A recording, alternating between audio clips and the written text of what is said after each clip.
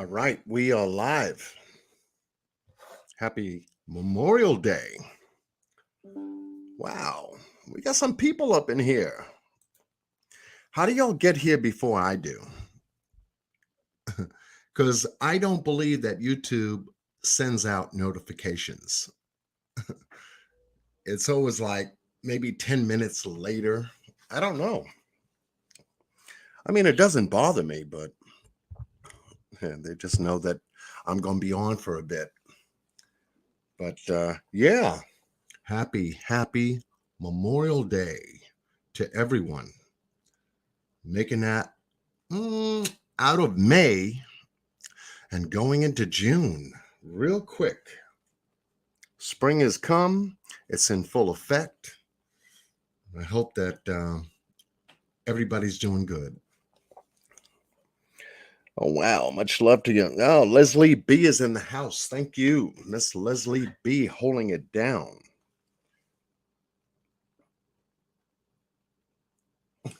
Okay. Good to see everyone. Hope everyone has had a good weekend. I said, let me jump up here and grab a hold of a little bit of time.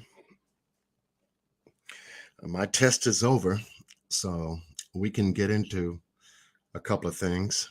Good to see everyone. I was just out barbecuing, 45 minutes ago. 45 minutes ago. I threw a couple of steaks, franks, hamburgers. It smells good when you can barbecue, that's for sure. So, I hope you all did the same or had some kind of time to do the same. Because it is a nice day in New York.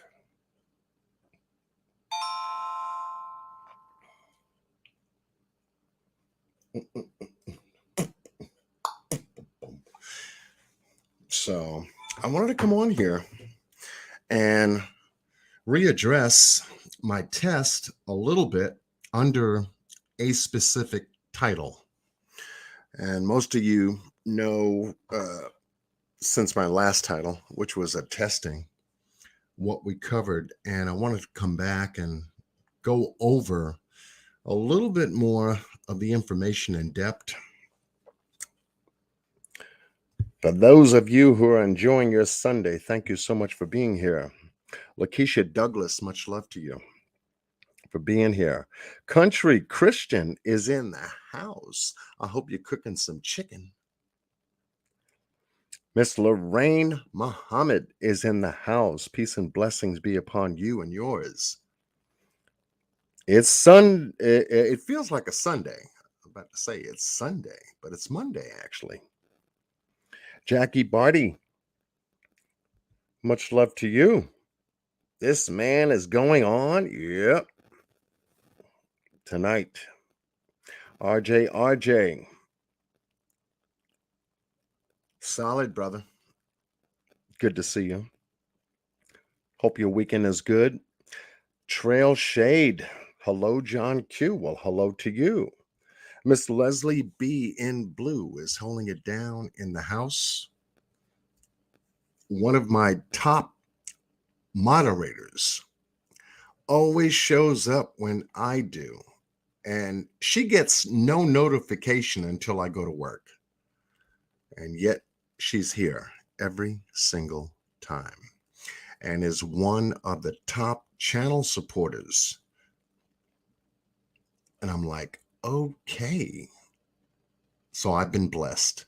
And Miss Leslie B, if I haven't given you enough credit, thank you so much for not only holding it down for Miss Q, but for me on my channel. You do tremendous work behind the scenes on short notice. And when we go live, you come into cover. We don't have previous meetings and all this other stuff going on like most other content creators. But it's beautiful to see that if you go live, someone who has been here for a long time has got you covered. So, Miss Leslie B., thank you. Much love to you and yours. Hope you're having a good weekend. Another one is Miss Aquahoma. I didn't see her come in yet, but she'll be here.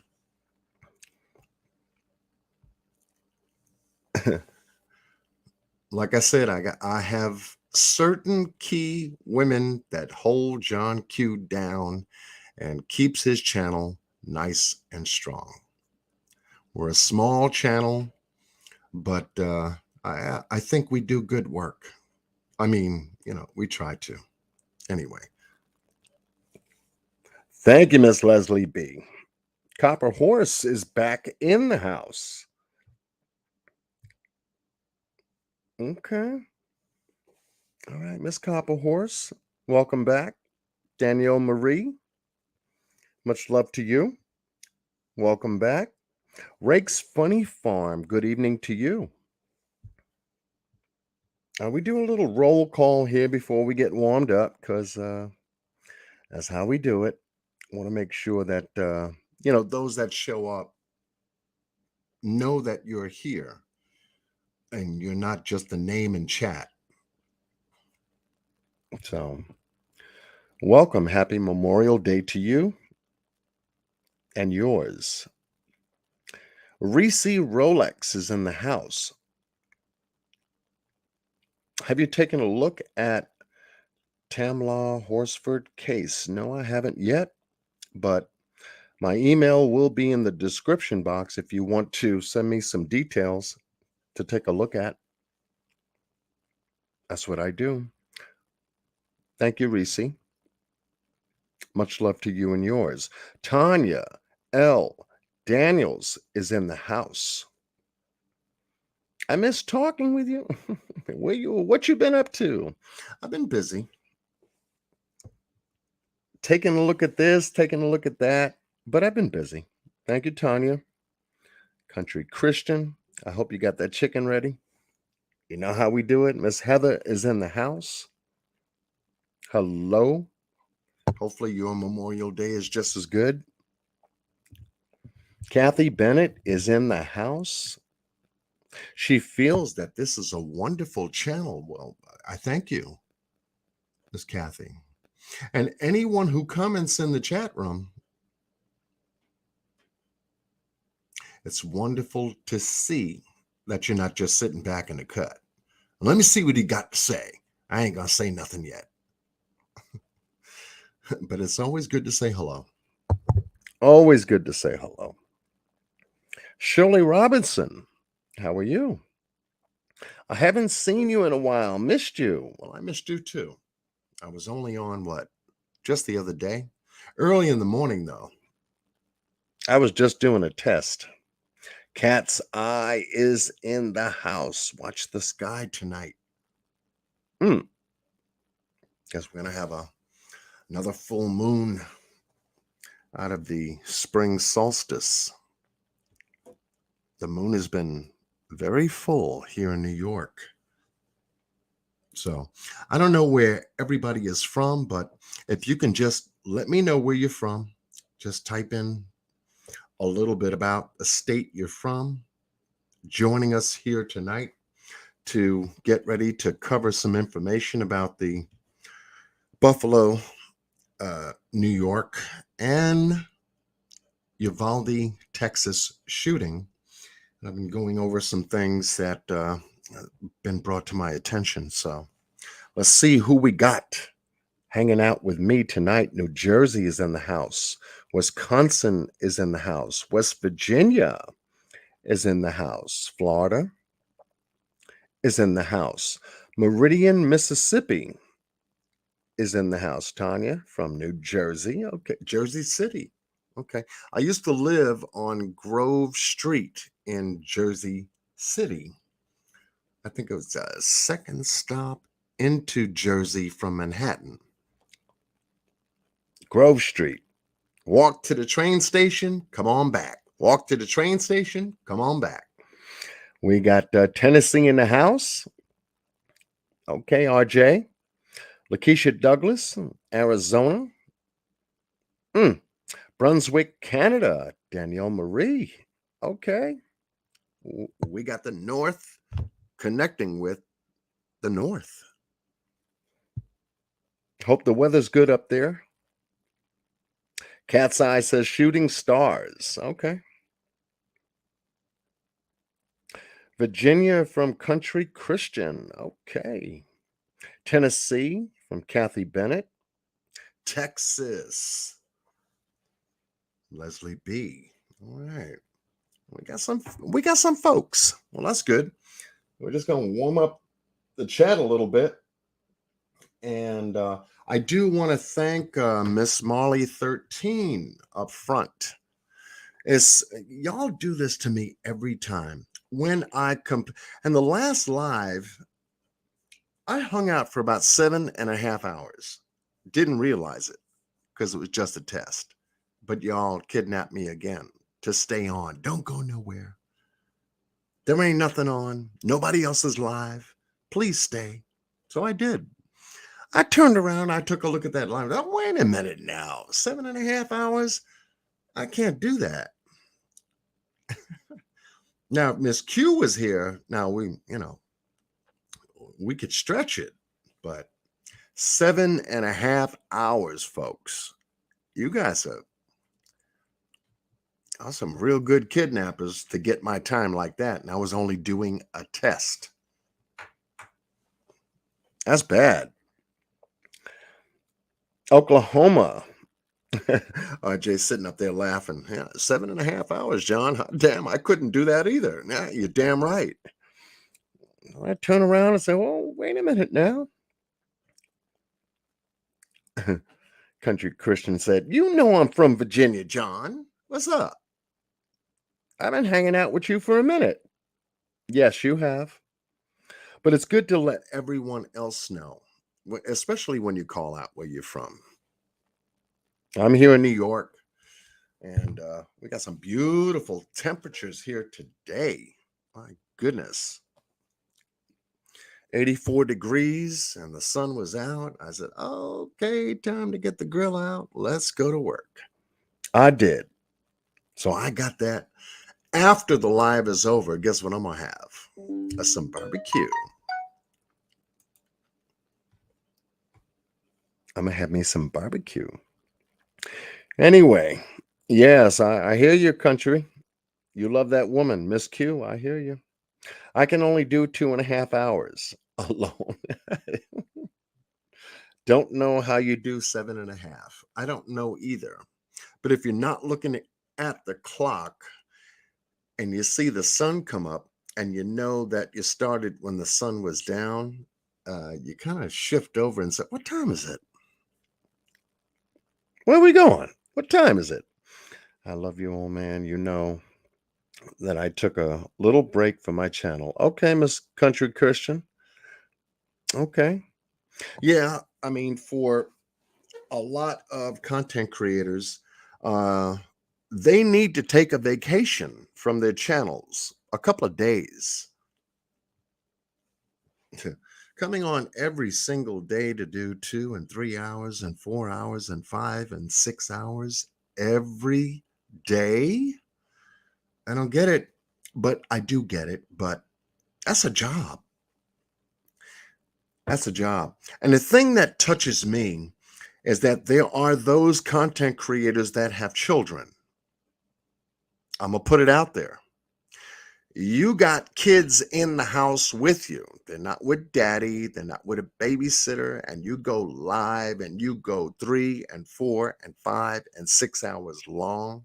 Now, the kids may be asleep, but if you're going live, guess what? While they're asleep, they still hear you because you have to hear them in the event they need you.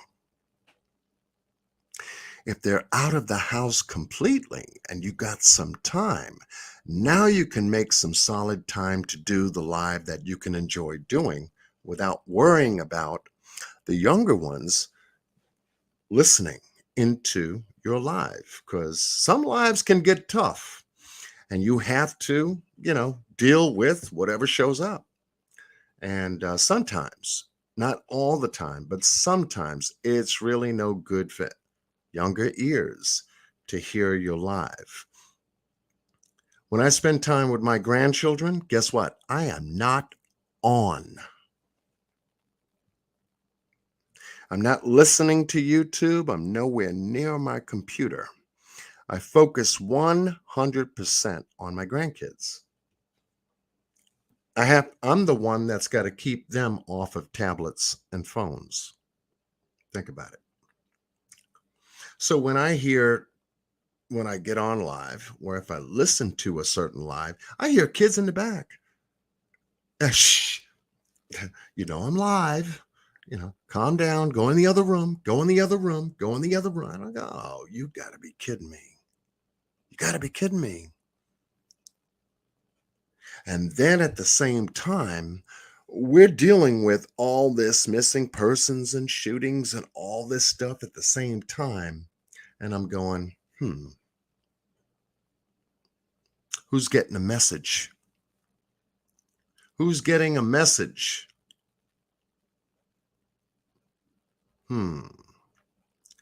So it's interesting for the folks that do have certain channels subscribed.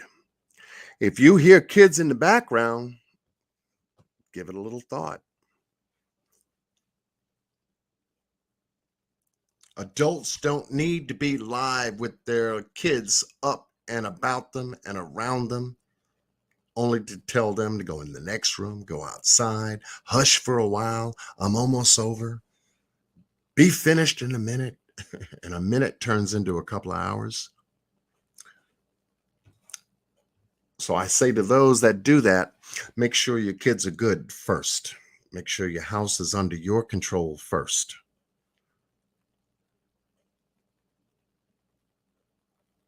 That's just me. That's just me. They don't need to hear your conversation when you are live at all,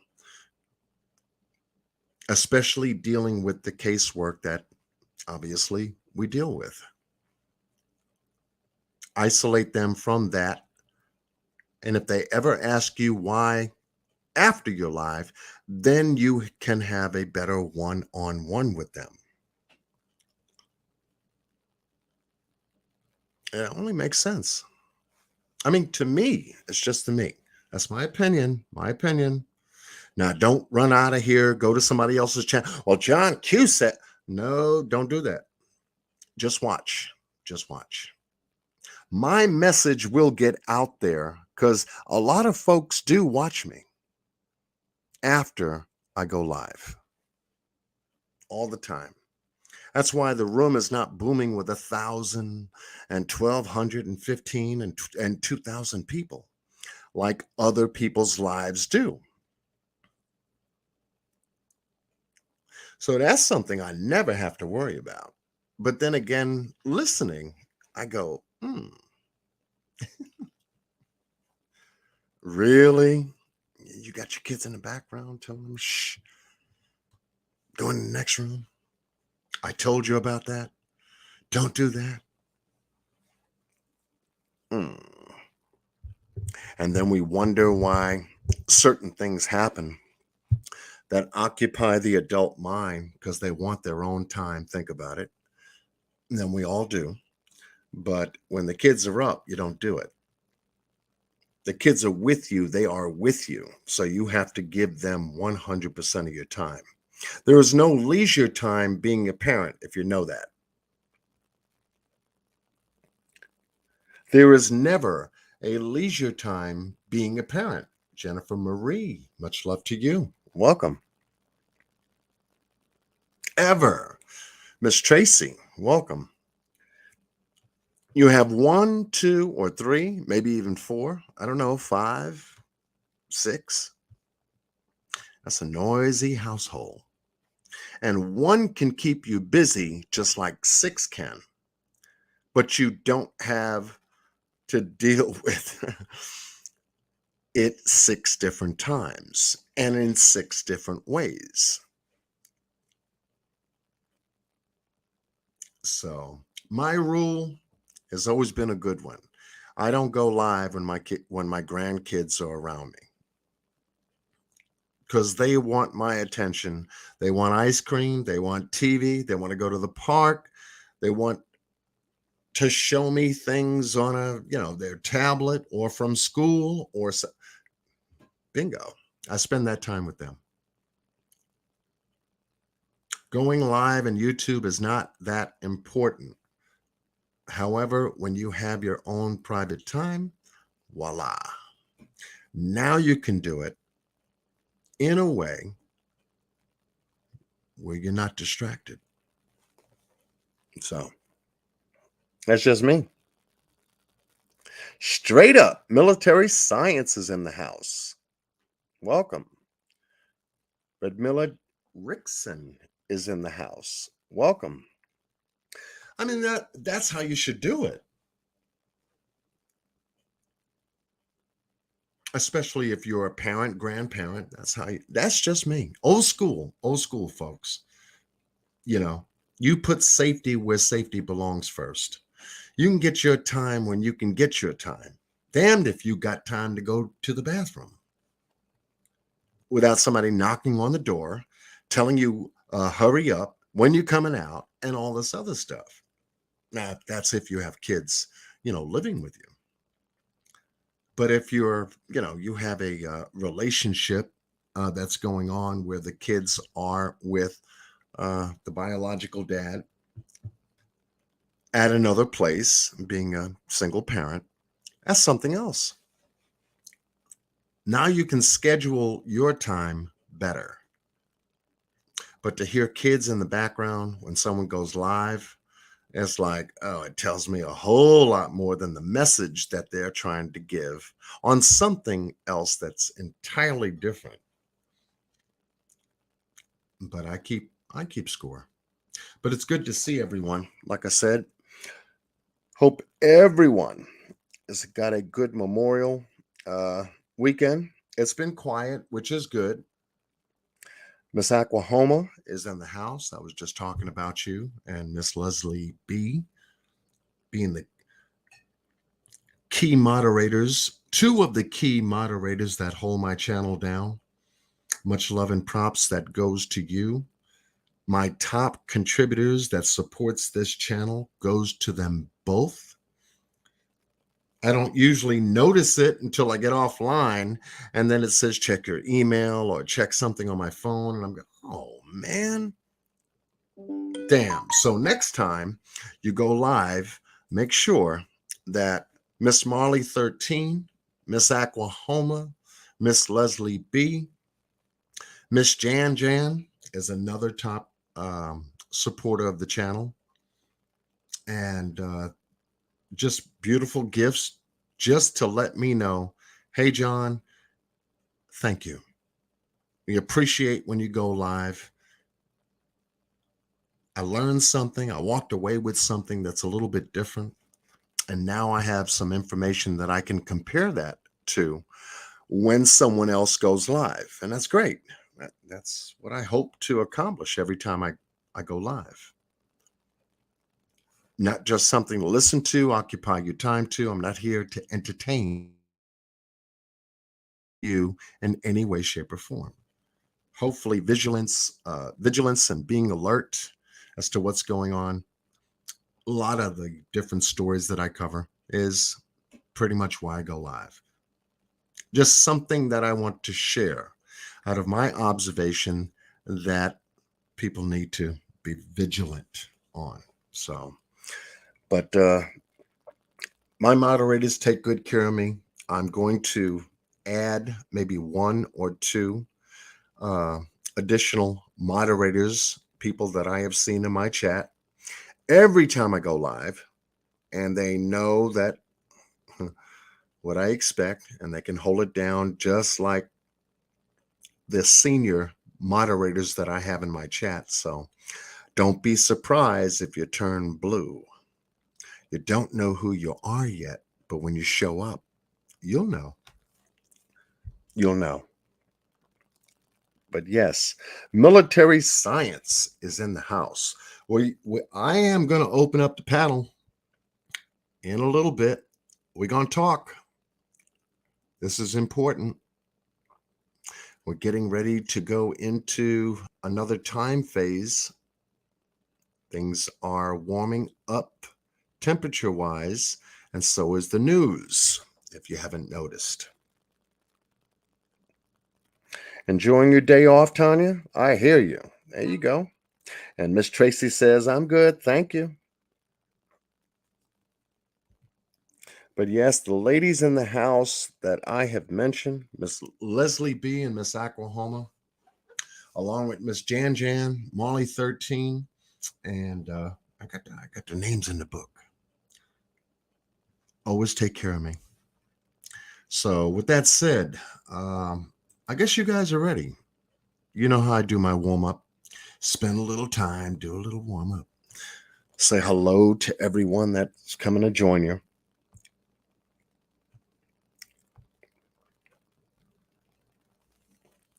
And Lakeisha, I got my eye on you. And she's sitting up there saying, you do? Yes, Lakeisha. Oh, you do? Yes, Lakeisha. But you don't know what I look like. I don't need to know what you look like. I got my eye on you. Oh, shit. All right, brother. You kind of making me feel kind of special over here, but you are. Yeah, you over there laughing. Yeah, okay. Oh, damn, he just blowing me all up in his chat. Damn, that's messed up. I'm gonna get you back. Well, I got you first. How's that? So you can get my back and my front and take care of the rest of it. But then again, I've been watching. Ramilla's over there laughing. Oh, damn, he gonna blow people up like that? Well, let me smile too.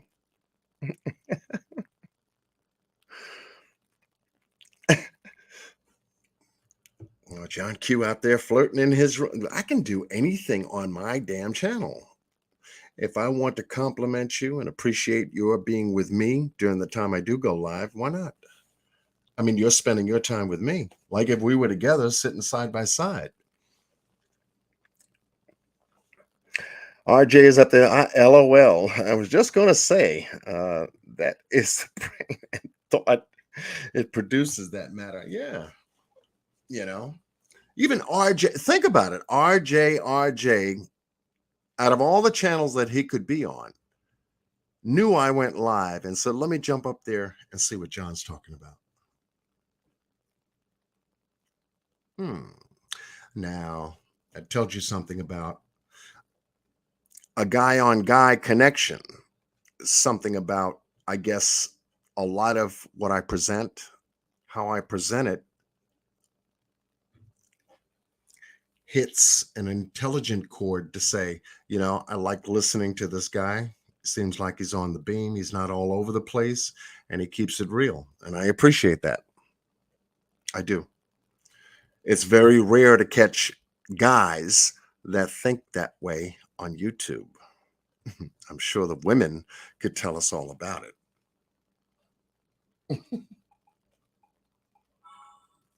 And before you know it, it's something else. But so, oh, you just got the notification? Yeah, now you get the notification. I've been live for what, 15 minutes, 20 minutes? Warming up the room? You gotta be kidding me. You gotta be kidding me. Happy Memorial Day to you too, Tracy. Miss D Love is in the house. She says, okay, the room's warmed up. I might as well say, hello, John Q, I'm here. Miss D Love is in the house, and she's been a regular in the house.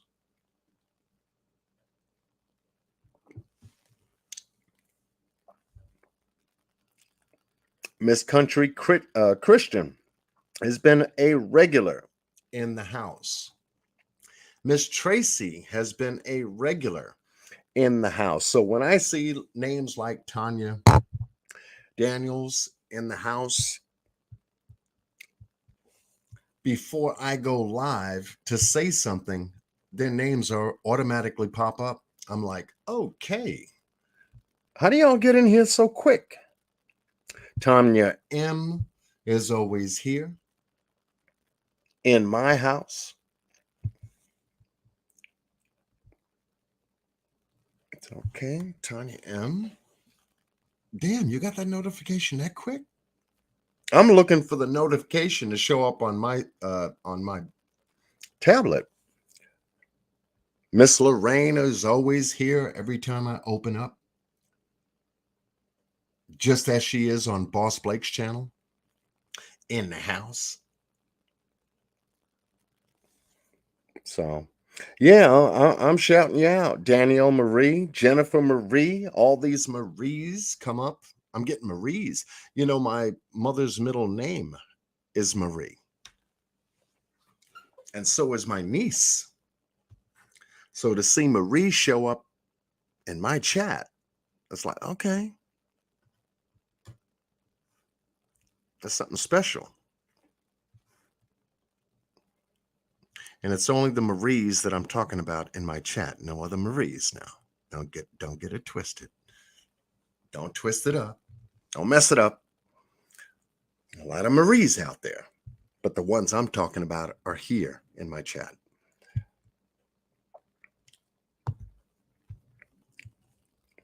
Charlie K is in the house now. Okay, Charlie. So we got a couple of brothers up in here. I mean, they're not scarce. Search around for a good conversation, something to talk about. Well, we do have something to talk about. And tonight, I'm going to talk to you about those things that we do need to talk about. I spoke about them in my test, but I'm going to streamline it a little bit more and then add a few things to it because it's important. Very important. So with that said, let's go to work. Y'all ready to go to work? Type of 1. We got a good sound check. I did my test the last live, so everything seems to be working. So type of 1 and let's go to work.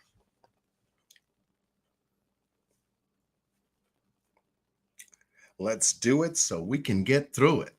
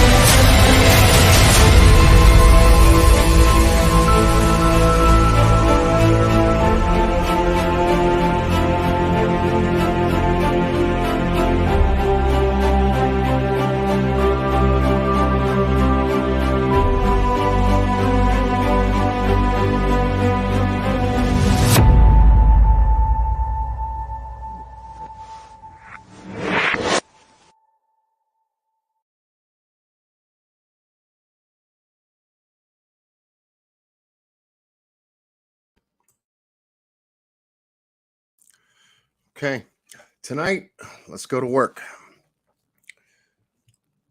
There's been a lot of folks and thank you, Miss Leslie B. Remember to subscribe.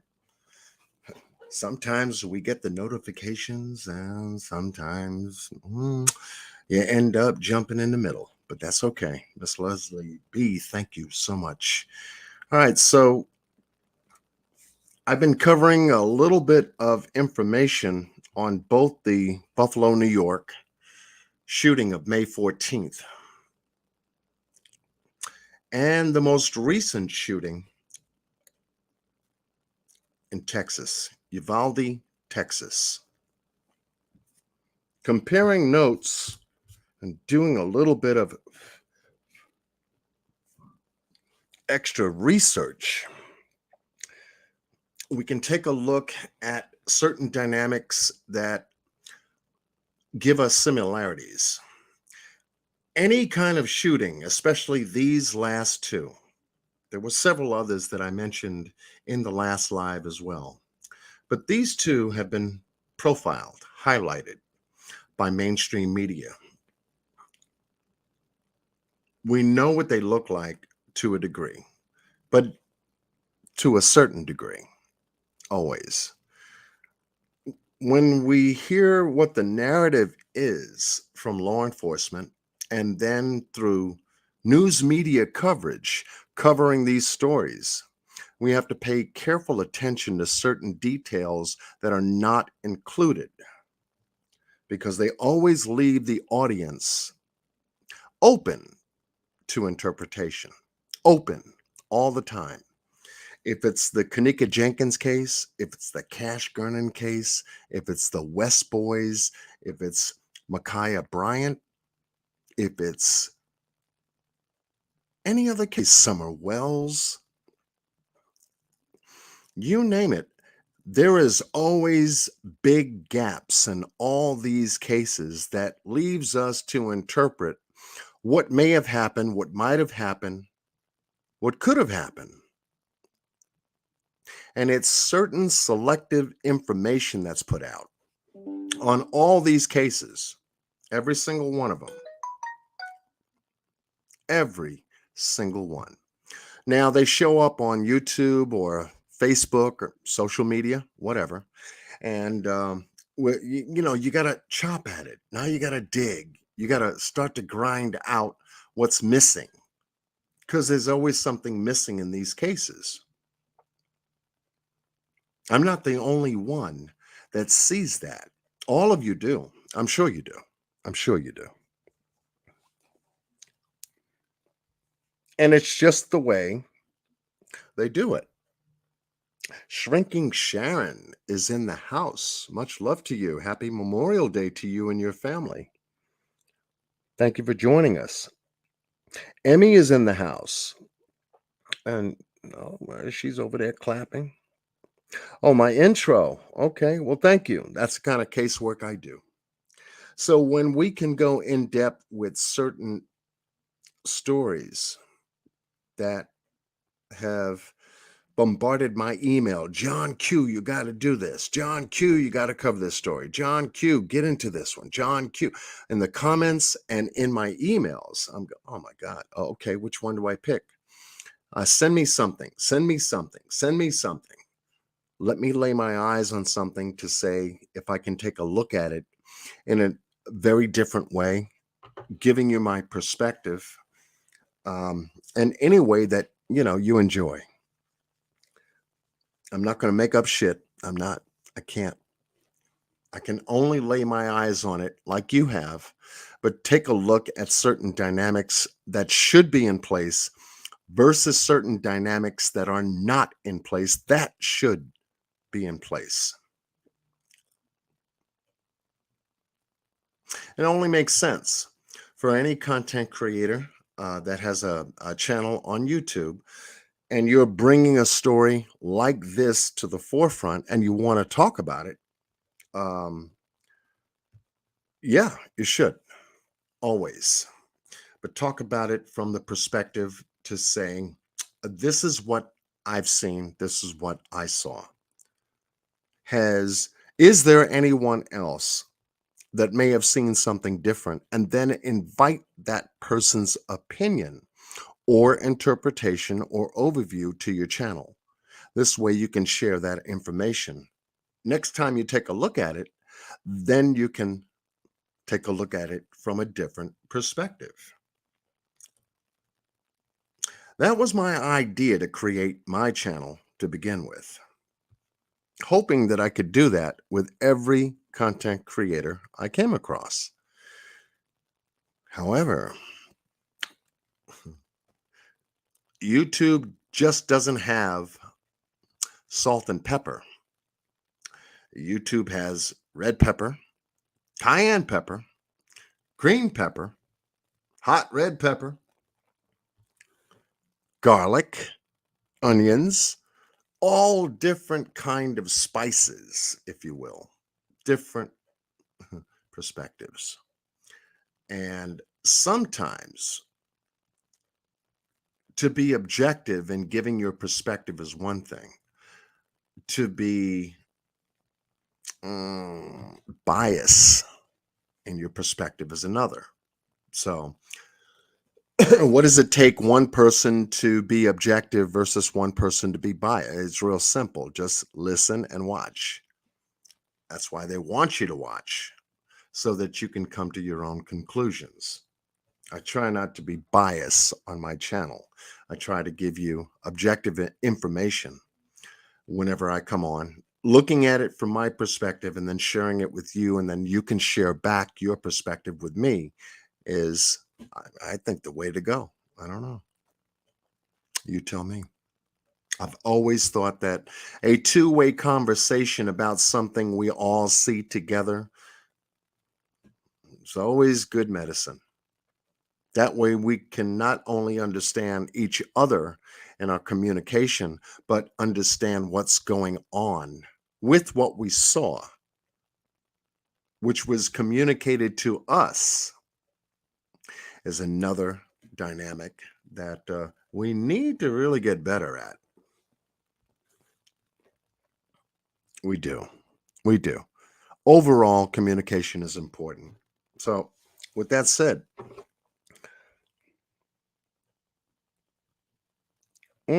we got, Joyce is in the house. Miss Joyce, welcome. Seems like these shootings are premeditated and some type of revenge is being planned, in my opinion.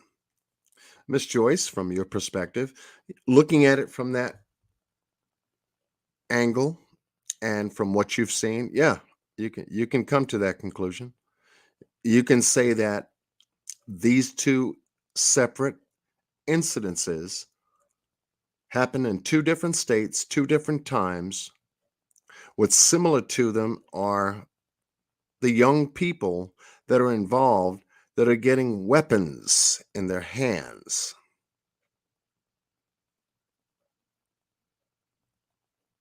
They're getting weapons in their hands. So when looking at this,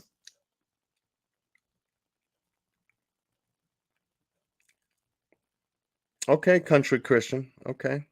My observation is these delusional people are social outcasts. Okay. Okay. Let's take a look. Let's begin to break down these stories. Okay. Let's take a deeper look. What do we know now from the cause? What do we know now from the cause? How do we define what we should be looking for in the future?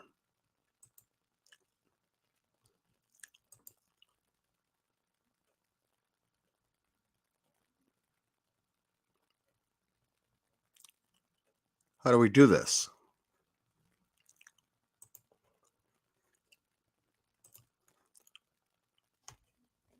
How do we do this so that we can use that information to protect not only ourselves, but our loved ones too. Whether it be going to a grocery store in Buffalo or anywhere in New York, or whether it be a child that's in school or a family at a restaurant or a swimming pool or a beach. When the temperatures change, people change too. Indoor activity from winter now changes to summertime activity outside.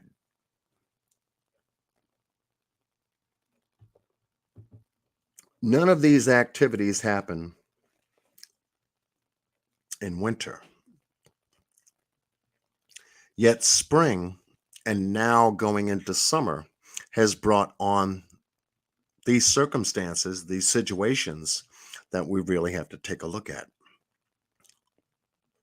When you leave your home to, I don't know, go get your car inspected,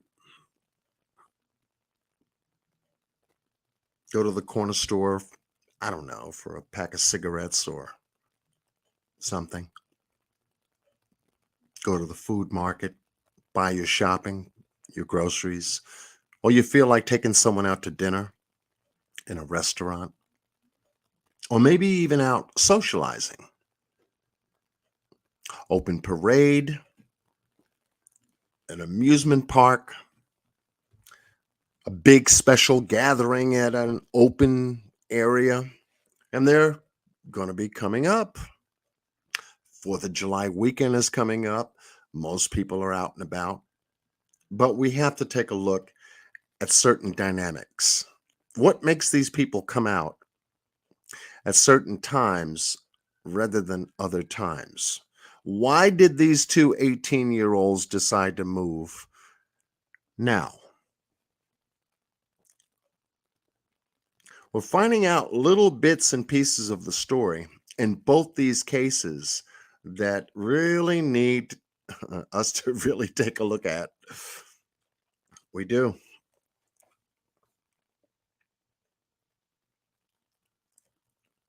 Because if you notice one thing about both, and I'm sure you have,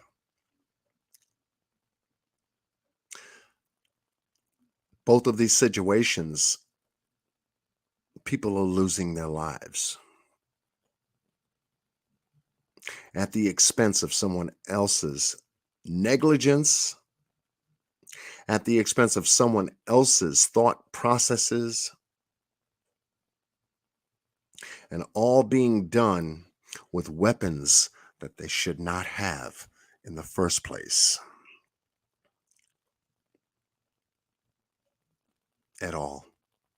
No 18-year-old should ever have an assault rifle, a military style assault rifle, other than the damn military themselves, that need to have these weapons when they are engaging in a conflict, war.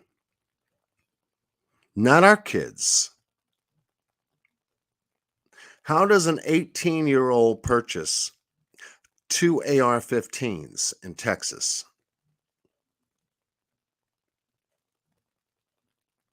How do you do that? How is it possible when the drinking age, well, here in New York, is 21? And we're just talking about going into a bar and being of legal age. Well, shouldn't that apply to buying a gun?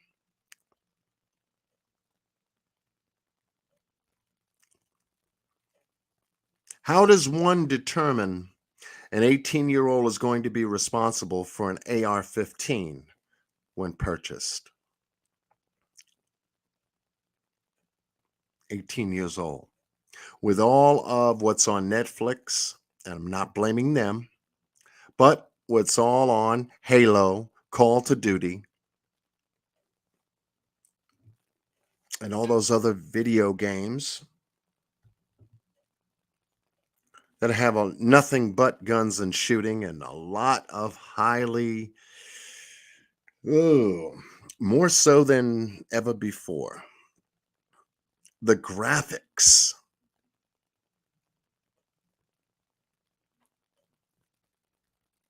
And be on psychotropic drugs at the same time and think that that reality is different than the reality that they're living.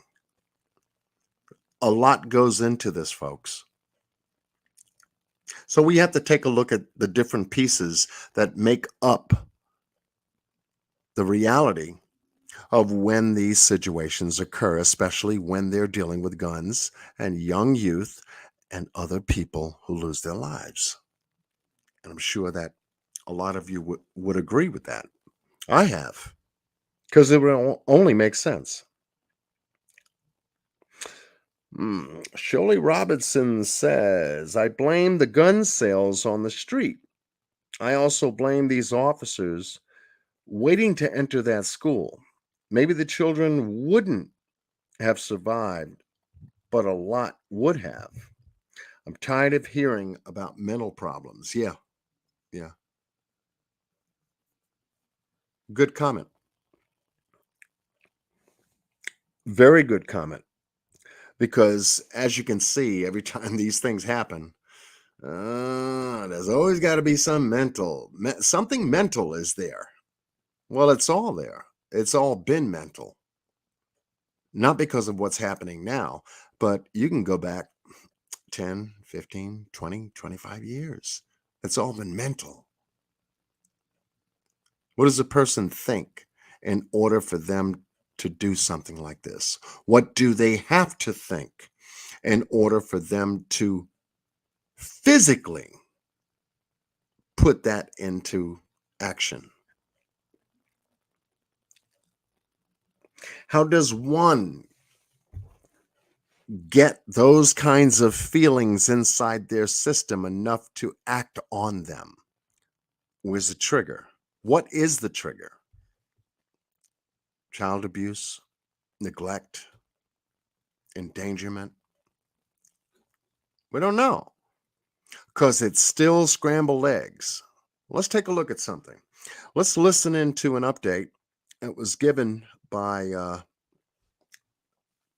think it's ABC News reporting on the new information that has come out just in that particular situation. So without that, let's go to work. And thank you all for being here.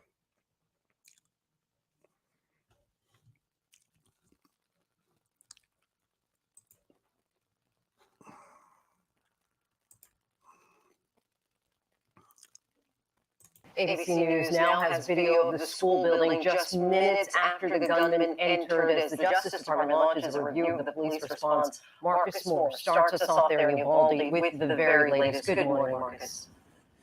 Well, Lindsay, good morning. This grieving community is searching for healing and demanding change after Tuesday's attack.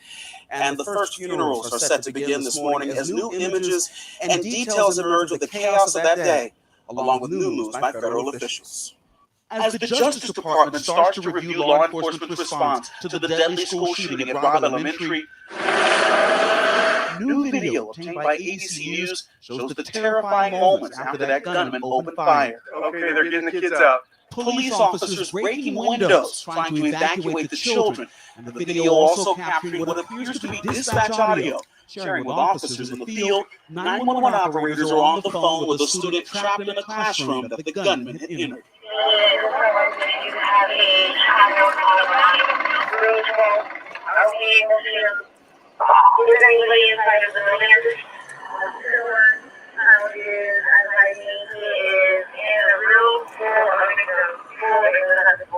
Texas law enforcement detailing those chilling calls from the children. She identified herself and whispered she's in room 112. At 12:10, she called back. In room 12, advised her multiple dead. Again at 12:16, she's called back and said there was 8 to 9 students alive. ABC News learning the gunman was inside the school for 77 gut-wrenching minutes before law enforcement breached the locked door with a key and killed the shooter. The investigation revealing the school district police chief wrongly believed the situation was no longer an active shooter, but instead a barricaded subject, and had ordered tactical teams not to enter the classroom. It was a wrong decision, period. There's no excuse for that. Sources say eventually federal officers defying local authorities, going in and fatally shooting the gunman. Now 9-year-old survivor Daniel Garza, who lost his cousin in the shooting, revealing what it was like as they waited to be rescued. His teacher Elsa Avila, injured in the attack, shot 2 times, but locked the door before the gunman could get in. She ran to the door quickly. She got her key. She broke the key in, and then she was running because she got shot, and then she just like dropped on the floor, and then she was like playing dead. Daniel recounting the moment he saw the gunman. Where he's like staring at like people through a little window. And what was he doing? He was just like standing there with his gun, like tapping on like the window. As the nation mourns the 21 lives lost, President Biden and First Lady visiting Uvalde Sunday to pay tribute. The president confronted by a frustrated crowd. The crowd chanting, "Do something." The president responding, "We will." Democratic leaders now promising serious negotiations about gun control are underway, involving a bipartisan group. Inside this room, we're talking about red flag laws. We're talking about strengthening and expanding the background check system, if not universal background checks. We're talking about safe storage. And yes, we're also talking about mental health resources and more security dollars for schools. And that is what people want. Amidst the grief in this small town, people have been imploring lawmakers to address the issues and do whatever it takes to find some solution to this as this community tries to heal. All right, Marcus, thank you. Hi, everyone. George Stephanopoulos here. Thanks for checking out the ABC News YouTube.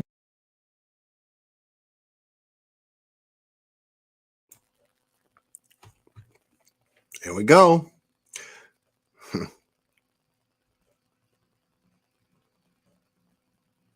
I don't like the fact that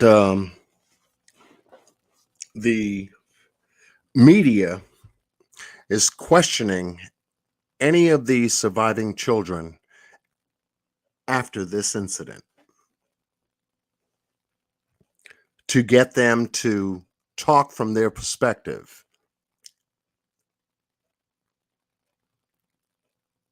In a short period of time after the incident. That's just me, folks. I do not like that. How they're able to manipulate the situation, we have to pay very careful attention to. And that child should not have been on the news to say anything. Not at this time. You're dealing with a very young little boy that is still traumatized by what happened. And that trauma is going to last quite some time. You can just imagine what he may have saw, what he may have heard during that whole incident. 77 minutes, maybe hiding under a desk, in a closet, around a corner of some kind, but he came out alive. But for the news media to subject him to reporting what he saw, I don't condone that. I don't. It's hard enough for the parents to deal with what happened.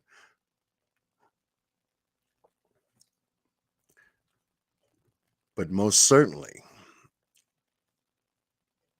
it's hard enough for the children that did escape that situation because they were in different classrooms to be subjected to say, "Oh yeah, tell us all about it."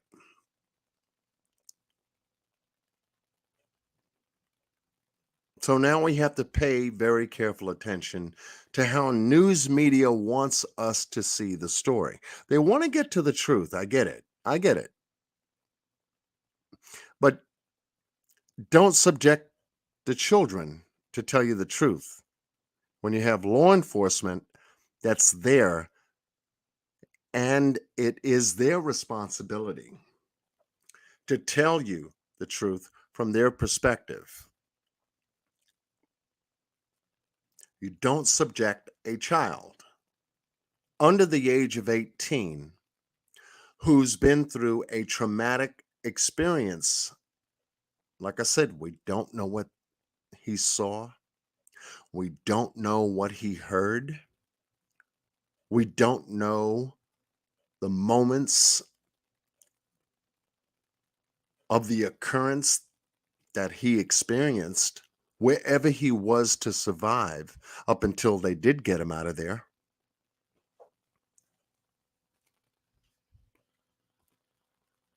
Just to let you know, there's going to be long-term, yes, there's going to be long-term counseling, Miss Rickson. Yep. For a lot of folks, especially the children that were involved. So, in looking at that piece, and which there are many, different pieces and whatnot. And then we see the president, obviously, like George Bush did in 9/11, the people that were responsible for knocking these two buildings down here in New York are going to hear from us. That's what he said. What entailed thereafter was not any of our choice nor consent for us as a country to go to war. Now, I'm not making this thing a political thing. Don't get me wrong. But that little clip reminded me of what George Bush Jr. said during the time of 9/11. We're going to change something. Now, what is it? Oh, well, let's take a look at something. Let's take a look at something. Well, thank you for being here. My goodness, I got some people up in here. Shirley Robinson, welcome. Miss Joyce, welcome. Miss Jan, I was talking about you earlier. Welcome. And then after this, I am going to, Miss Stella is in the house. Danielle Marie, we talked about you. Okay. Let me get through this part. Because when I start digging at something, I want to know what's coming up. What's coming up? It's coming up. So we can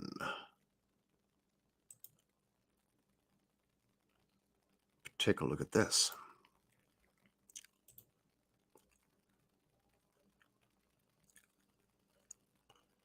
Now, can you guys see that in the chat room? Let me know. Type of one.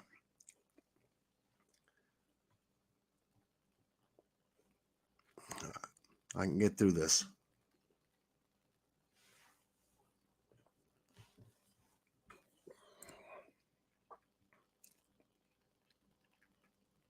Okay.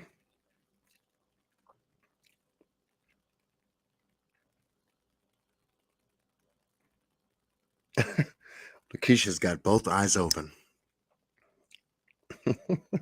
Okay. All right. So good. So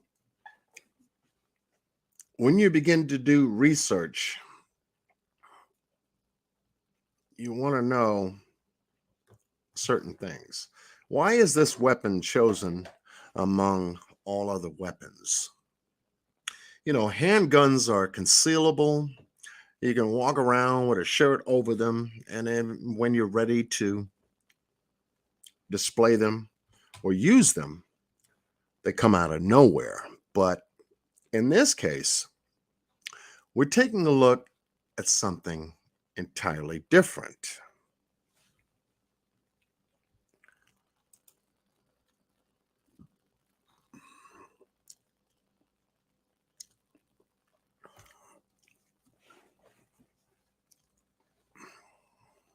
And let me just go back here real quick and do this.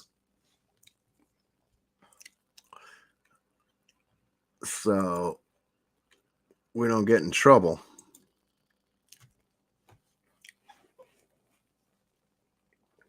The information I'm going to cover with you here in tonight's live is under copyright disclaimer under Section 107 of the Copyright Act of 1976. Copyright disclaimer under this act allows for fair use for purposes of criticism, commentary, news reporting, teaching, scholarship, and research. Fair use is a use permitted by copyright statutes that might be otherwise infringing. Nonprofit, educational, and personal use tips the balance in favor of fair use. Meaning, I'm going to be sharing some information that I have collected from the internet. Information that has already been made public to display in tonight's live for educational purposes. From this point on, all information thereof is for informational purposes only. And fair use permits me to do so under the Copyright Act of 1976. So if I show you this thing here, which is a weapon that was used not only in the Buffalo, New York shooting, but once again, in the Uvalde's Texas school shooting. And this is made public on a public platform. And we're going to cover the information that's out there. So let's cover just a little bit of what I want to share with you and some of the things about it that's starting to get our attention. As you see here on this website under GID, which is Gun News Daily, the 10 best AR-15 rifles in 2022 with pictures and prices. Now you figure, yeah, how does an 18-year-old afford something like this, which is a military-style brand weapon for civilian use? Now you think about that. A military-style weapon that's used or going to be used for civilian use.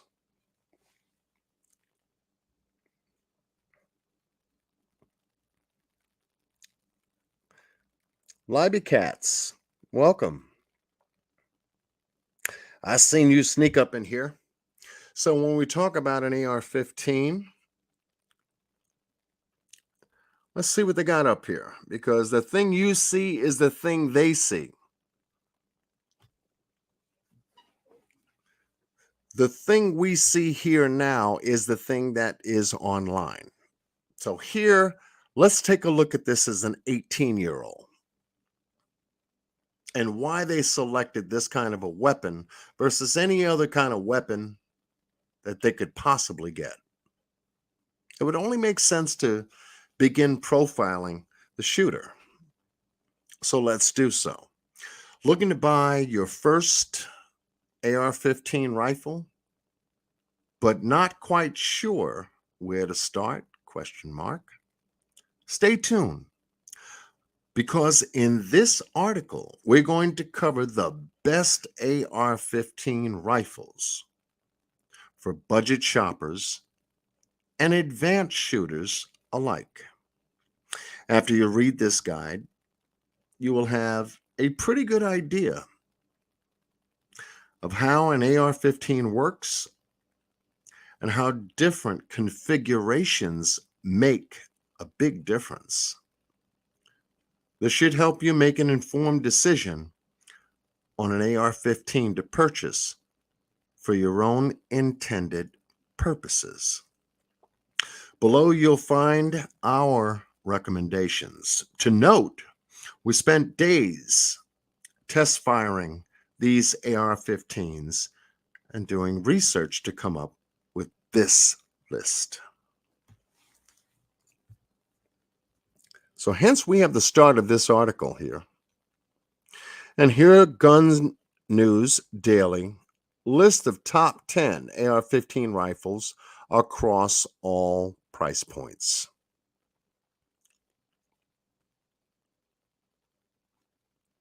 So now you're doing your homework. This gun here has captured your attention. It looks like it can do whatever you want it to do, or the job of protection, or the job of hunting, or the job typically of any thought process you have in mind for the job. So we have a list of the top 10. If you need to jump to a specific section of this article, please click the link in the table of contents here. So let's go to what is an AR-15? I'm going to give you a minute to digest this for a second, because it took me a minute to do it as well.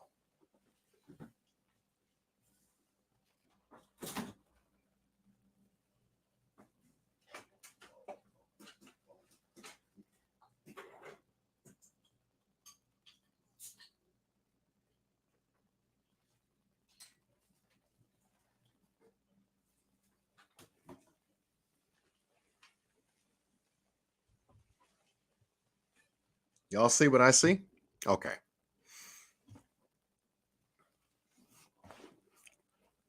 Doesn't look like this is really a weapon for civilians.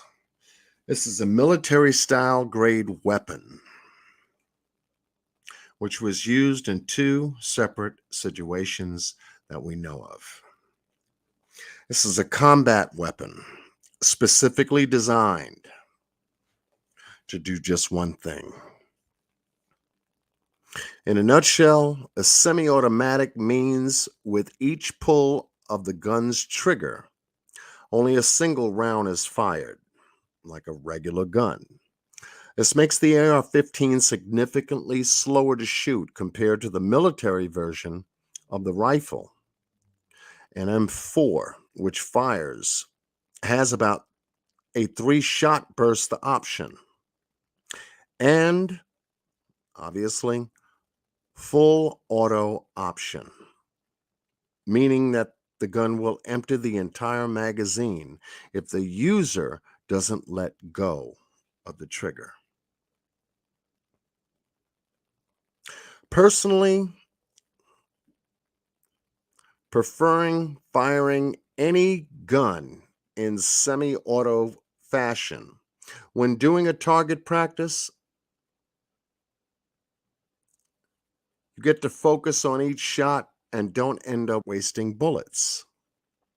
In real life, home defense scenarios where most of us only have to deal with maybe 1 or 2 people, the ballistic performance of the 5.56 by 45 millimeter caliber bullet should be plenty powerful.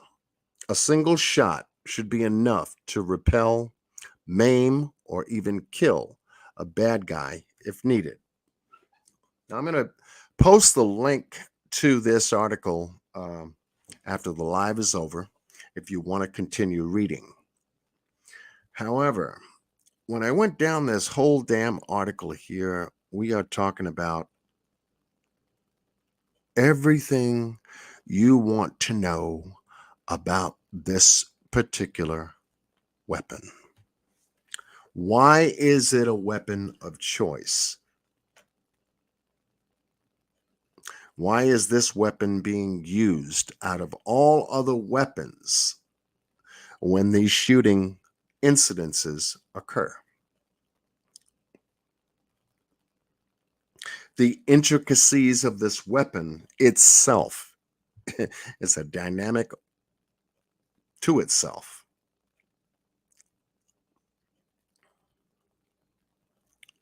However, I will say this.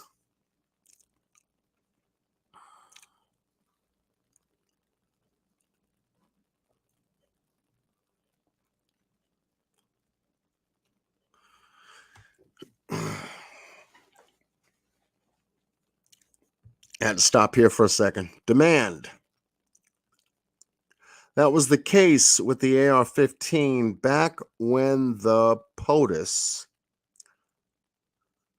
signed into office the 1994 assault weapons ban. In time, the POTUS would come to realize that his ban did nothing to deter gun-related crimes, nor did the ban successfully halt productions of the AR-15 rifles, but did cause AR-15 sales to rise, and also resulted in the manufacturing making innovation to modifications to the AR-15 model to strengthen its material. Fast forward to the present day, the demand resulting from the POTUS ban didn't die.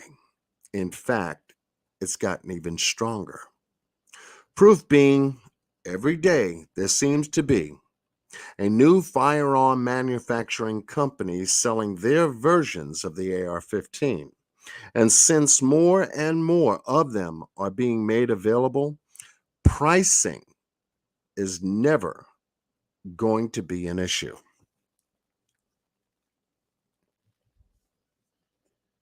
Now, whether you knew that or not,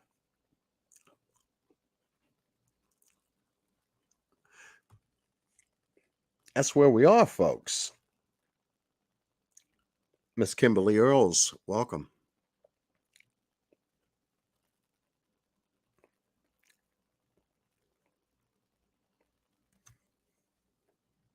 Its history, why it was built, is there. The build itself, to build or buy, is there. So these weapons can be modified. AR-15 barrel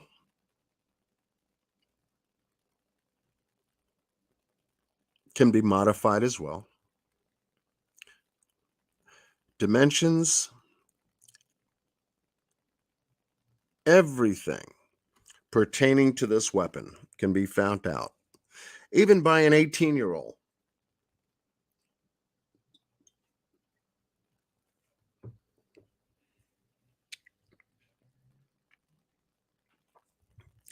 Double rainbows, welcome. Mr. Boss Blake, welcome. And when we're talking about a very deadly, lethal weapon like this, which is a military-grade weapon, in America today, who would need this kind of weapon for hunting? What are you going to hunt with this kind of a weapon?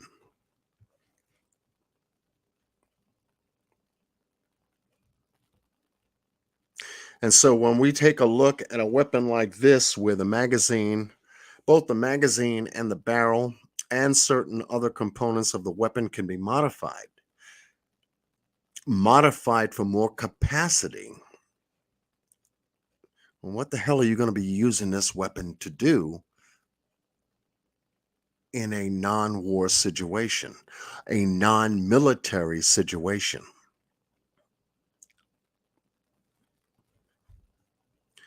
And then how do you let a weapon of this nature get into the hands of an 18-year-old that hasn't even finished high school yet?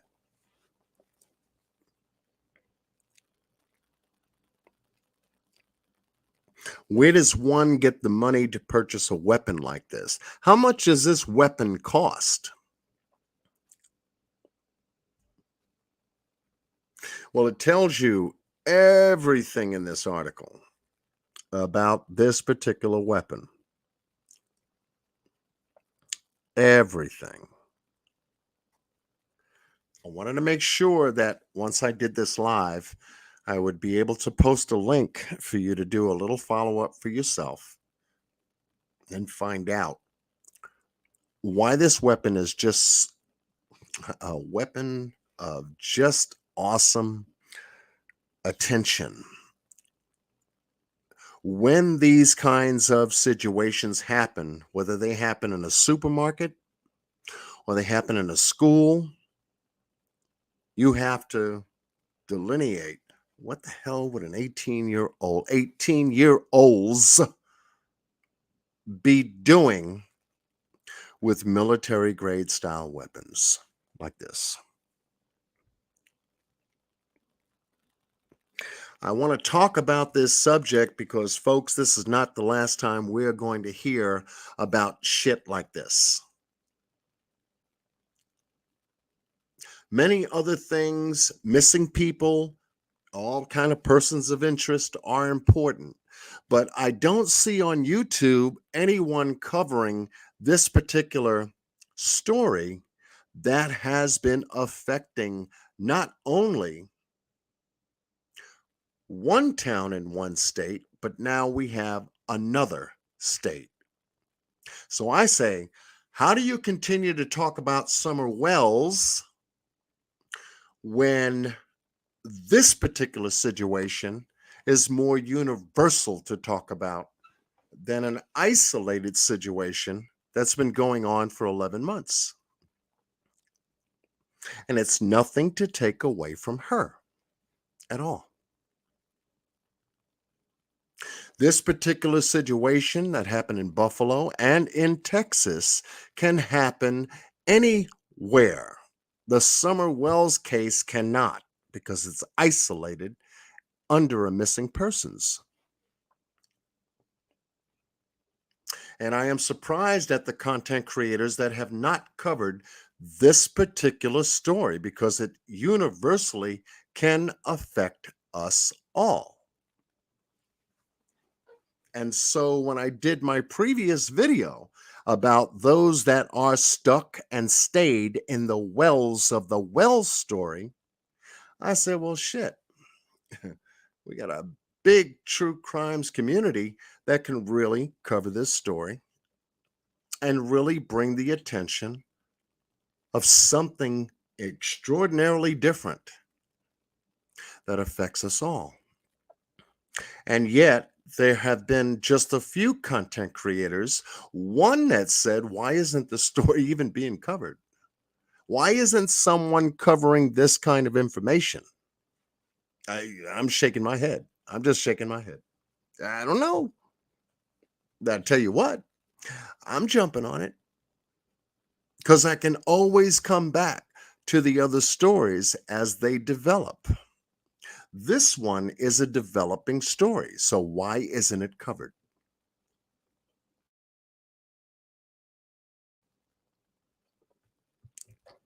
When you would think your favorite content creator would be mindful enough to dig into this themselves and bring to light and bring to our attention something that can be universally understood, but yet at the same time universally done. I don't get it. Oh shit, an 18-year-old can go into a supermarket area and shoot down some black folks. Racially motivated, da-da-da-da. But People lost their lives. In Texas, this was something different with the same weapon.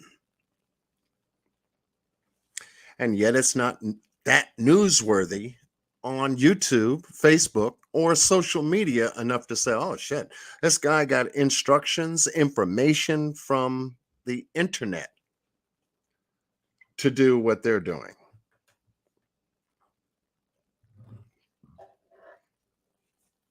Come on.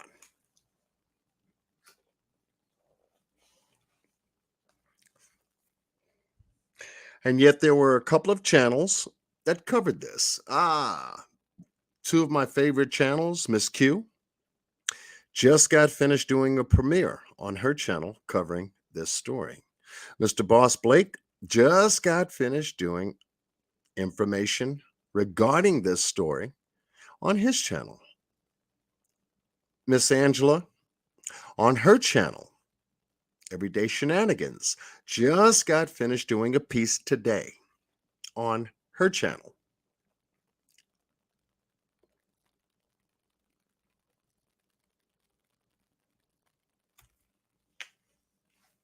Because they understand how universal this particular element and aspect of this particular story can reach out and touch any one of us. Whereas the other stories out there, missing people can't touch any one of us, only if it's a different scenario altogether. But we're talking about a killing story here, not a missing person story. If you were to take a look at that video clip of the top store on May 14th, when the shooter, assailant, got out his car and began cutting people down, I'm telling you, it will blow your mind. The quickness of what 30 seconds can do to all those people that lost their lives is incredible.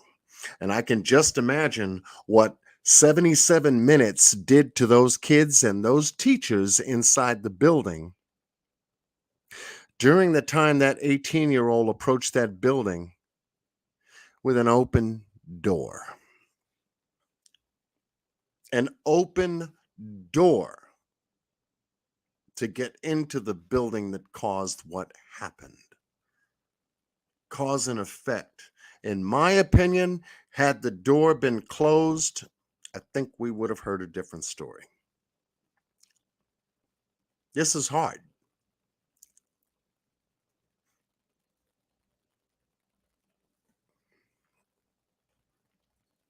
But yet it's a fact.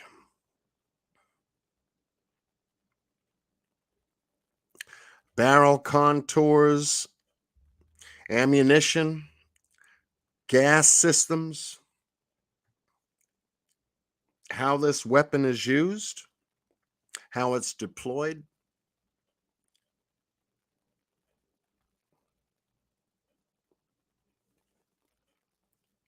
Just take a look for yourself. And then when you have people modifying the magazine, 10, 15, 20, 25, 30 rounds per clip, based on how much ammunition you're going to need, you could see the mechanism itself. Yes, it is scary. Why did it take so long for the police to breach the building? If you ever heard an AR-15 go off and how it was going off during the time that the assailant was in the building, it would probably scare the shit out of you too. This is not one gun like an AK-47 that used to rattle off and scare the hell out of you, because an AK-47 versus an AR-15 act just alike in terms of sound definition. This baby is loud, people. And it's not like any typical pop, pop, pop like firecracker kind of gun.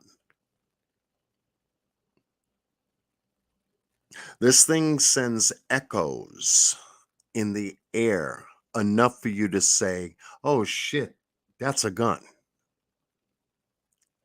And then when you hear a rapid fire of that same sound, you know it's a damn gun and you need to get out of there. That's how scary this gun is.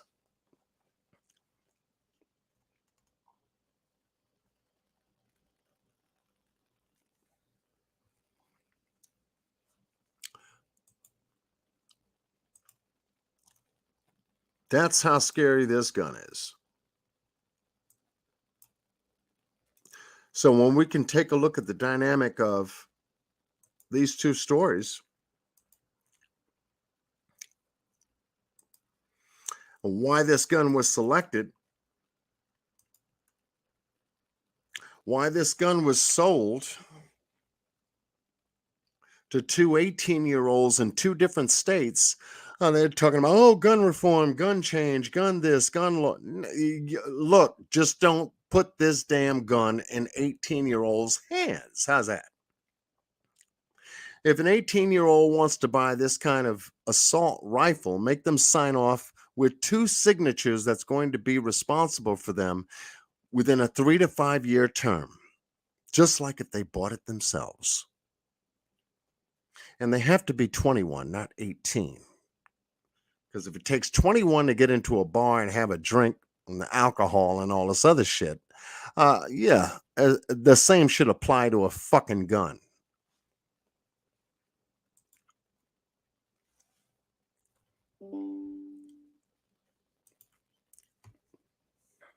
I dropped the link.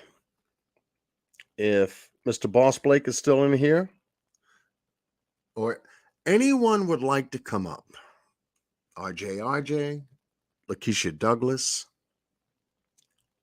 Miss Oklahoma, Miss Leslie B, Stella, Joyce, Charlie. This is a conversation for us all of us. So I'm opening up the room to you tonight so that we can talk about something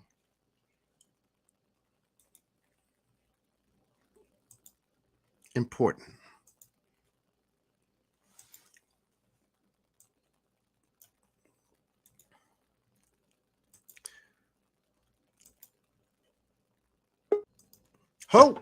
There we go. We can talk about something important.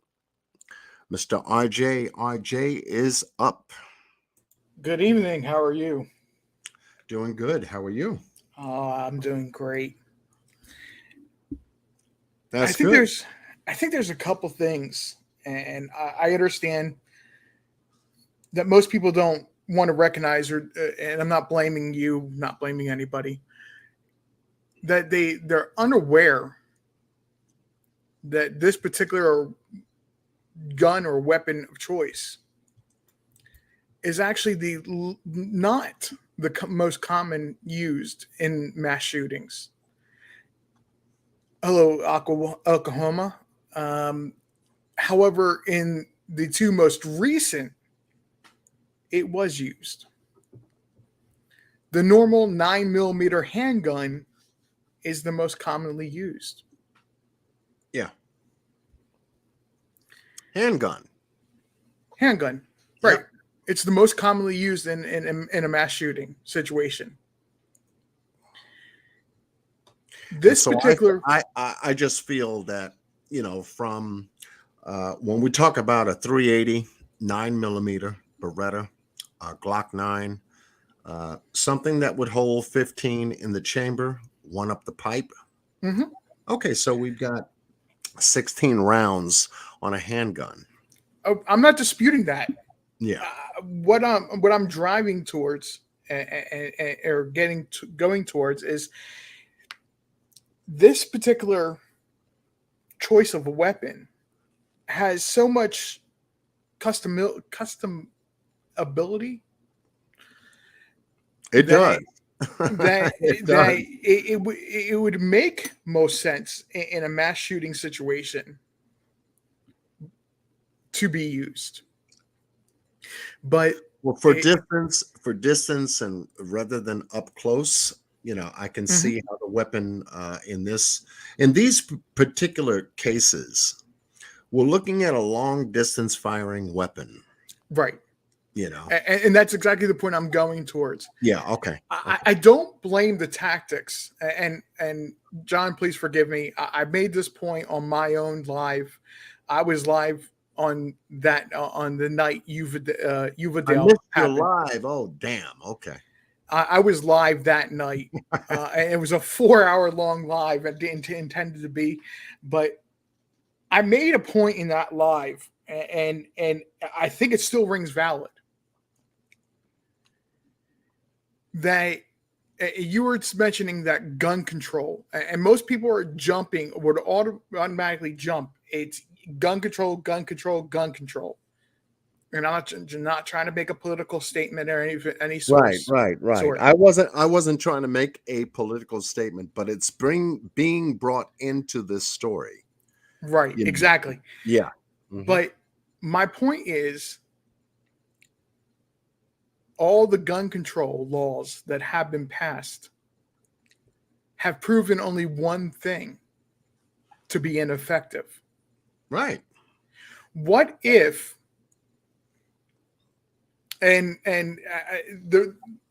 understand my logic behind this. I will. I will. I always listen to what you say, and I dropped the link, so don't be afraid to hit the link, folks. Come on up. Let's talk. Oh, please. Let's I'll get it. be more than happy to talk with anybody, just like John Q. So don't, Yeah, because I'm up definitely. here talking, don't think I'm not going to shut up and listen. But back in 2015, there was a shooting at a church at a Wednesday night Bible study in South Carolina. Yes. North Tennessee afterwards passed a law saying that churches are allowing churches to form a security team, an armed security team. And these individuals that are on that armed security team for the churches have to pass psychological background checks, extensive ongoing psychological background checks. Okay. Where they routinely meet with psychologists. They go through checks beyond what the current requirements for being able to possess a CCW. Even though Tennessee is an open carry state. Yes. Why is it? This is my question. This is my point, and has been my point. Why is it, since we already proved gun control laws aren't working, why do we not follow Tennessee's example of having a security team? And I'm including, please understand, resource officers are not working either in schools. I had to double back on my point there. Okay. Resource officers are not working in schools either. Okay, so when you say resource officers, you're talking about physical people on the premises of these establishments. A police officer from the town sweeping and walking the halls is not working. Okay. Why are we not following the similar what Tennessee has done by setting guidelines for a church to have a security team, doing the same exact thing with teachers? If a teacher had a gun, in that classroom, on their hip, in the desk, whatever the case may be, one shot was required. He breached the door with a gun. One shot was required. That's my problem, though, RJ. That's my problem to the Texas shooting. That's my biggest problem to that shooting. I'm still working on Buffalo, New York. Yeah, I'm separating Buffalo in a whole different situation. Yeah, because it's that's pure racism. That's pure hatred, pure evil. It's a whole different ballgame. Exactly. Exactly. So, we take a look at Texas now, um, minus the Buffalo shooting that happened in New York, that has a Hmm. manifesto, that has a belief system, all and in and of itself, of its own. Okay. Here's a guy that went from his grandmother's house, a relative Was that it 3 blocks away from the school? assume, yeah, just around the corner, just practically. Assumably, they had some kind of an argument, some kind of difference in conversation or uh, communication that led this guy not only to shoot a relative, his mother's mother, or even his father's mother, we don't know, to cut around a corner, head 2 blocks south from that location, crash into a barricaded water ravine, Hmm. and then end up getting over a fence, which led onto the property of the school itself and command that whole entire area for more than an hour. Right. Well, Oklahoma makes a perfect point. Uvalde is a little town. Yes, it is. Yes, it is. 16,000 people and a Yeah, police you're right. force of approximately 8, I heard. Yeah. Have you Yep. run into that as well? Yeah, I've come across that too. So I'm going to compare it to Summer Wells for a moment. You and I are very familiar with Summer Okay. Wells, All right. Hawkins County, not the richest county or most well-funded county in Tennessee. For a lot of what it does, it has to rely on Kingsport or some of the larger cities in the Tri-Cities area for assistance. Mm-hmm. You have the same exact thing now going on, but in a smaller setting of a town where the officers, as you showed in the video, they're doing their job. They're getting kids out. They're maintaining their own safety so they are not compromised, Mm-hmm. but they're getting kids out of the way, out of harm's way, while they're waiting for equipment that they cannot financially afford to have in that police department from larger cities to come in so they can breach that door. They can make entry into the school and breach that door. Right.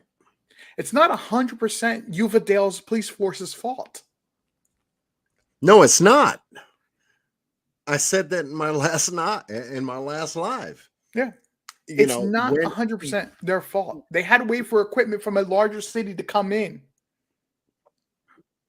correct, and that was my problem. I'm sitting. Okay, you got an open door to the school.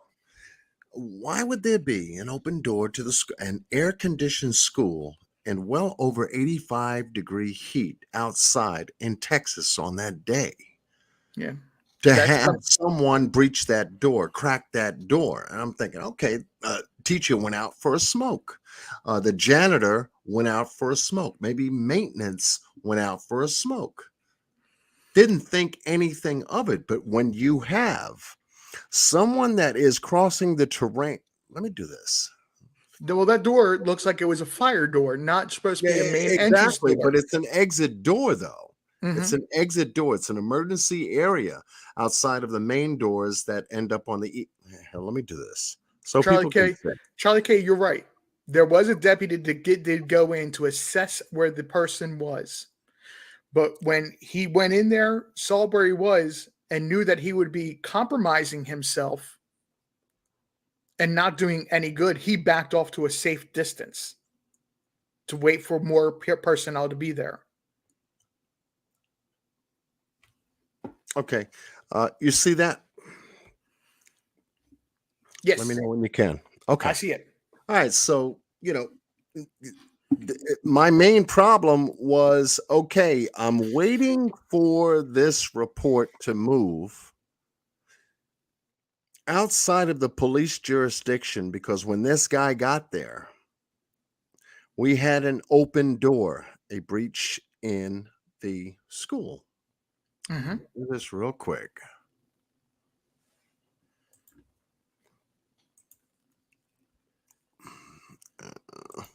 Okay. Here's the school.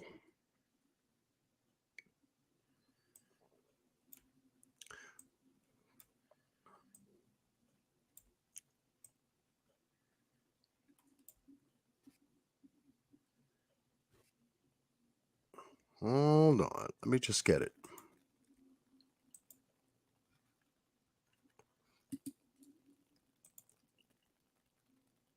Mm-mm-mm-mm.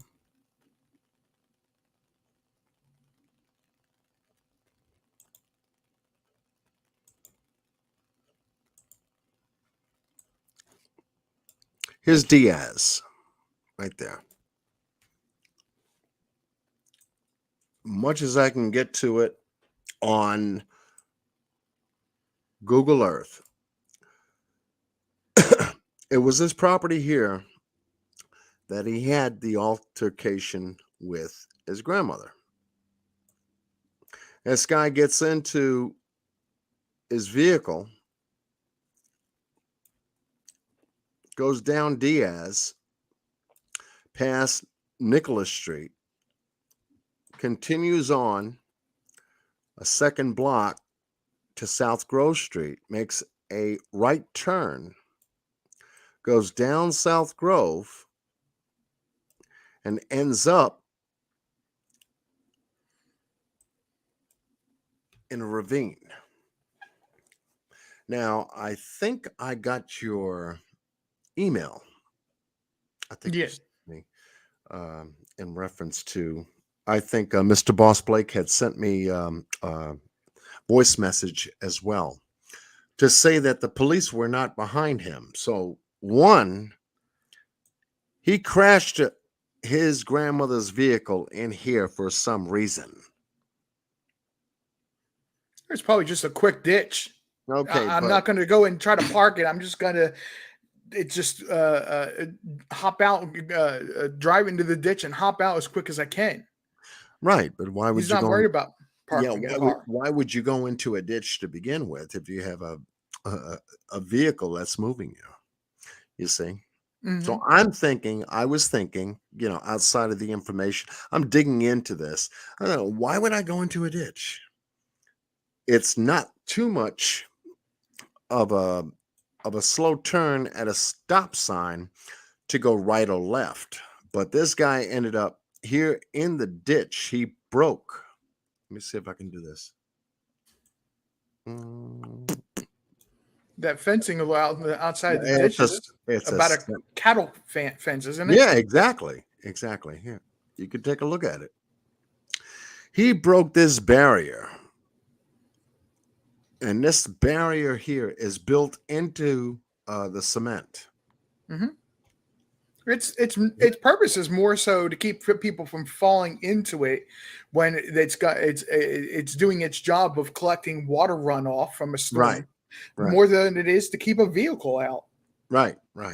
But now you have a vehicle that gets caught up in here from either neglect of some kind during the time this vehicle was in motion, an obstruction from the right or from the left that would prevent this vehicle from making a left turn or right turn.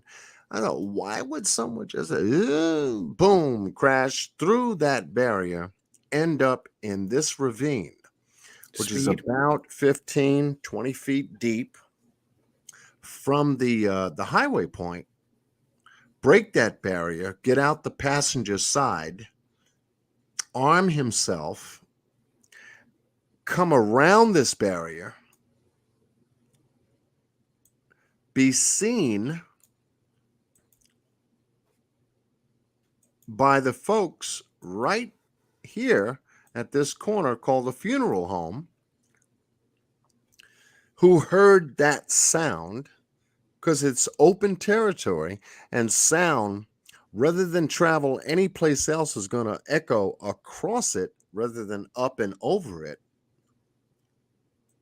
shoot in this direction, come back over, and then walk across this entire field. That in my mind, as soon as you posed that question, it came into my mind as it's speed. He misjudged his speed, couldn't handle that turn. He was intending to crash this fence and go across the field, but because of his speed, he landed up in the ditch. Okay. And please forgive me. I know it's a water ravine. Just in my area, it's a ditch. Right. I mean, typically it would be a ditch to anyone, even if this was on the side of the road off of a highway. Mm-hmm. Mm-hmm. Yeah. I would believe his intention was to compromise this fence where this gate was a weak point, right, and drive across the field to get closer to the school, because he had already posted on social media that he was intending to shoot the school.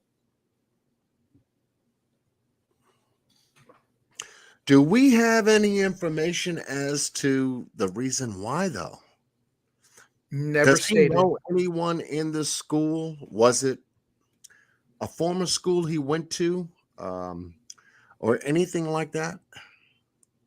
That we know of. Right now. Not that I'm aware of. Not that. Okay.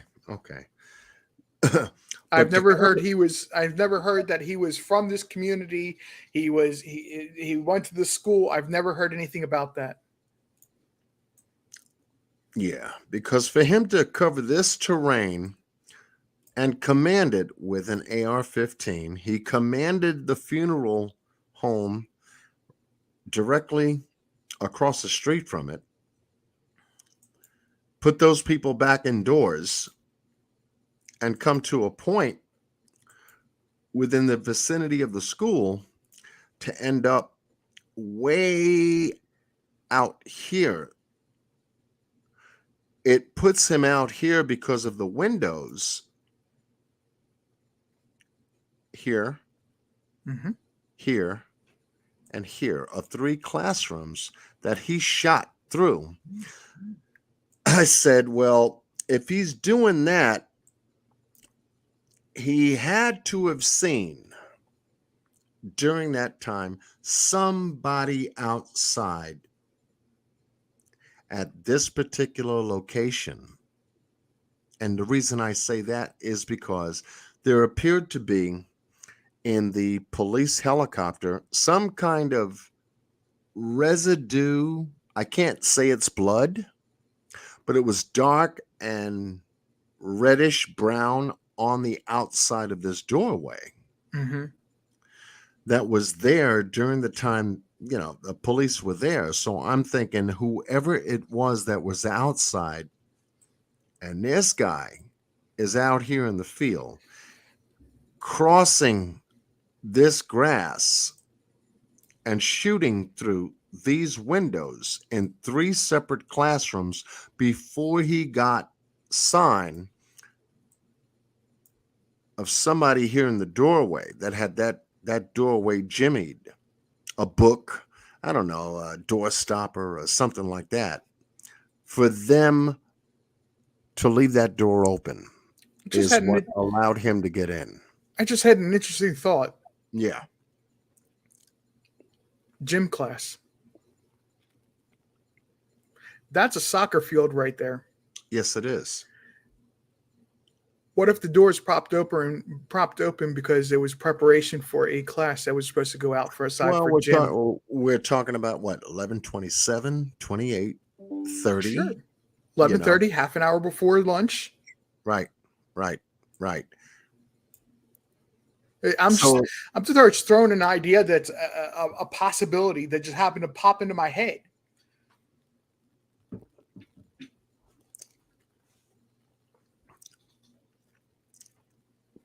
So I'm still waiting for the news to tell us that the person responsible for having that door breached, it's the hidden piece to this, who they are, why they were there, needs to come out. Everything is now pointing to police, and they are, they hold a heavy responsibility because that door was breached. D-Love And how also they handled that breachment. I mean, good Lord, if it's a equipment, lack of equipment, what do they call it? Bulletproof shields, Mhm. To protect them. Well, it was referred to as being breaching equipment. Yeah, breaching equipment. Okay. But Yeah. D-Love made an excellent point. There was also, for the fourth graders that morning, there was an award ceremony, end of year award ceremony. Right. Could be another reason why that door is open, because you have a sidewalk leading right out to the public sidewalk could have been a door entrance that the parents were encouraged to use.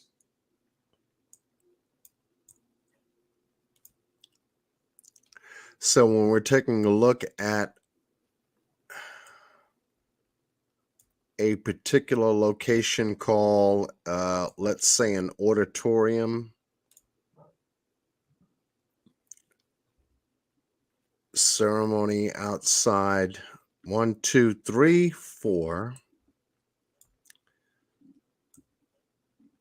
Main administrative building is here, right there. 2, 3, 4. 1, 2, 3, 3. All right, 3. 1, 2, 3, 4, 5. 1, 2, 3, 4, 5, 10. Vestibule, entrance, and these are annexes. 1, 2, 3. This would be the main one to that particular building here. Going here. So if the auditorium is on the the east side of the building, because this was northwest where the shooting happened. So if we go here, and this is where the parents were down here that we saw on the on, I guess, certain surveillance footage up in this area. And you'll notice the area too, because they were all over the grass in this middle area right off of Carrizo in this area. And the majority of the police were in this area, this drive area. I would say that, according to here, this is a double door entrance. No, single, with 1, 2, 3 windows. Probably those reinforced windows with the chicken coop mesh type of Yeah, that goes wiring through in the it. windows. Right. And they tried to get to the office, which this is a part of, to the back end of the school, which they could not get to on these 3 annexes before you get to this particular building here. They didn't even know that everything else was happening on the opposite side, which was here, where the parking lot is. Come down. We have videotape surveillance from this particular location here, perpendicular to the school, that shot across. Wait a minute. Let me do one better, because it doesn't look like the angle. More closer to the school than we realize. And I think it came from here. Hearing the gunfire, gun sounds, gunshot. All this is low level. So shit, people are going to hear all of what's going on in this open plain field here. So when whoever caught the shooter, so to speak, around this corner, coming around and going into this hub, caught them going into that hub, into that doorway. Mhm. Now, when this guy got in there, see if I can do this. I'm like, what the hell? Jump in. And then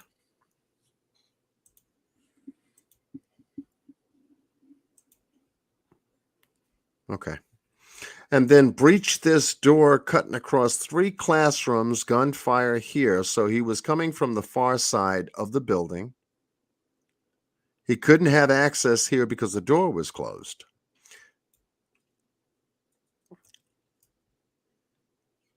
And shot through 1, 2, 3. Stopped before he got to this point here, and then realized he could get into this point. Mhm. I say, if he would have never gotten into that point, I don't think we would be talking about this story too much. With the shutdown and how he breached not only that point, but control the hotspot of the building, which is a T spot, which runs along this hallway here outside the other end of the exit, because there's 2 on this side of the building and 1 at the very end that he couldn't get into when he first arrived.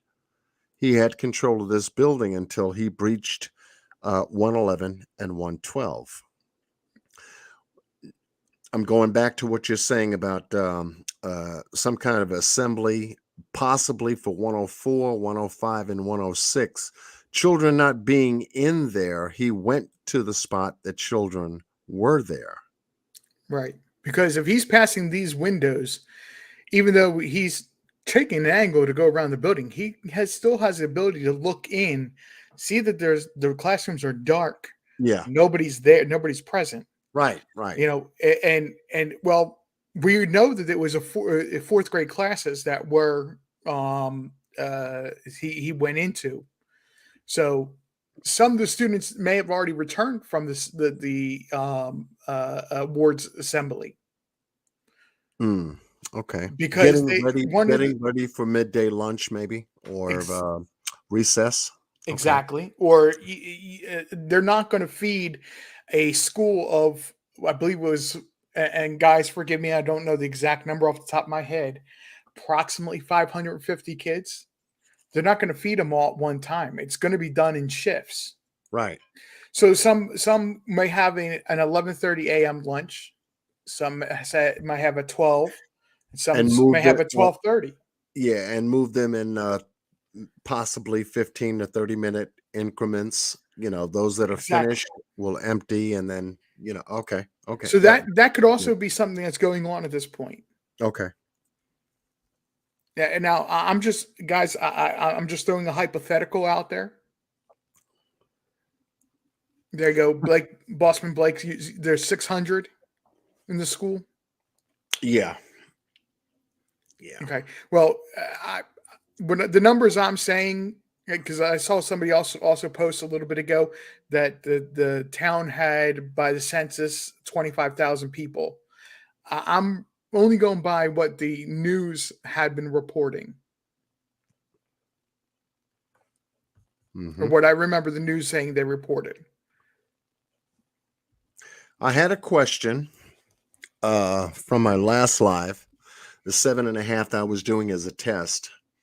And someone asked me, well, John, if you were in command, how would I have handled that particular situation? I don't know if you were here or you saw it, but you know, I said, if I was in command, I was there and knew the timeline as to when this guy breached that door, and I had 19 officers in this hallway stuck, because these 2 doors are in close proximity, giving this guy a petition between both these classrooms. So if he nestled himself in between these petitions, it wouldn't be much for him to command both doors. like the police said he did, because 2 or 3 of the officers got wounded during the gunfire that he was going through. Hence, we still have 1, 2, 3, 4 windows from the outside or the back end of the classrooms. So we go back here.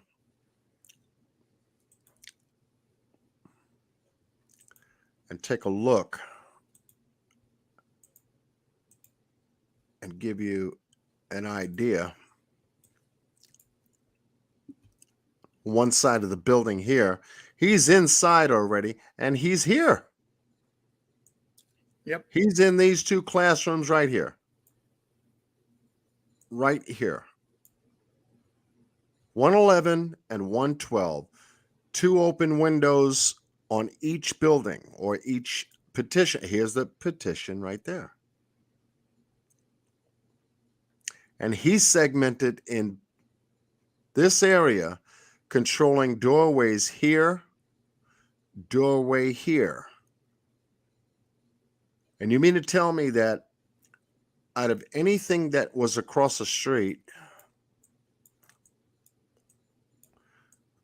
vehicles in the street, not here, but vehicles in the street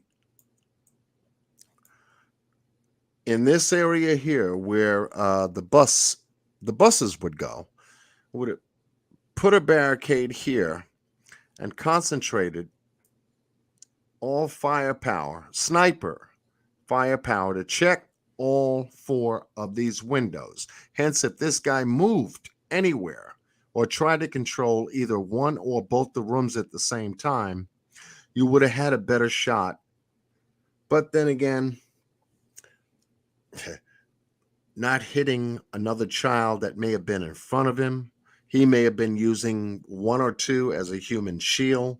We don't know. We don't know what happened in the interior compartment of either one of these classrooms. But to say the least, to get snipers to control these window paths at that time. Well, that's the thing, is that the first officer, a basic rule of a first responder in general, and is assess the situation. So that very first officer, he's not trying to engage. He's purely trying to assess the situation and also, getting the children that he could out of the building, out of harm's way. Mm-hmm. He's still assessing that situation. And he's waiting for more personnel for backup, because it's part of the reason why he went in and realized this person's now barricaded. It's not a situation that is tangible for myself alone to handle. And he backs off. The thing I don't like the most about this whole entire situation is all the blaming and how many times this story of what happened has changed by every single press conference that's happened. Yeah, I know. That hurt. Yeah, it does hurt. You got that right. It does. Trust me, I hate that it was children, folks, but it doesn't help how much is going on in the press of how much this story has changed from the day it happened as the week progressed.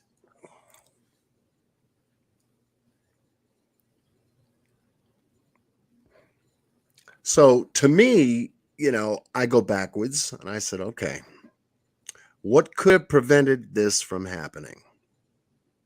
Okay. If they will admit whoever was here at this exit that had the door open can include that in the story, it would allow us to know how he got in. If the person at the door was shot, okay, That's how he got in. What were they doing at the exit at that time? Oh, we were about to let the kids out for recess. Okay. Right. But nothing, Exactly. but nothing has come out about that particular area where he actually entered the school. And I'm going, the fuck? Yeah. Yeah. I was just talking about you saw Wildfire mentioned. I was live just last night. She ran calling Wildfire.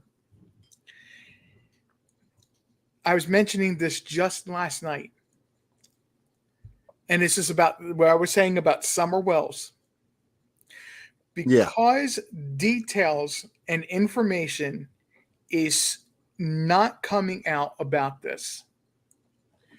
You have creators that are now stacking conspiracy theory upon conspiracy theory about what happened. They're getting to the point where some creators are getting to the point where they don't have anything else to report but to create a conspiracy theory so that somebody will listen to them. Right.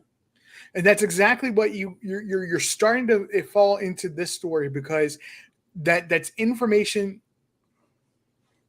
they're not releasing, and it could very well be because it's it would cause a security breach for the school. Right. If that door is malfunctioning and was on the list of repairs that would be done in the summer, because 2 days later the school was closed. 2 days later, this school was closed for the summer. If it was on the list of repairs that were to be fixed during the summer,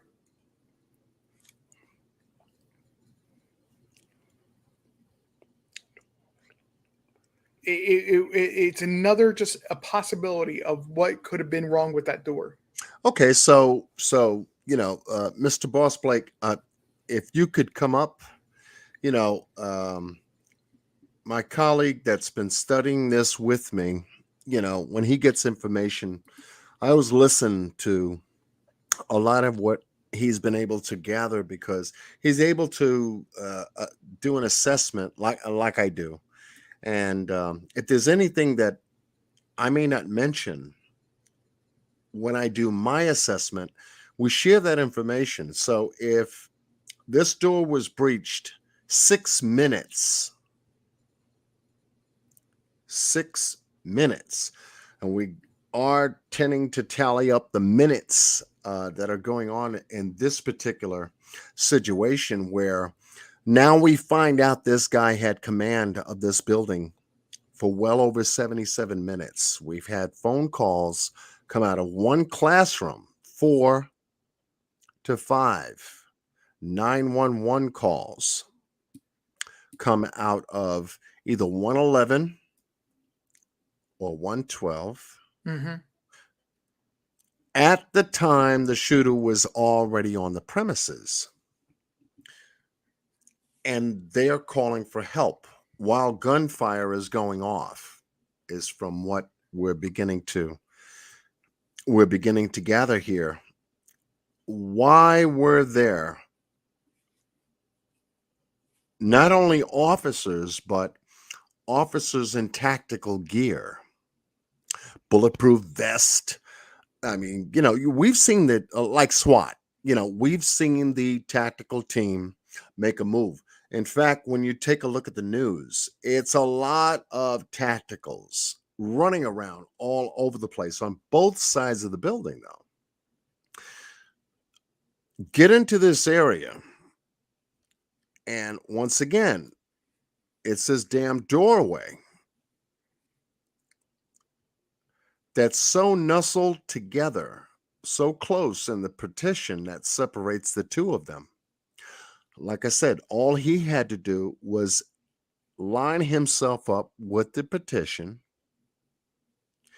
and control both doorways. Mm-hmm. But it would not preclude or prevent the outside 4 windows to those 2 classrooms from being viewed in some way, shape, or form. Now, give or take, they're in there. You have on tactical gear. You got kids in there screaming because we're not hearing about that. Yelling and screaming, him yelling and screaming for control. Shut up, quiet down, or I'm killing you all. That kind of threatening situation pertaining to 7, 8, 9, 10-year-olds being in this classroom and hiding under desks or closets, or we don't know the full schematic of both these classrooms on how they're outlined other than what they gave us. But for him to command these two doorways, I said, you put a tactical team outside these windows, sharpshooters. You got to find this guy moving around in here somewhere. And the first man that's got a clean shot, take him out. And then you'll have the interior tactical team come in and take care of the rest of it. But they didn't do that. And I'm saying, oh man, I'm trying to wrap my head around 77 minutes. It's over an hour this guy had full control of this building. He could have done more damage outside of room 111, 112. If there were any kids outside that hallway, and he could have gone down that hallway to 110, 109, open petition in the middle, just like 111 and 112.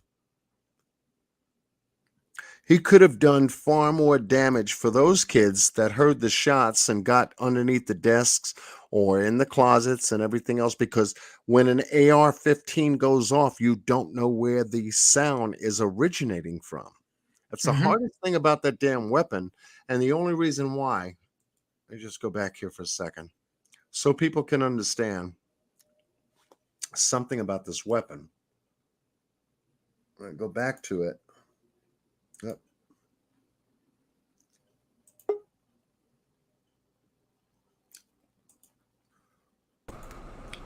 So that people can understand. How you doing, boss? Let me bring it up. Let me bring it up. Because Mr. Boss Blake and I had a very deep conversation about specifics. So let's do this.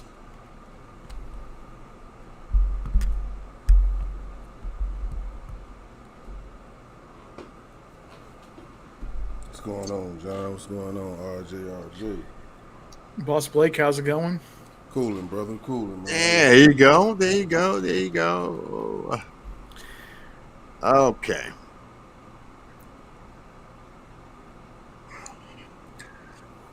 No, you can see that.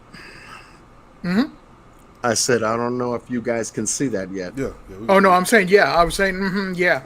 Okay, so now you have a weapon that's got 30 rounds per magazine.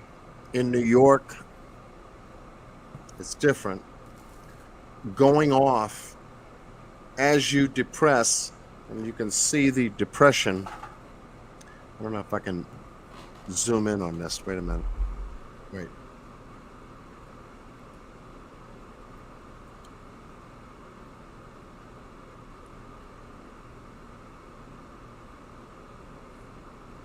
See if I can do a little bit more.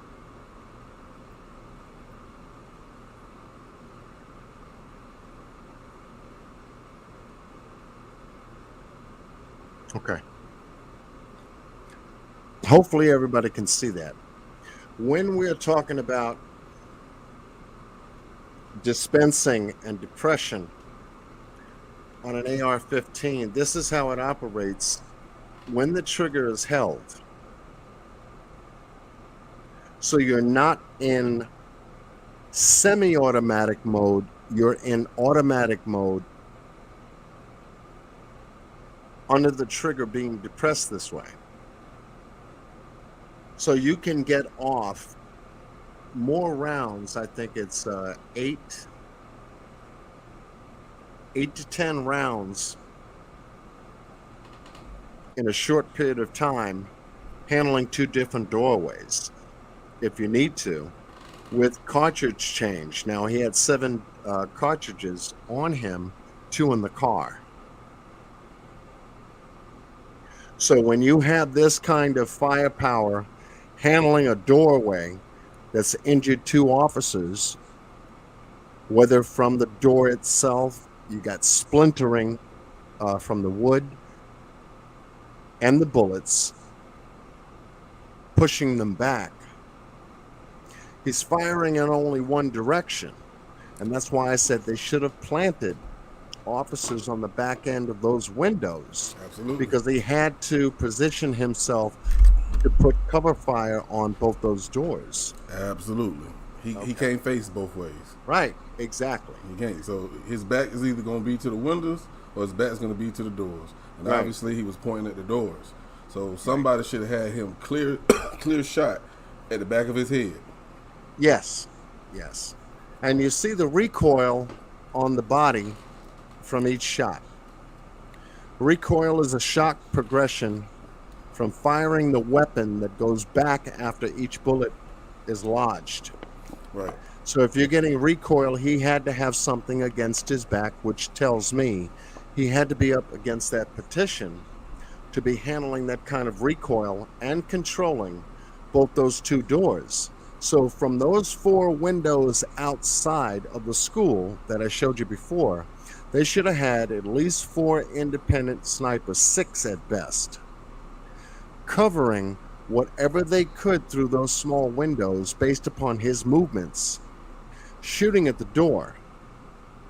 Now he's anxious, the kids are screaming, he's firing at the doors. There's a lot of stuff going on.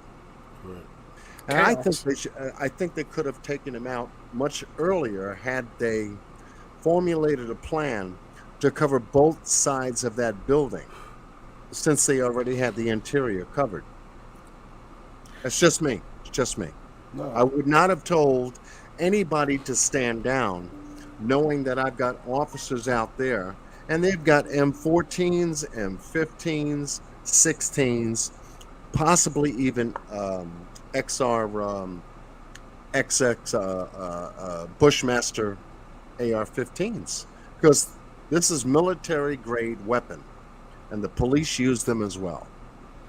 Now, just to go back, rewind to what they stated, the commander, the one who was in charge, told them that he thought that it went from an active shooter to, just a barricade. Right. No, when he first got in there, he shot the teachers, shot some students. The shooting, you take the adults out first. Yeah. the shootings was sporadic. It wasn't like he just shot and killed everybody when he got it. No, he killed a few, stopped shooting. Okay. Yes. At that moment, if you're calling it now a barricade, what you call it when he start back shooting again? You know what I'm saying? So you getting these 911 calls and they're stating there are 9 people still alive. Yeah. But he's sporadically still shooting. It's not a barricade. Kill him. Right. You have to kill him now. You know what I'm saying? Your job is to preserve life. No, you allow him to kill 19 people. Yeah. I don't like pointing the blame at the police officer, but as I, look through the news reports, they had opportunity, just like you just said, John. They could have got him from that window, man. Yes. Point blank, period. Yeah. Point blank, period. Yeah. I don't disagree with that, and I'm not trying to disagree with that at all. I think that, I was saying that they were waiting for equipment to come in from a larger city, larger town. And I'm not disputing that they could have done something. They could have handled the situation better than they did. I think so. But I think we have to sit there and still say that that very first officer that responded, the deputy that went into the building, realized he was in a classroom or 2 classrooms, because the divider you were talking about, partition, was a removable partition, correct? Right.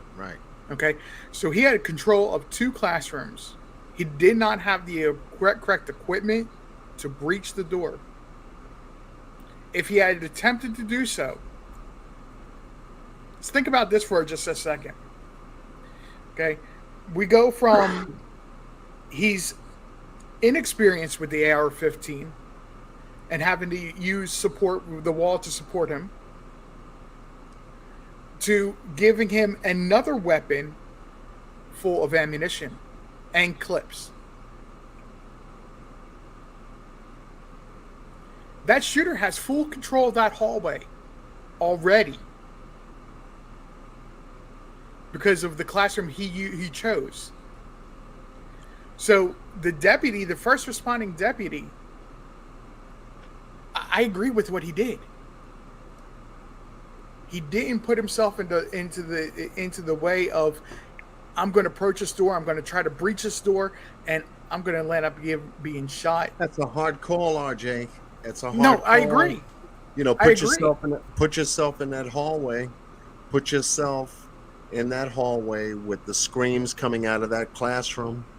Put yourself in that hallway because one of the police officers had a child in there. Put yourself in that hallway at that time. Now, each of us would react differently. I get it. Okay. But when you have well over 18, 19 children, 2 adults, 3 adults, isolated in 2 different classrooms with an open partition, you put yourself in that hallway and you hear all that screaming and that yelling and what the police tried to do outside the door and what this guy was doing inside the door, it cut you in half not to get into that fucking room. Oh no, John, please understand. No, I recognize it's a difficult or almost impossible situation to put himself into. It is. But it's a position or a point that he has to rely on his training. Keep his emotions, check his emotions, charge through the door. Now, I don't think he could have. I said that in my last live. I said, look, you got 19 men in that hallway. Here, take a look. You got 19 men in that hallway. 19 guys in this freaking hallway.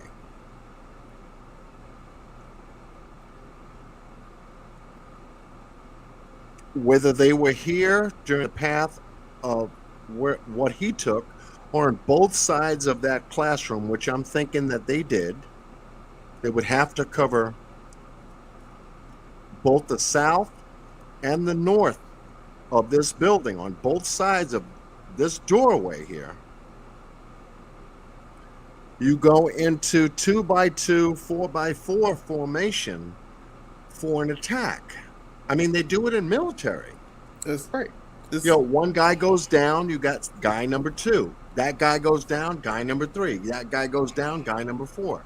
2x2, 4x4 formation to do a breach, a force breach. And you mean to tell me with the police departments there in Texas and all over the country, they don't know that military style of attack? Because they do it in military when they breach a building. They know how to go into 2 and 3 and 4x4 formation. They're going to take the building, and behind them is another 2x2, 3x3, 4x4 formation. And you take whatever is in front of you. And these officers are trained just as well in the academy, whether it's here in New York, or they're in California, or Florida, or whatever. And they have on tactical gear, which we saw them all running around the street. I call them the brown guys, not the guys in black, but the brown guys wearing the light tan boots, light tan pants, and shirts with upper body armor and helmets. And these guys are running around with AR-15s, M14s, M16 assault rifles. And that's how they should have taken that building rather than what now. Yeah, the commander made a bad fucking call. hands down, because he wasn't there. I get it. For him to assess that situation, personally, for him to have cut that timeline, maybe even in half, because he should not have even controlled that building for 77 minutes. That my viewpoint from what I've covered, and put snipers on the opposite ends of those windows, because if you get this guy shooting from inside to the doors, you're making him make a move. And he's got to come out of that petition if gunfire from the hallway here, from this hallway here, is too perfusive, coming from your 2x2, 3x3, 4x4 formation. One covers the other, one covers the other, one covers the other, going back and forth. Yes, you would have had his attention to make him move from this petition and then taking him out from the window. And I was looking for that call, because they did it in New York. Yeah. See, I'm not even mentioning the commander. Yeah. I've not even gone into mentioning the commander. I'm purely saying the officers that first arrived. This was a no-win situation for them. Yeah, for them, I agree. You're right. Let's paint this picture real quick. All right, so You're right. He entered the building. 3 minutes later, 3 cops came in the same door he entered. Not knowing exactly what room he's in, but I'm pretty sure as they bent that corner and looked in the first room, they spotted him. You have walkie-talkies. Remember, they couldn't have saved everybody, because by the time he got in there, he done killed people already. Point blank period. All right? Yeah. You got walkie-talkies. Okay, this is his position. We're outside the room doors. His back is towards the windows. The next 3 or next 4 who comes, post up outside the window. You could have crept up on that window without him seeing you easily. You know what I'm saying? With his attention drawn away. Yes. Exactly. He's so me personally. He done shot through the room. Okay, so everybody's on the ground. I'm pretty sure everybody's on the ground. Yes. So there's nobody in front of him. You mean to tell me the second crew that comes in, because 4 cops came in after them minutes later. Those 4 cops should have went to that window. Right. But they didn't. Okay, let's say the next group that comes through. Why not go to the window? What are all y'all standing at the doors for? You don't need 19 people in a hallway. Yeah, so they the got next caught up. They did get caught up in that hallway, and that was their downfall, because they put a lot of firepower more so in the hallway than outside the exterior of the building after they got kids out of the other rooms. That shooting could have ended at least 6 to 7 minutes after it started, because like I said, 3 minutes, 3 officers entered the hallway. Okay, you see what he's doing, you see how he's posted. Oh, we got him. Put some snipers outside that window and kill him. Right, because you got the firepower. Yep. And then I heard it was an off-duty officer who killed him. That's what I've heard. It was off-duty border patrol officer. Isn't that something? That's crazy. Isn't that something? It's crazy. Yeah, he happened to be living in the town or living nearby and turned up to help out. Right. Matter of fact, if I'm not mistaken, I think he was getting a haircut. Either him, it was one of the officers who got a haircut. He was getting a haircut. He got the phone call. He ran up to the, matter of fact, it was his wife called him, let him know what was going on. The guys at the barbershop gave him a gun because he had to go save his wife. Mm-hmm. Lakeisha, it's not a matter of the police winning. What I'm saying is it's a no-win situation for the police, because they're having to endure the mental anguish of listening to kids scream in agony. Right. Or knowing that there's gunshots happening and that could be a kid being shot right then and there. That's the hard part. That's what I'm referring to as being a no-win situation. Yeah, that's You have your command that's not on site saying do nothing. Yeah, I got you. I got what you're saying. I think it's it comes down stand to down. That's what he told him. Stand down. Man, Right. hell, man. If I bet you, I put money on it. If one of his kids was in that room, he wouldn't have said that. No, I know. I would have said breach the room, 2x2, 3x3, 4x4 formation from the hallway, and let the snipers handle him from the window. If you can get this guy to move, all you got to do is get him to move. He has to move. And the reason I say that is because when you're handling an AR-15, you got to change magazines. Wherever you have them and wherever you're getting the most firepower, you're going to fall back away from that firepower that would have put him in one of the rooms. Mm-hmm. See? That's why I was mentioning. You make your assailant move if he's being a hard target. That's also why I was mentioning what right up front about what happened in my live I had done. I phrased it as being it was a knee-jerk reaction to what happened in South Carolina. I had in that live I said North Carolina, so if you do go and listen to that, please forgive me. I said the wrong state. It was South Carolina.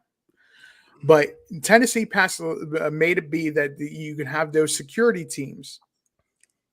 And this is why I was saying, why are they not implementing that same thing with teachers?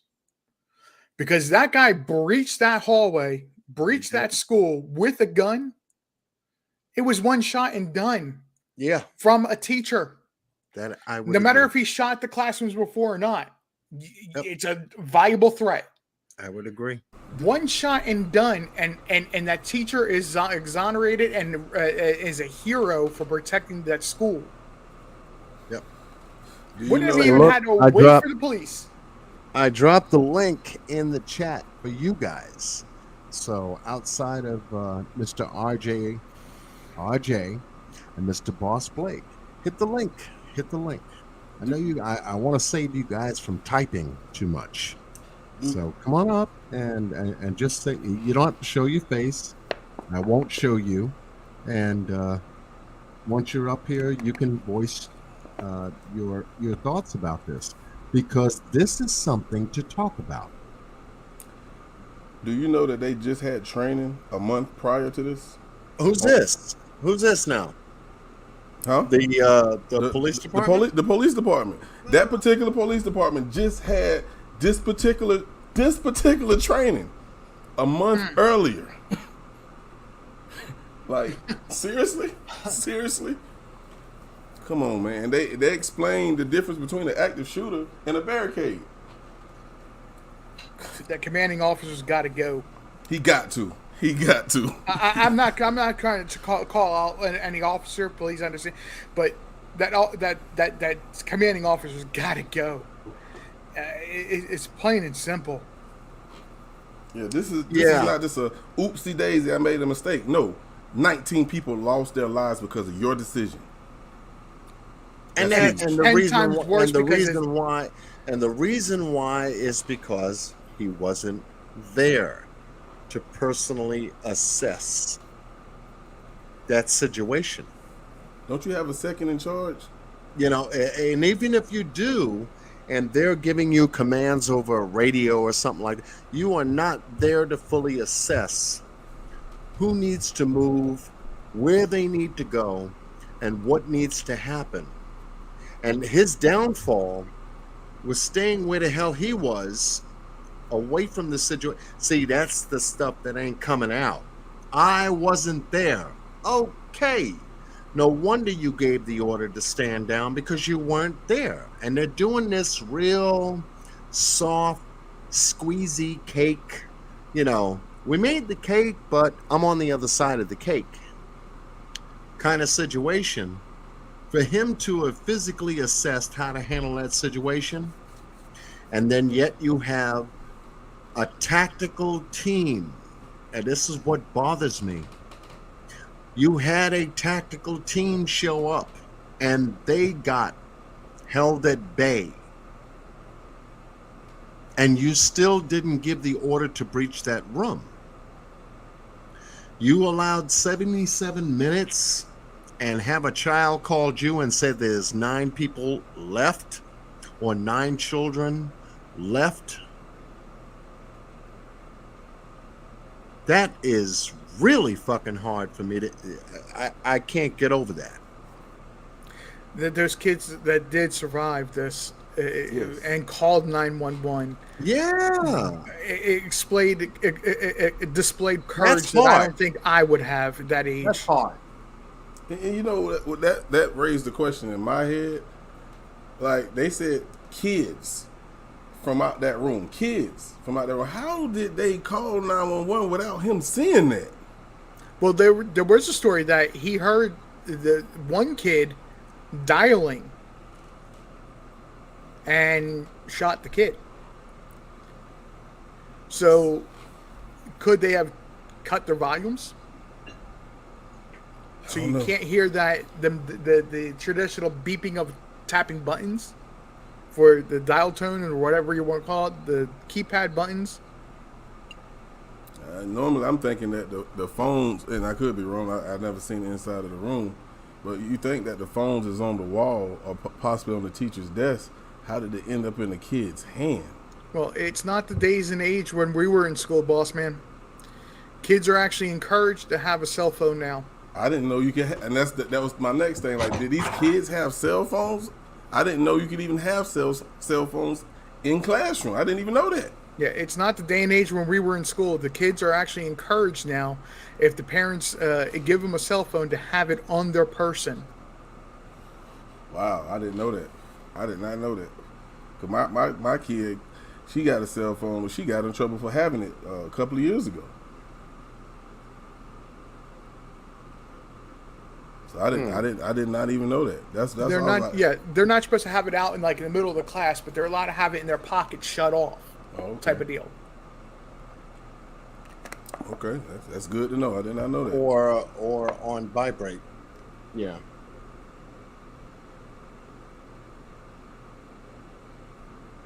Yeah, that's. So we have some commentary from the chat. I know. Professor Cupcake TV, welcome.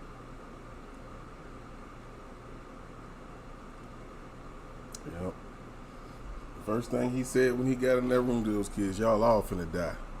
Can you imagine the fear in those kids? That's what I'm saying. Fear is either one of two things. It's a motivator or it's a controller. Absolutely. Absolutely. And he was using it to control the situation. John, I sent you an email too, man. You sent me? Yeah, just I believe this happened either today or yesterday. Okay. I didn't look at the article yet, but shout out to my big sister, Lady Love. She sent it to me. It was just a potential another shooting by 2 kids in Cali that they caught outside of the school before they entered the school. Not trying to change the subject, but No, you're doing good. You're doing good. Almost seemed like a copycat, because I seen another news article where they caught another kid planning to do the same thing. Well, there was another mass shooting just yesterday. Jesus Christ. At a Memorial Day service.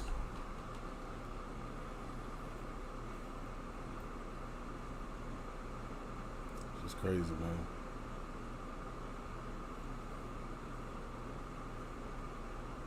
Pulling it up now.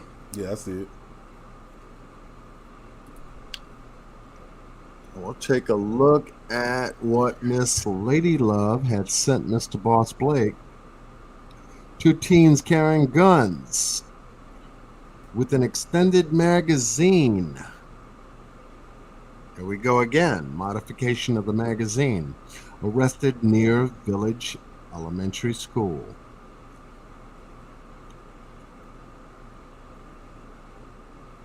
I didn't This actually is, go look at the article. But May 28th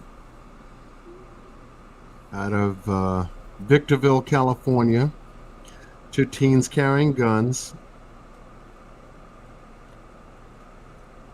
with an extended magazine were arrested near Village Elementary School Friday morning in Victorville on Friday, May 27, 2022 at about 11:30 a.m.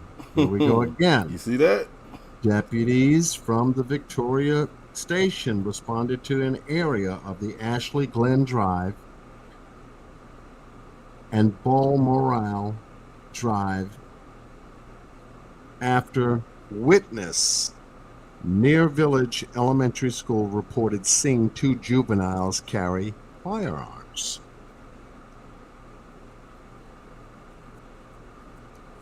Now, this is just a screenshot of the article. Let me see if I can find it. See if we can bring it up and do a little bit more of a deep dive on that.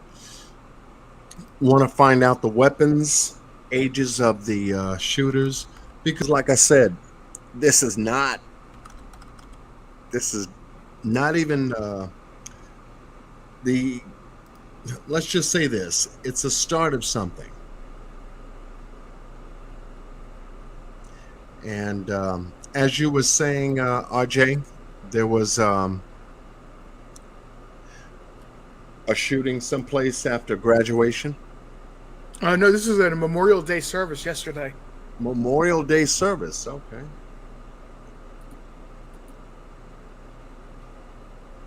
Wow.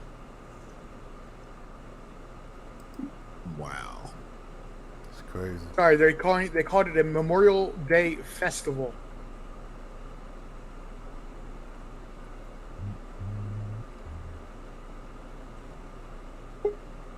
We took you here in our last live, and I'll get to what you posted, Boss Blake, in a second. Okay. We took you here the last live during the test, Buffalo, New York. The thing about this particular situation, I'm studying. Not only myself, but Mr. Boss Blake as well. And when you can conclude that someone can come from 3 hours and 45 minutes away, 3:46, give or take, to get to an entirely different location, end up coming off one of the major routes that takes them there into the Buffalo area, predominantly a black neighborhood. When I found this particular spot in the manifest, see if I can.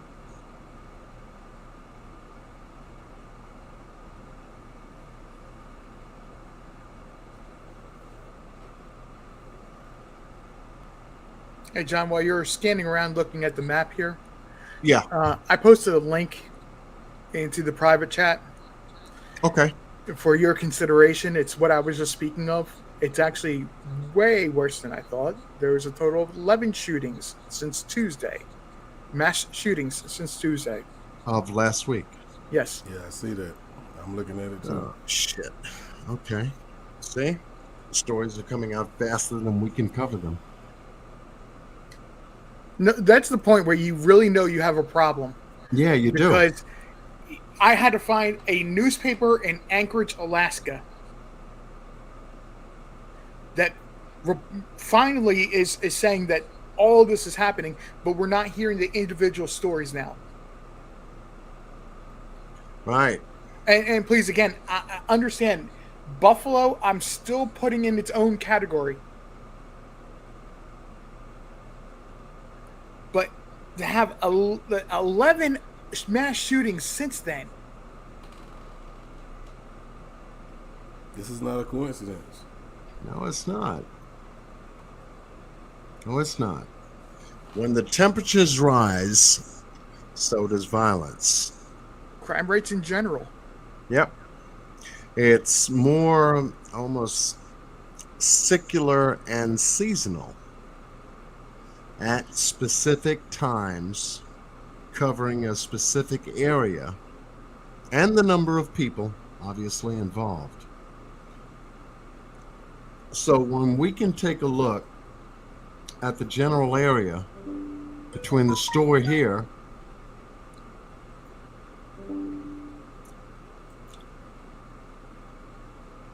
okay. When we can take a look at the general area at store here,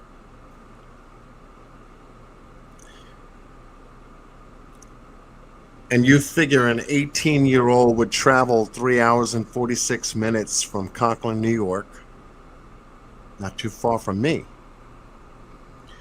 travel all this distance to get to this location, operating off of a manifest that gives him a belief system to say this is what he should do. And he fulfills it, and he's doing it online, and other people online know what he's talking about, especially if you're a former FBI agent that goes to the same chat room or website that he goes to, and you don't report that incident. That's what makes this different.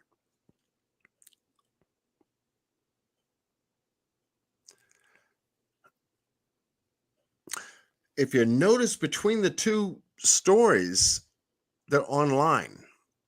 They're doing chat messages, whether through Instagram or Discord. They're talking to somebody. They want to share, especially if it's going to be as big as obviously the mainstream media has made it. So yes, hence law enforcement needs to sharpen up. Now, they can't monitor us one at a time, one chat room after another, and all this other stuff, or else we're asking for Big Brother to come into our lives. Yeah, I'm a very Orwellian person, You know so what I mean? we don't need 1984 happening. Yeah, exactly. George Orwell can sit in the back of the bus. This is something different.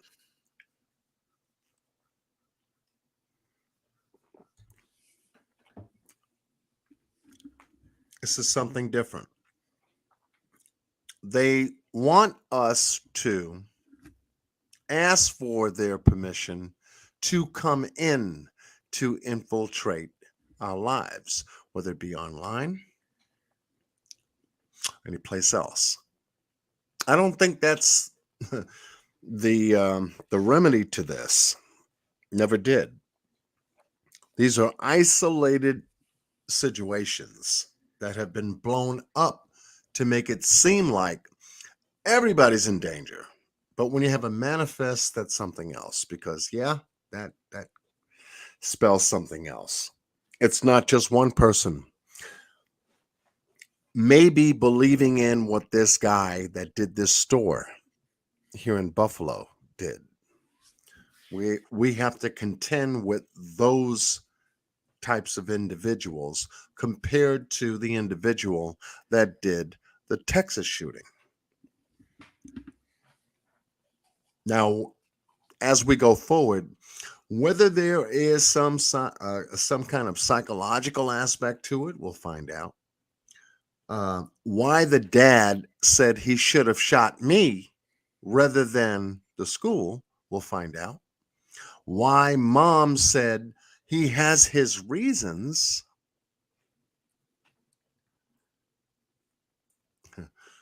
I said, what? This kid has got his reasons for shooting a school. He has his reasons for behaving the way he does.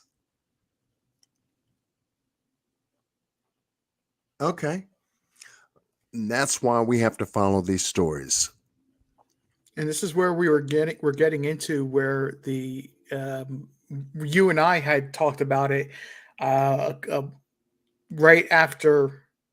I don't remember which was, but it was you and Miss Q were up on panel, and you were trying to figure out why they were going to be doing a forensic psychology exam.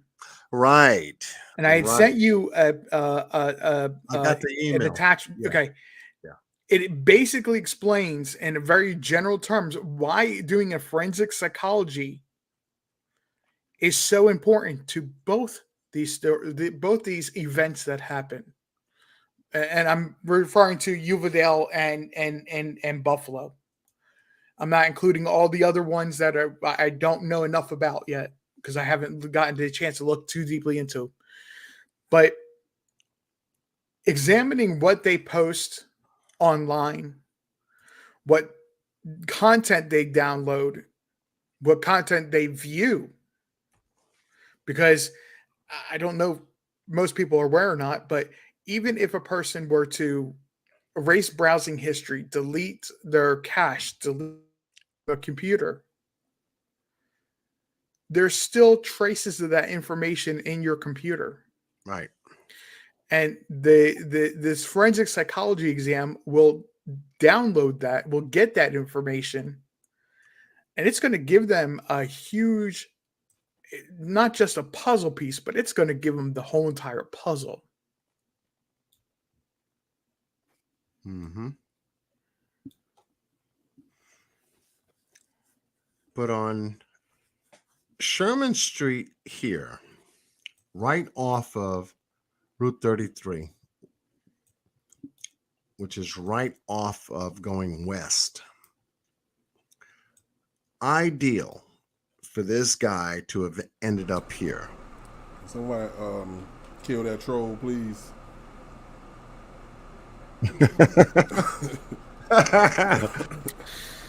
Yeah, this is not. We don't need a troll around here. You know, they try to come in and try to do this all the time, but you know that's okay. You know, I've got some good people to handle it. It's funny that they show up, you know, but hey, you show up in a room of 45 versus 2,000. Oh, okay, that's cool. At least they're watching us, right?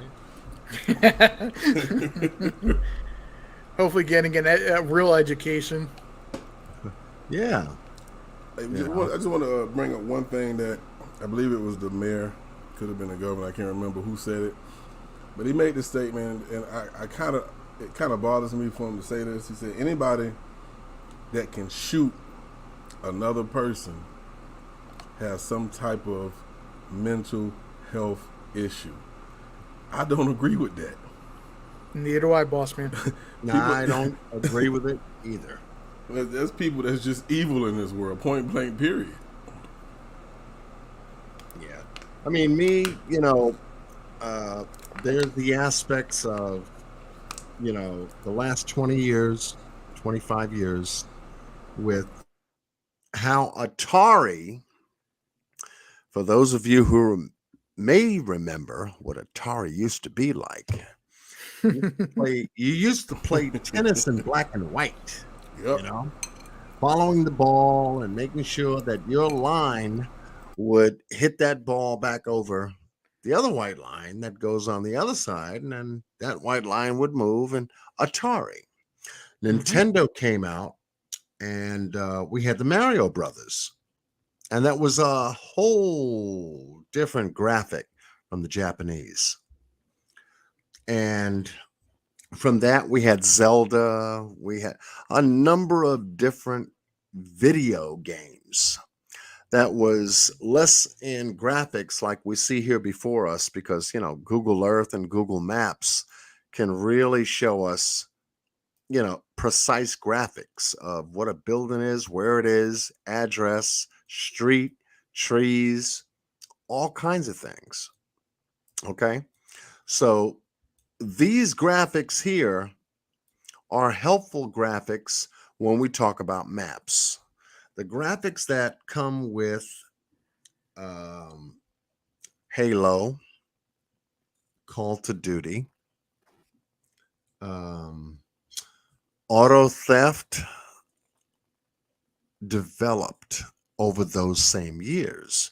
So now, if you know of anyone that has got those games and have seen the graphics to those games, and you've got young kids 14, 15, 16, 17, as young as 12, viewing that kind of content,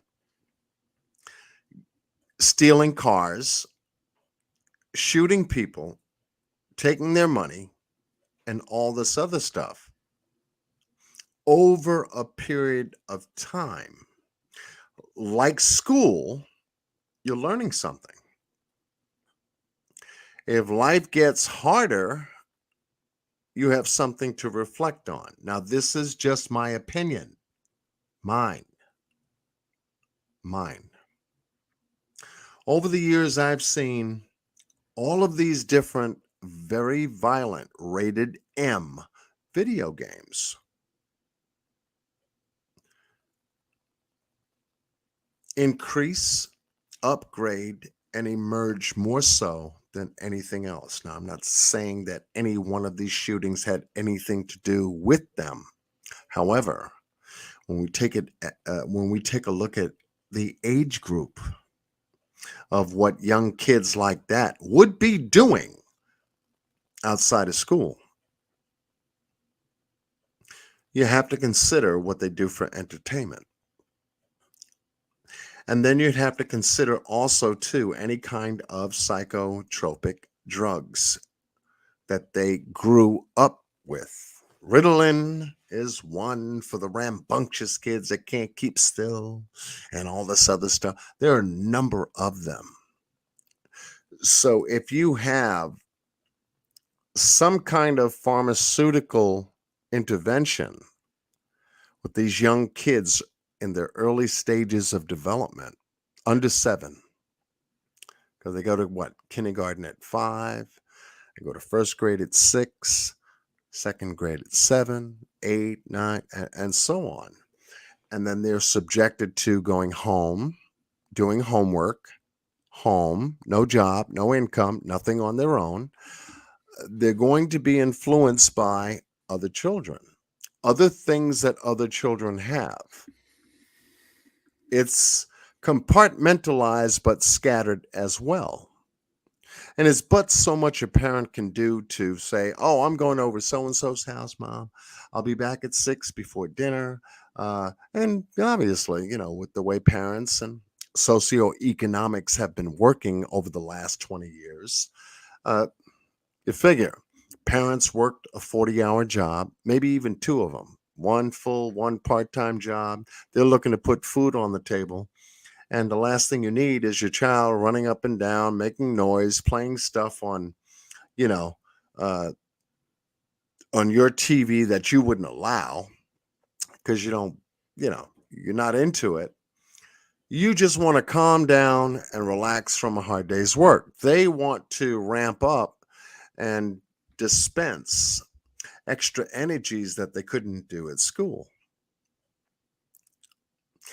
Combination. So you begin to factor in, and just things to think about. That's all.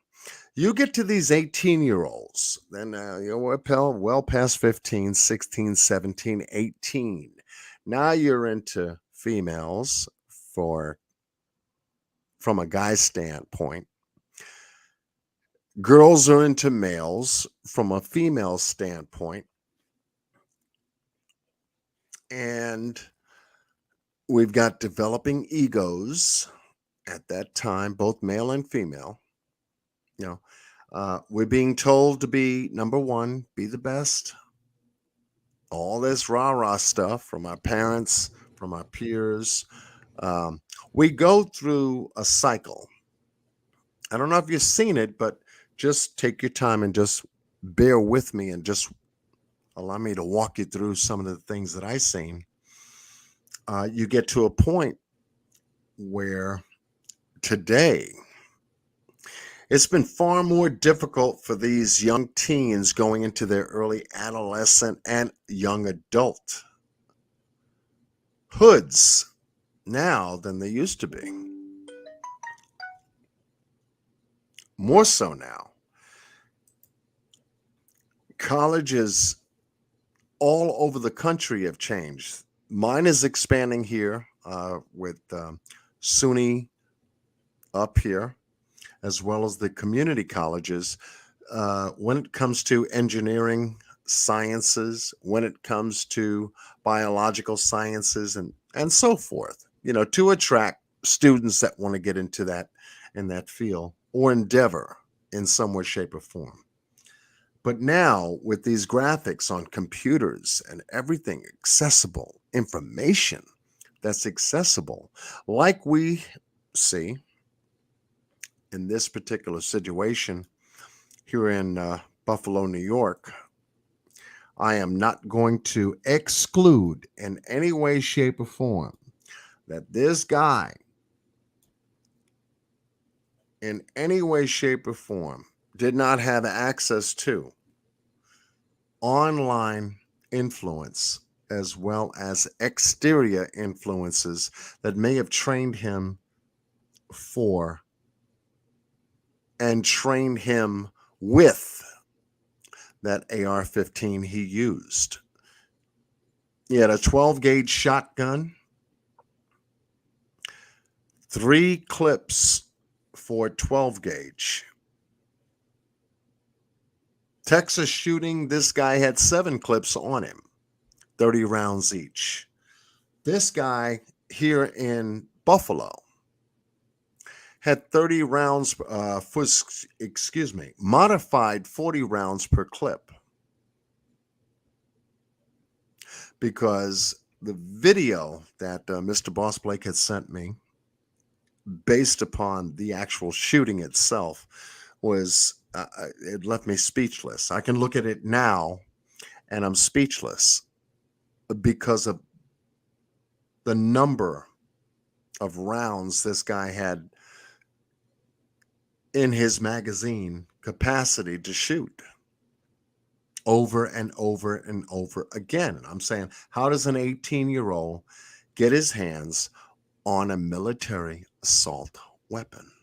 How does an 18-year-old in Texas get his hands on 2 military-style assault weapons? So that it kind of tips the hand that the United States military and law enforcement, not necessarily the local law enforcement, how are these military-style grade weapons getting into our system, into civilian life, and be affordable over the counter to get?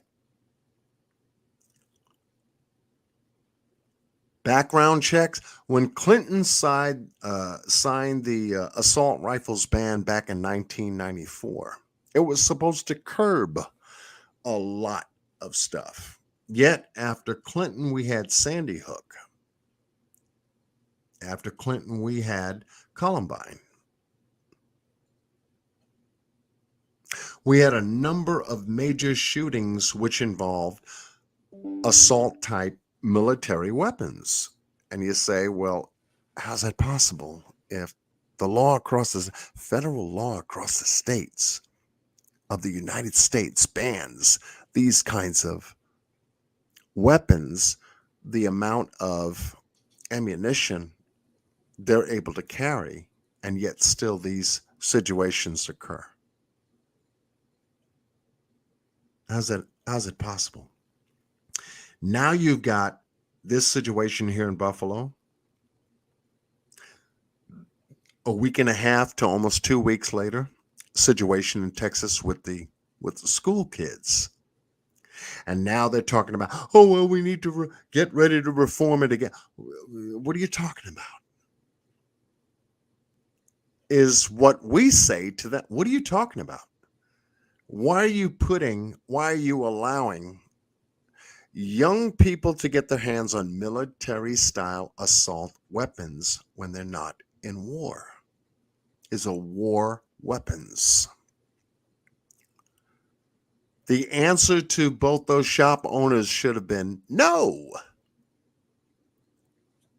And if they had any kind of reform, they would have said, look, if you can't drink and go into a bar at 18, damned if you can get an AR-15 at 18.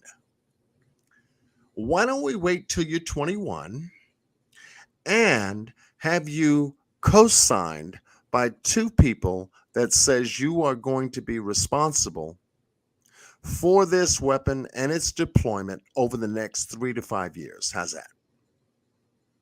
And at the same time, they will be held responsible for how you use that weapon over the next 3 to 5 years. 24, 25 years old, now you are a fully grown adult. You are cut away from your two references, and anything that does happen, you will be held accountable to the fullest of the law if you do something irresponsible with it. It's just my point of view. So, Mr. Boss Blake and RJ, if you want to, chime into that, as part of my message regarding both of these situations, that I feel if there needs to be any change, it's not shit on the internet too much, even though they could follow and have, some kind of monitoring when certain suspicious language shows up. Yeah, because they're doing it now on YouTube and on Facebook and Instagram and all the other social media platforms. But at the same time, too, 18, cut it.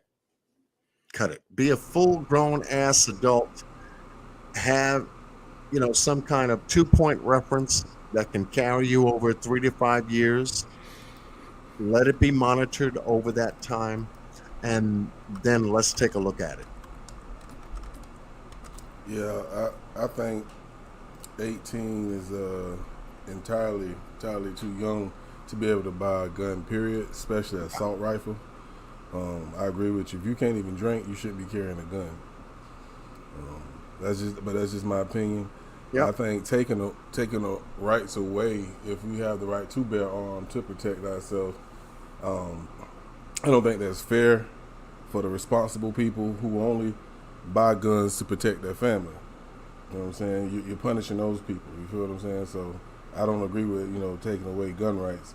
I just think they should up the age limit and maybe do some more background checks. I don't know how deep. I know they do check your background to make sure you don't have no violent background when you get a gun. But I don't think they're going into the fact that, hey, you might have some mental issues that haven't been put on record. You know what I'm saying? Things like that. But definitely you got to raise the age limit. I disagree. I don't. This is two 18-year-olds out of how many tens of thousands of 18-year-olds are there out there right now? This is two individuals that had ill intent, whether it was an act of last minute or act of planning for months upon months. If you go to a place, you're raised around the correct way to handle a gun, to respect what it can do. Taken to a firing range and showed how to properly use the gun by somebody that's experienced with a gun. And raised in an environment that it's used and it's only for defensive purposes.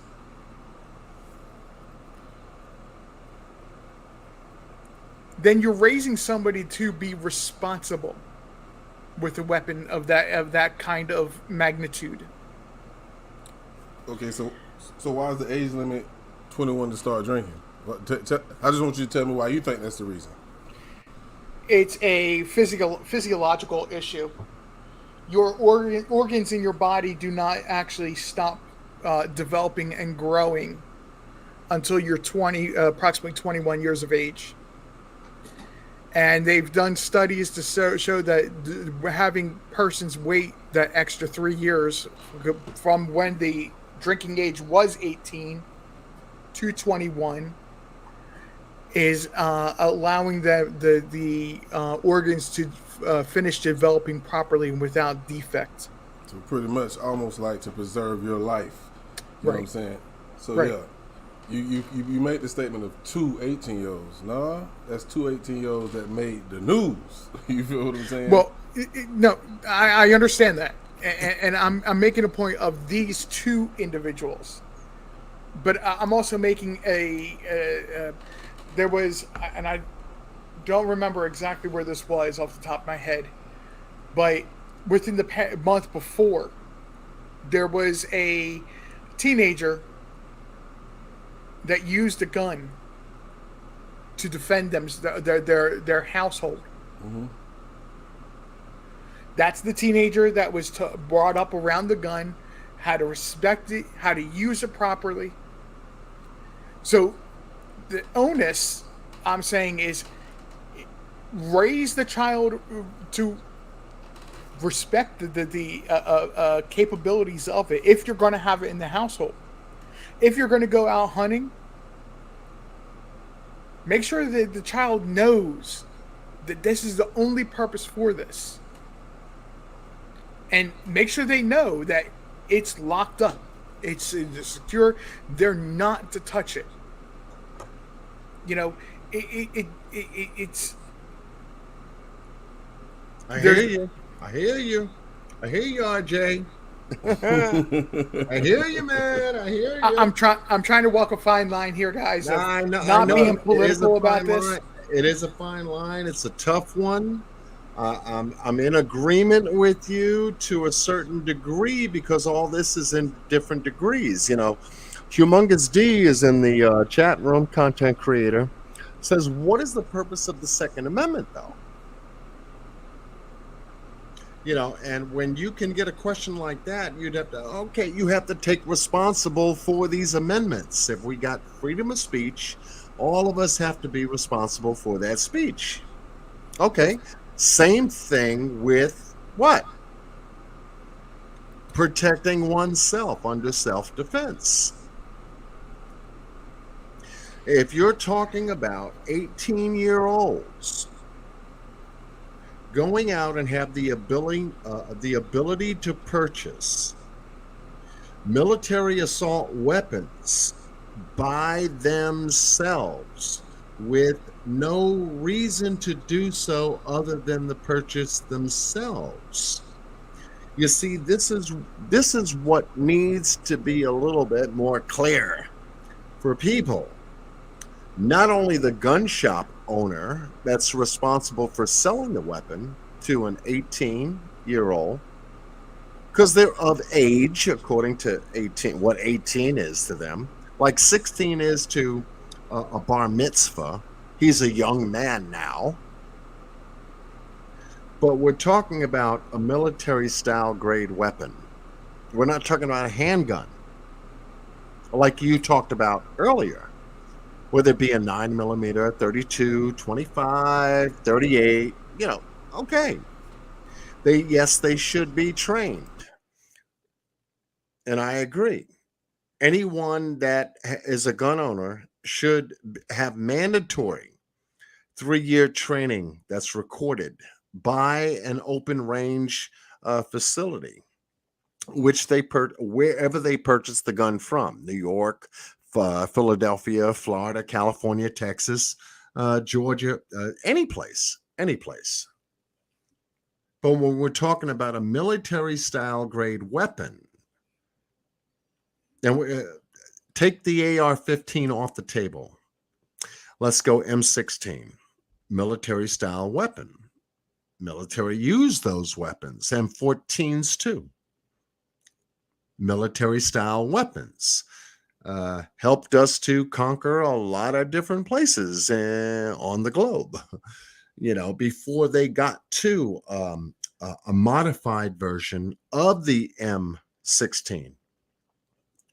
Whether it be ammunition capacity or whether it be due to the wear and tear on the weapon.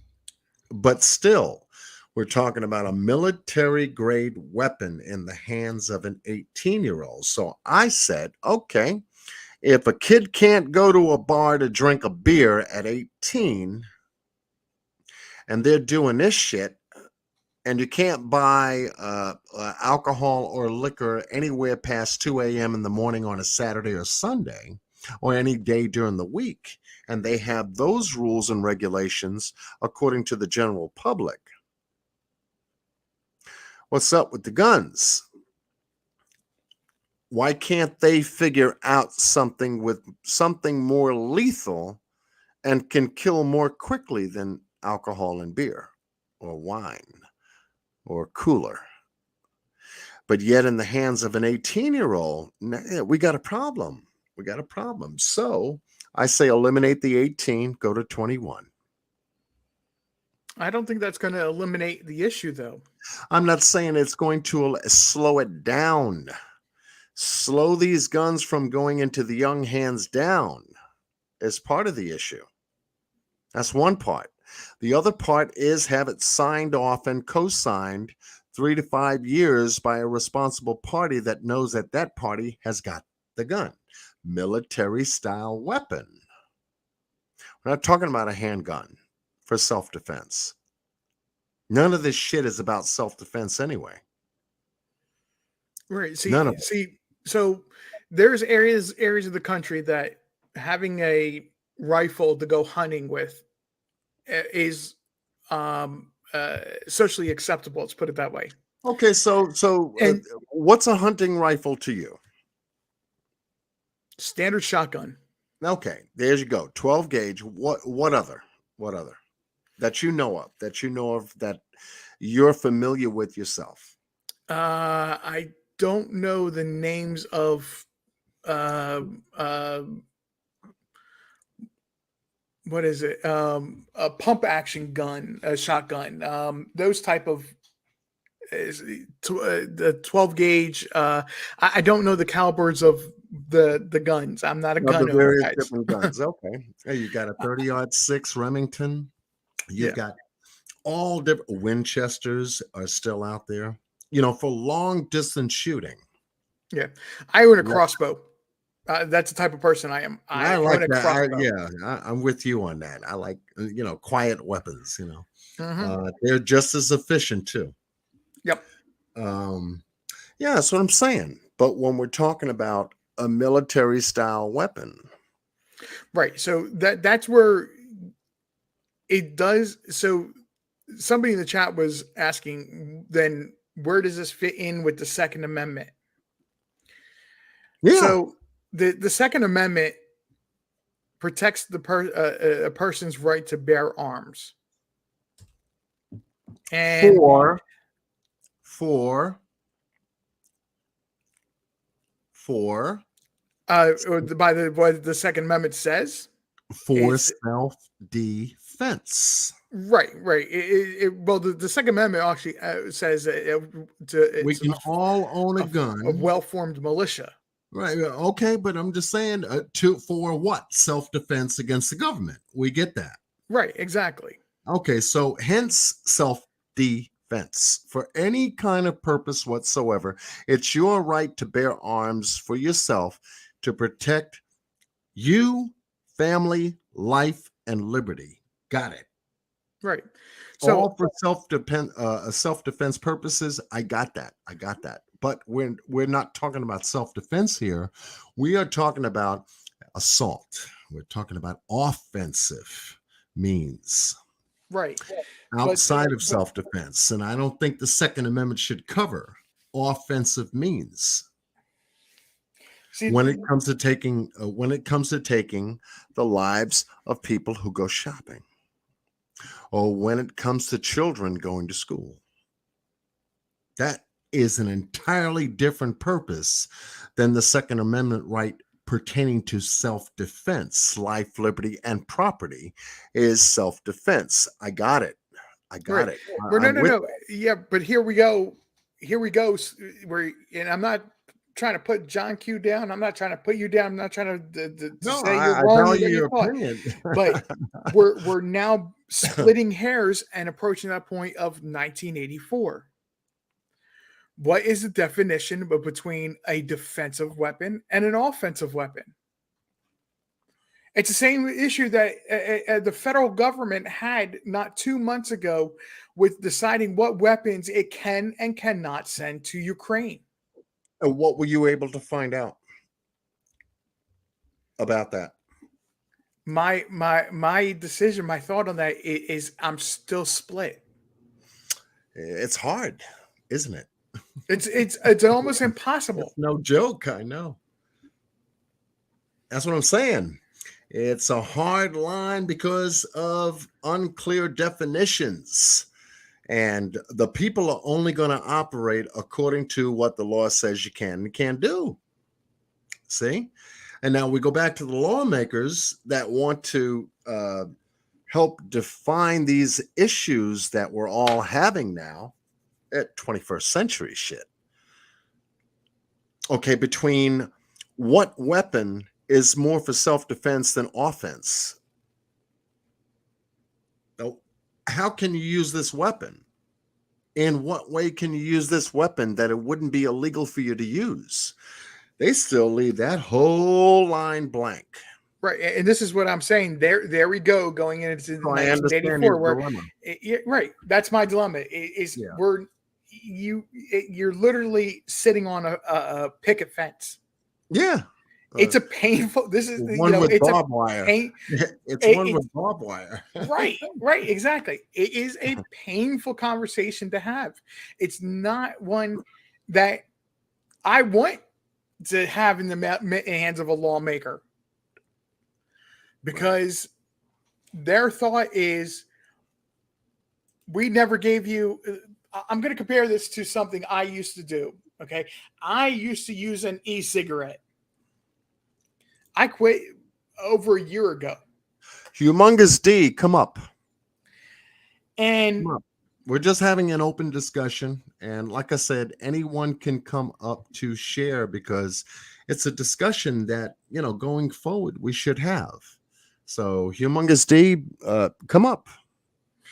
And the federal government went and said, when they started placing restrictions, and which the whole vaping industry, e-cigarette industry, were welcoming the restrictions, the guidelines.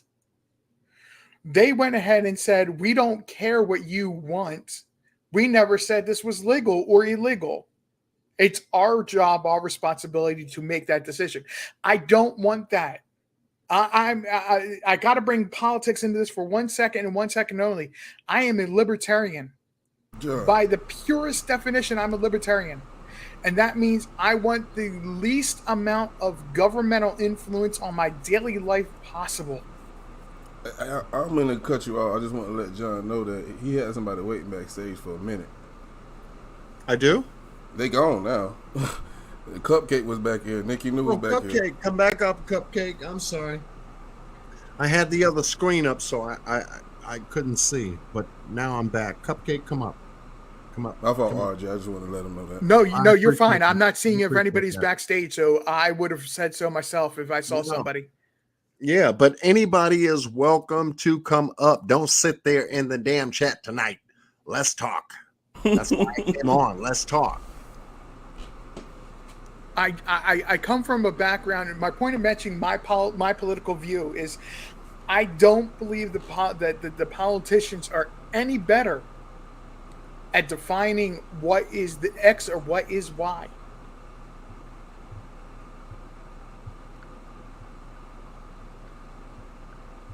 And it's not their responsibility to make that decision. I believe that. It's up to us. But yet we are the ones who have to make them aware of what it is that we want, and not let them be the sole judges of our Second Amendment, our First Amendment, our Fifth Amendment, or any of the amendments that, these are our rights in this country. They fall, this country goes out the window. And so, when we're taking a look at something ever so critical, such as a means of self-defense, in which we're talking about the legal ramifications of this being the Second Amendment, yes, we all have the right to defend ourselves, whether we have arms or not. And let that be acknowledged during the course of a situation to where we are protecting life and liberty of ourselves and our family. Yes. I'm not even cutting that. It's when it goes beyond the definition or clarification of what that means. You don't give, it's just me now. You do not give an AR-15 to an 18-year-old that's living in civilian life that doesn't need it. Military that's in Afghanistan, military that's in Somalia, military that's over there in foreign countries and abroad. I get it. They need it for their self-defense and is regulated by federal law to use. I get it. To protect themselves. But when we're talking about our country here that's not at war, has no declaration of a state of emergency in all of the states in this country, for all citizens to band together into a militia for any kind of self-protection, because the government doesn't have the capacity and is limited to that self-protection of each and every single one of us. Well, hell, let's all pick up a stick, grab a rock, get a gun, and hold the fort down. That I get.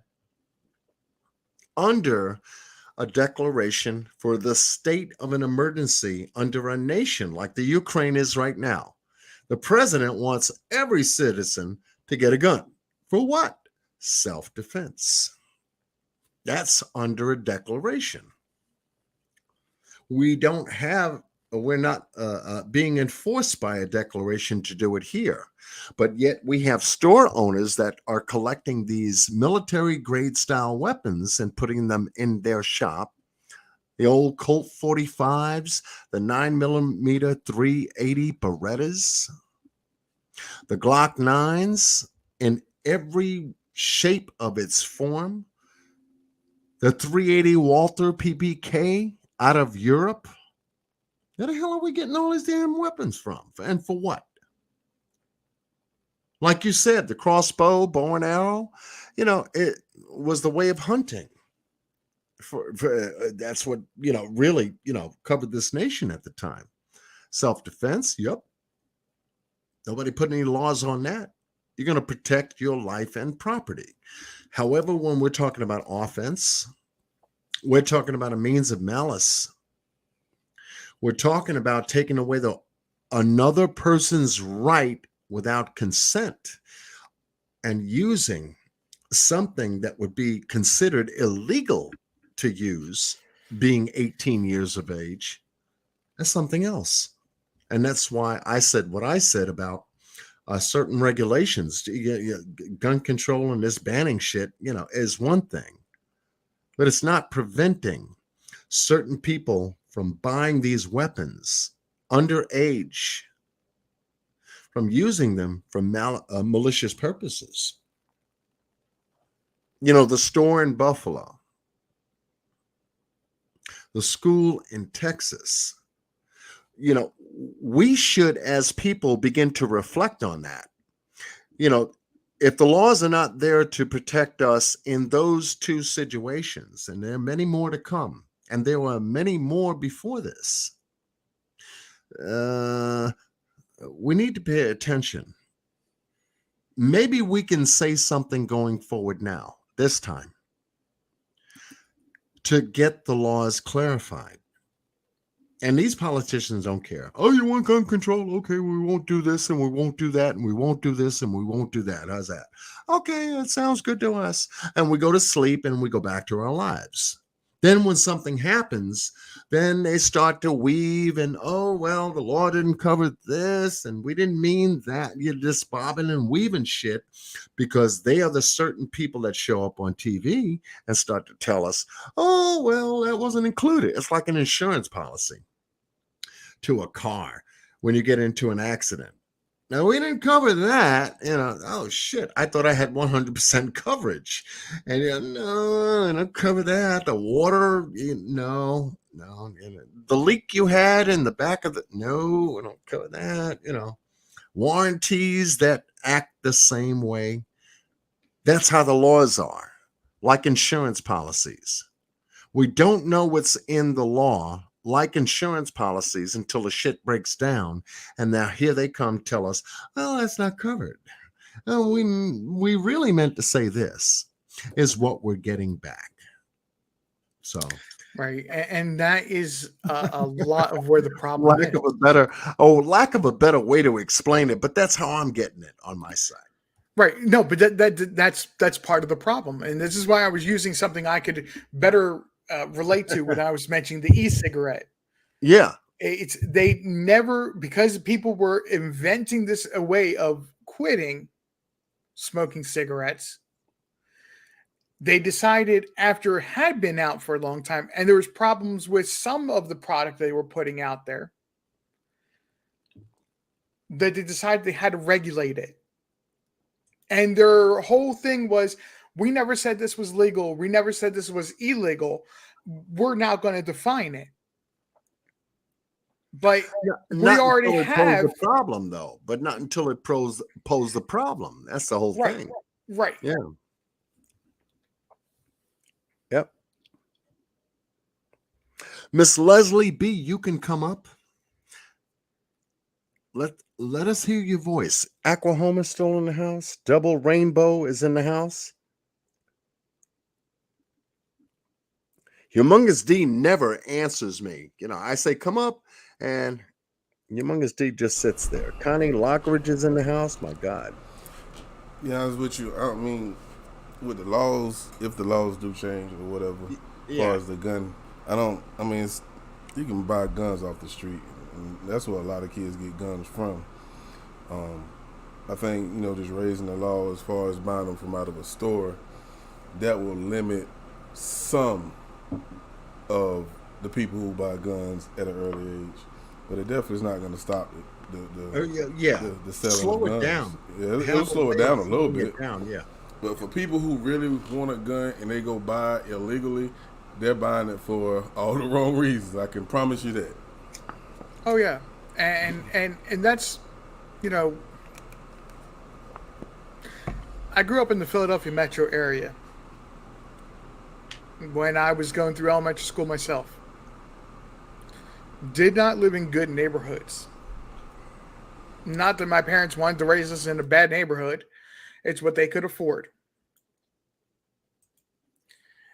And I can't count the number of times where we were out in a playground or we were out, doing whatever, and we were chased from the playground or chased to go inside because there was a cop coming through saying, get out of the street, get off the playground, because they're pursuing somebody that's headed our direction. Mm-hmm.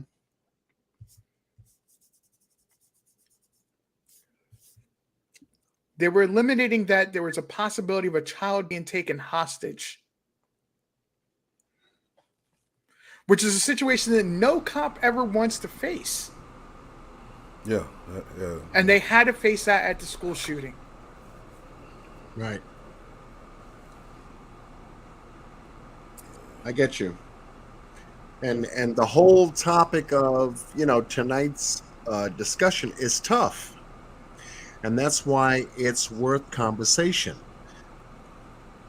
Now, more so, it should have been a long time ago, but now is now, because in one situation, Buffalo, New York, you've got a manuscript that's put out there for certain people to be activated.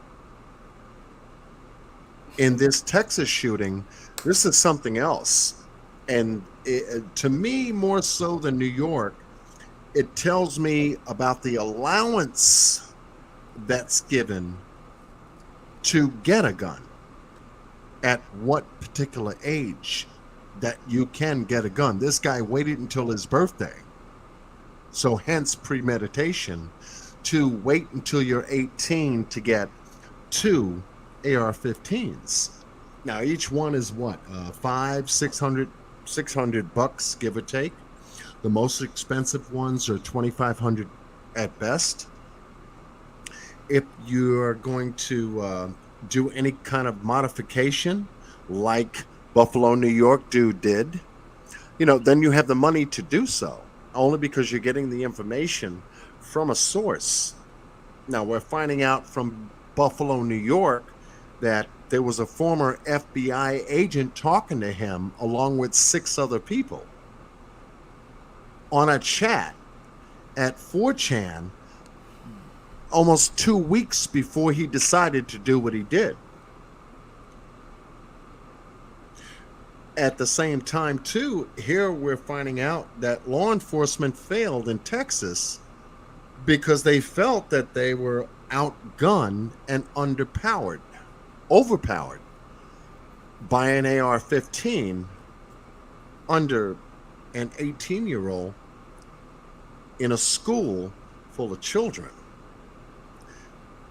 And yeah, you take these two in a store or in a school, you put them together. What do you think the politicians are going to come up with? Oh, we saw it immediately after the school shooting happened, and with the senator from Texas that got up on the Senate floor. Again, I'm sorry, but politics, you got to mention this because it plays a factor in this. But as soon as he got told and got informed what happened, he got up on the Senate floor and was demanding that they pass a bill that day for, as he said, better gun control. I've seen in traffic stops where there are multiple people in the car, innocent people in the car, but the driver want to do something stupid, or maybe not even doing anything stupid, have a cell phone in his pocket. They think it's a gun, and they just start shooting inside the car with a bunch of innocent people. And sometimes they get hit, sometimes they don't. But they didn't make that decision at the school at all. And I find something wrong with that. Yeah. I mean, they quick to shoot a person who they think got a gun when you knew this guy had assault rifles, and you say stand down. That's a problem for me. Humongous D said, "I'll be quiet, LOL." Get your ass up here. He said he can't come on. So yeah, come on now. I mean, as long as you've been covering the Kanika Jenkins case and the great work that you've put out, you mean to tell me you can't, jump up here? You don't ever hear cover your face. No, cover your face. And just say a few words. My goodness, ain't nobody gonna know who the hell you are. But it'd be nice for you and I, to say hello. Damn. Hello is like, damn, it's easy. Dreamcatcher, welcome. I dropped the link for anyone to come up on an open panel to discuss the topic at hand. Now, even if you don't know the intricacies like we're talking about, that's fine. But come up and just give your thoughts about what we've been talking about. I went live because I said I was coming back, and I said we're going to discuss it. Now I'm here, and it's like all tight. I got my fingers tonight, John. All tight. Come on, all tight. Get off the typing. Hit the link. Come up, and I'll do this real quick. So you see that? I can do that and put myself up here, cover Boss Blake and RJ. And if you come up, We can talk like this if you want to. And you still can hear us. And everyone can still hear. You know, you didn't know about that. Oh, well, I do have that option. So hit the link. I'm going to drop it again. Ain't nobody need to see you. You don't have to be afraid to say, John Q, I like what you're doing. John Q, you suck. John Q, anything, you know, whatever, you know. But this live, I wanted to come back from a 7.5-hour live that I did. It's still up. Thank you, Boss Blake. That was a I didn't test. get struck. I didn't get struck. You know, not like my other video, because they took that sucker down. I showed a receipt out of my email to say I got taken down. And when you called me and told me the same thing, I said, oh, shit, okay. Well, I didn't show no video, but I showed still shots. And I got jacked. I got jacked. Somebody in the I got back door. jacked. So. I heard somebody. I heard that tweak, the noise for somebody in the background. Somebody in the back. Yeah, no problem. All right, so let's do this. No, they done covered up. I don't even see No, the it's name. okay. So let me know if I can uncover the panel and you're okay. You're good now. Rainbow. Hi, I just wanted to bring something else up real briefly. It's okay. It's okay for me to show the panel? Yeah, I don't care. Okay. Here we go. Rainbow is in the house. There we go. All right, love. Did you know about the Michigan shooting? There's a school called Oxford, and I just wanted to point out that he's a minor. I think he was 14, and his parents bought him a gun, and he did the mass shooting at that school called Oxford. So we have that problem too, that parents can purchase these guns, and well, you know what I'm saying. They found a gun in a 13-year-old desk at a school a few days ago. A 13-year-old. So on top of all this scary stuff, we got parents that are encouraging that behavior. That are what? Parents are encouraging that behavior, or what behavior are you talking about now? About kids wanting to kill other kids to be mass shooters. Oh, damn. He should lock the damn parents up, just like he No, wanted to I say. agree. I agree. And Well, that yeah. one article that Blake Bossman posted in the private chat. It says that there was a 17 and a 15-year-old for the Victorville. Right. So just like that, one kid that I can't remember what city or what his name is, where they actually ended up arresting the parents from the shooting that he did. Where is the accountability to the parents, or where are the parents being held accountable for these two individuals, since they are minors? There you go. Hey, now you talking. There you go. And that's why I said, if you're going to be giving military grade style weapons to an 18-year-old that you would not even treat at a bar because they can't drink until they're 21, let them sign off. The only way they can get a weapon is if they have two, not one, two reference points that will take responsibility for the next 3 to 5 years, like they purchased that weapon themselves. Sign off like a mortgage in any way, shape, or form to protect the integrity of that weapon going at least 3 to 5 years on an individual that is, a young age. And I don't deem 18 being that age. Let them be 21, drinking age, and then let them have that same term and policy under everything else when it pertains to a handgun or even an assault rifle, but more so an assault rifle like an AR-15 for the next 3 to 5 years. That way, it's not just one person's interest alone to afford the weapon. It's in the interest of 2 additional parties being responsible for that person handling that weapon. Now they get to 24, 25, 26. Let's say 21 is the age, right? 3 to 5 years. Let's go to 26, 27. You know that you are, coming out of a contract, a state contract, releasing yourself from any kind of responsibility. So now a 27-year-old is not an 18-year-old walking around doing this shit.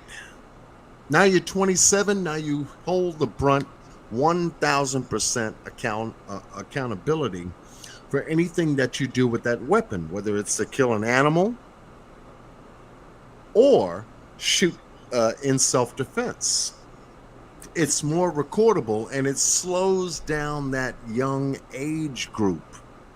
Is what I'm proposing. Slow down that age group. 18 is too damn young. You can train your child from 7 to 10, 10 to 15, 15 to 18 on how to use that weapon. That's fine. Right. Okay. So you're saying once a person turns 18, go through that training that training period. Yeah, I actually believe that needs to happen when they're a minor, in that 15 to 18-year-old. No, not the training.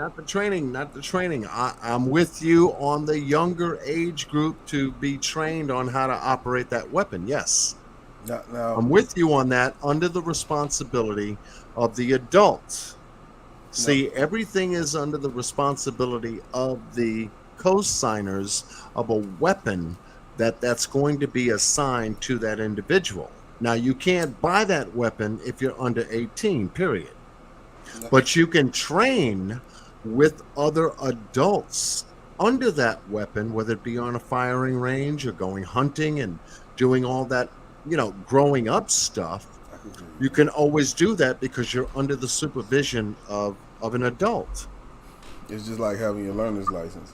But may I play devil's advocate? You have, let's just say this, old school, you have a chaperone. You have a chaperone not at 18, but at 21. You have a chaperone when it comes to military assault rifles or anything of that nature for at least 3 to 5 years, and then that weapon is fully released in your name as being the sole adult that's going to be held accountable for the actions of that weapon thereafter. They're just to slow it down. They did nothing to slow it down. All they did was increase sales. Now, and when you increase sale, you not only get it from the shops, ladies and gentlemen, you not only get it from the shops, but the streets go up as well. The illegal weapons go up as well. Now, if you've paid attention to the interviews they did with the kids don't want to go back to school. Now, watch this domino effect and watch how it goes right back to the responsibility of a parent. If those kids don't go back to school, you know what they do to a parent? They will lock you up. They hold you accountable if your kid don't go to school, but if your kid go kill another kid, they don't hold the parent responsible. How does that make sense? Right. Boss man, are you saying kids in general or these particular kids from this school? These particular kids, I'm pretty sure there's a lot of kids around the world who are seeing this, and they might fear for their life as well. But right now I'm just speaking about those kids who survived this. They don't want to go back to school because they think it's going to happen again. How can you convince those kids to trust you that you're going to protect them? I'm glad you're bringing that up, and I'm going to make a reference to the live that I did last Tuesday. And I made the point where you have to go back to school.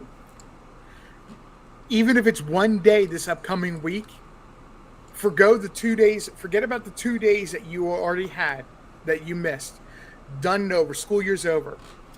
You've got to go. Those kids have got to go back to school this school year. One day for the idea of them being having that last mental notation of being a positive event in that school. Plan a half-day assembly where you make sure the parents are present for part of the day. Part of the day, you send them over. The parents are over at the Civic Center, and they're getting help with understanding what services are available to the students because of what happened.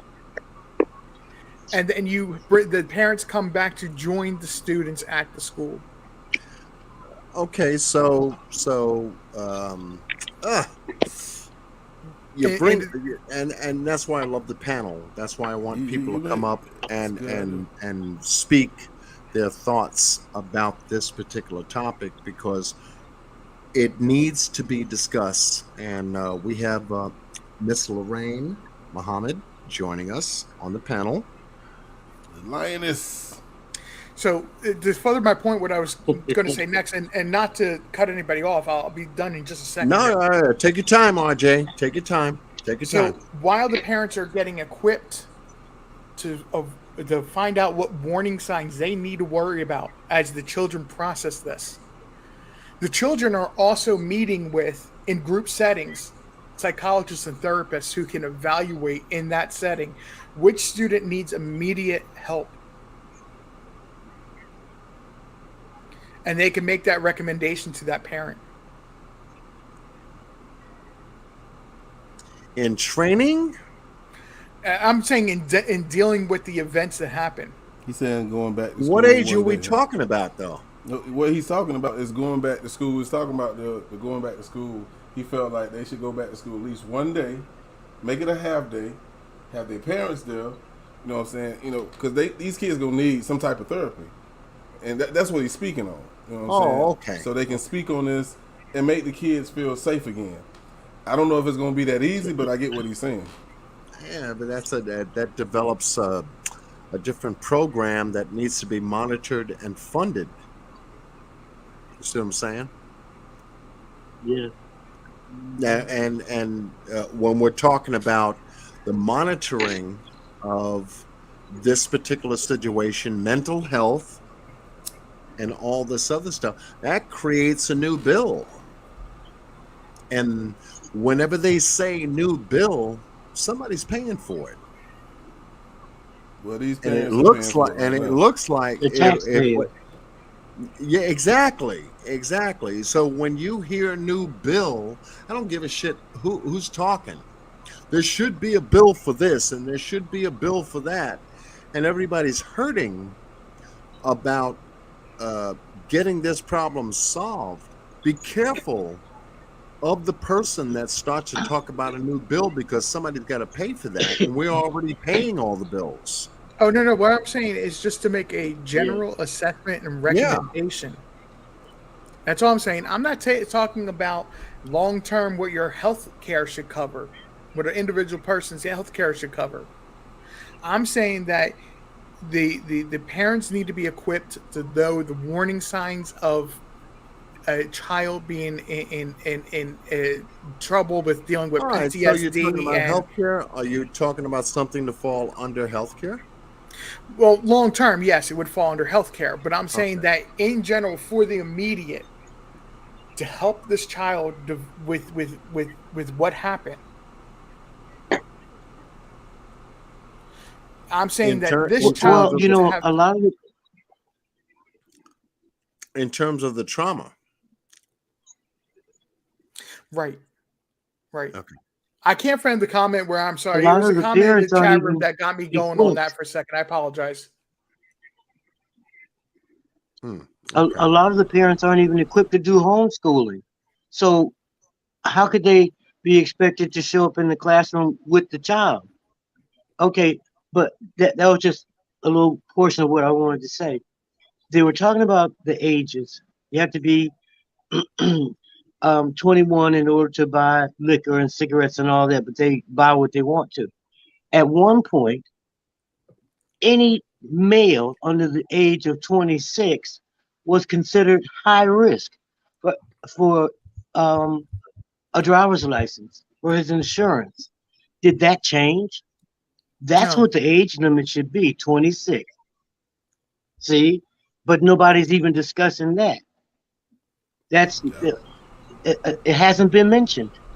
Men are considered high risk Good until point. they're 26 years old. Good point. So No, good point. that should Good be point. what the age limit should be for buying a gun, buying liquor, buying cigarettes, buying weed, whatever, because they're not responsible enough before that age. Some of them may be. I remember farmers' sons could drive at 15 because they were driving trucks to and from school after they did their farm work. They had to drive the farm machinery and equipment and stuff. Most of them aren't even Right. doing that anymore. Right. But the thing is that instead of creating new laws, let's use what's already in existence. And even at 40, a man isn't considered fully mature until he at least hits 40. Why is it these things are on these men like this? There Uh-oh, has to there we be go. for a reason. Amen. Oh Amen. man. And that's why I said, if you, good point, Miss Lorraine. Good point. And that's why I said, if you're going to change anything, if the adult drinking age is 21, post it at 21. Everything right Yeah. there. If they want to obtain, and I'll say this again, a military style assault weapon, not a handgun, 38, 22, 25, 45. That's a handgun. Less capacity in terms of the gun control that Clinton signed into law in 1994. I'm not talking about that. When we're talking about military style grade weapons, AR-15, M16, M14s, all the shit that the military would have in their possession to, of course, be involved in a war situation. And you want that kind of gun here in America because it could be a freaking commemorative model or, a collector's item for the U.S. military. Rah, rah, I'm a patriot. Okay. 21 is the age and 2 sign-offs. 2 that will be responsible for you operating that weapon wherever you go, whatever you do, and they will be held just as liable for the use of that weapon during that duration of time. And I say 3 to 5 because ages will mix. 22 could get it, 23 could get it. No, 3 to 5 years, 3 years minimum, 5 years maximum. So if you're coming from 21, you will be 26 when that contract expires from the 2 co-signers that will be held responsible on how you use that weapon.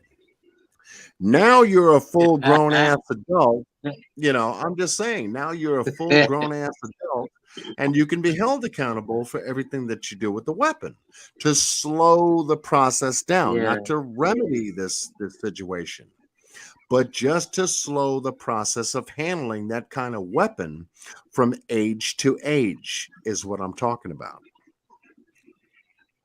Yes. Yes. Yeah. Yes, I agree. I mean, slow it down. If people are getting guns far more faster now because, I don't know, gun sales like any other sale, a car sale, whatever like that, during the summertime, people buy. They're in their buying mode from being locked up from a post-COVID situation.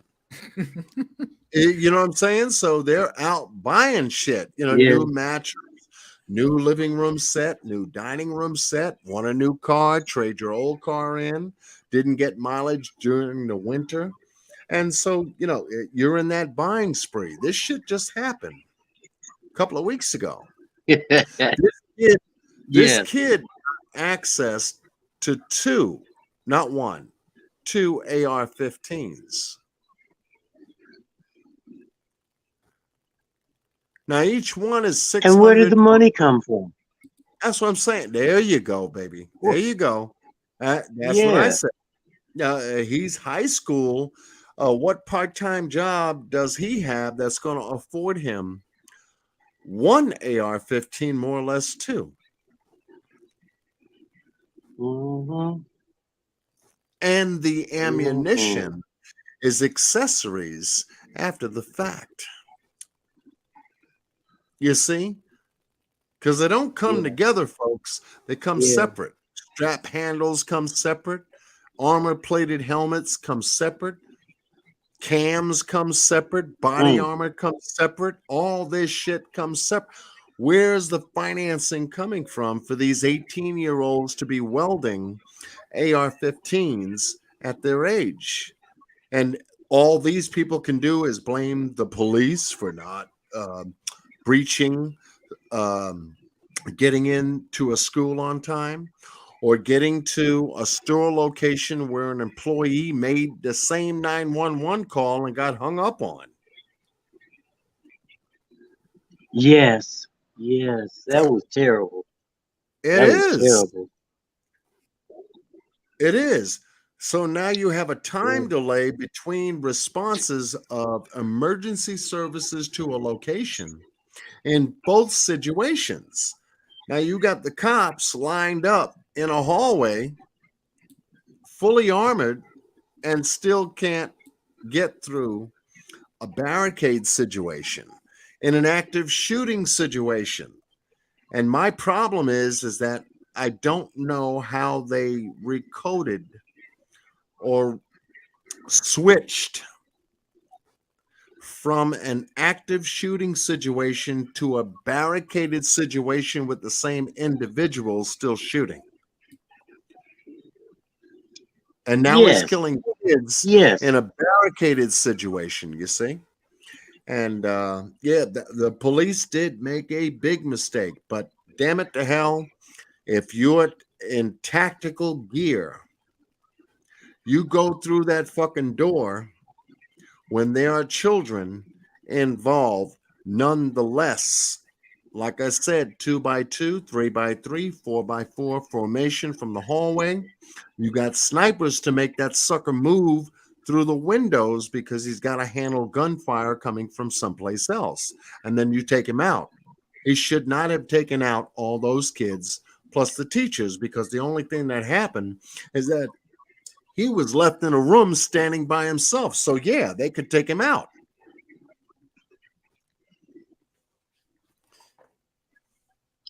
Well, I don't think there was enough grandmothers out there.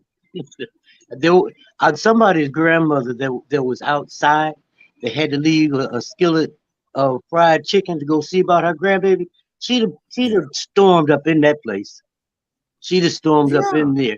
I think that was why they didn't, because the children weren't white. I hate to sound racist, but if those had been white children up in there, somebody would have tore that MF down to get him out of there. He'd have been dead. He didn't need to be tortured and followed and trailed and watched and all that stuff. If those had been white babies in there, he'd have been dead. He may not have gotten to shoot one child, because he wouldn't have got up in there like that. Those were little brown babies just like him. And it's like they had to wait on the Border Patrol. So the Border Patrol is the only people the only military personnel or only qualified personnel that can deal with brown people. The whole thing is messed up. The whole thing is messed up. They should be ashamed. They don't even need to fire him. He gonna catch his karma. Yeah. The man that told them to stand down is gonna catch his. He's catching it now. They're trying to get their stories together, trying to get that blue code together. They Yeah. should be ashamed of themselves. And then I the am, parents that were standing out there, the women that were out there, they should take pot shots at them every time they see one of them. Get them a dirty hairy gun. yeah. But that's why, this is the kind of conversation and discussion that needs to be had. There are a lot of folks in the chat, outside the chat too, that have their thoughts about these two different stories. And that's why, I keep dropping the link, and I'm very glad that you came up, to express your thoughts. And, I encourage everyone to, hey, just pop on for a couple of minutes and express your thoughts about tonight's topic, because this is where we can interact the most.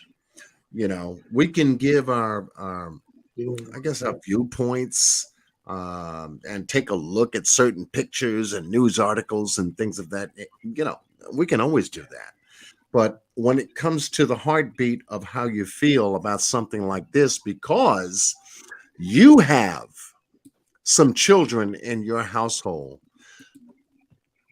in that certain age range that you think about going to a public school, which this was, not a private school, but a public school, and to see how these people can get access to these buildings the way they do, and what causes that access to happen.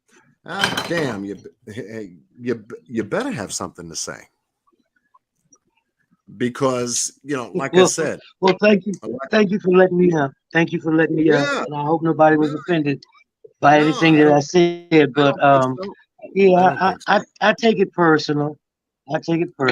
And I've been listening the whole time. I have been ever since I signed in. I've been right here and listening to RJ and Boss Man. And I heard Double Rainbow at one point, and then I never heard her again. But at any rate, and I was looking forward to Professor Cupcake. Oh my goodness! Ooh. But I'm gonna go back into the chat, and like I said, I appreciate being able to come up and express my opinion, and that's all it is, my own personal opinion. Well, And thank you, and Mr. Rain. I was glad to be able to do that. You are always welcome on Thank my you. panel. You know that. Only you and Boss Man. Anybody else have to pay me. All right, thank you. All right, love. Thank you so much for coming up. Hit the link, folks. Hit the link. It's so easy just to, say what's on your mind about this topic.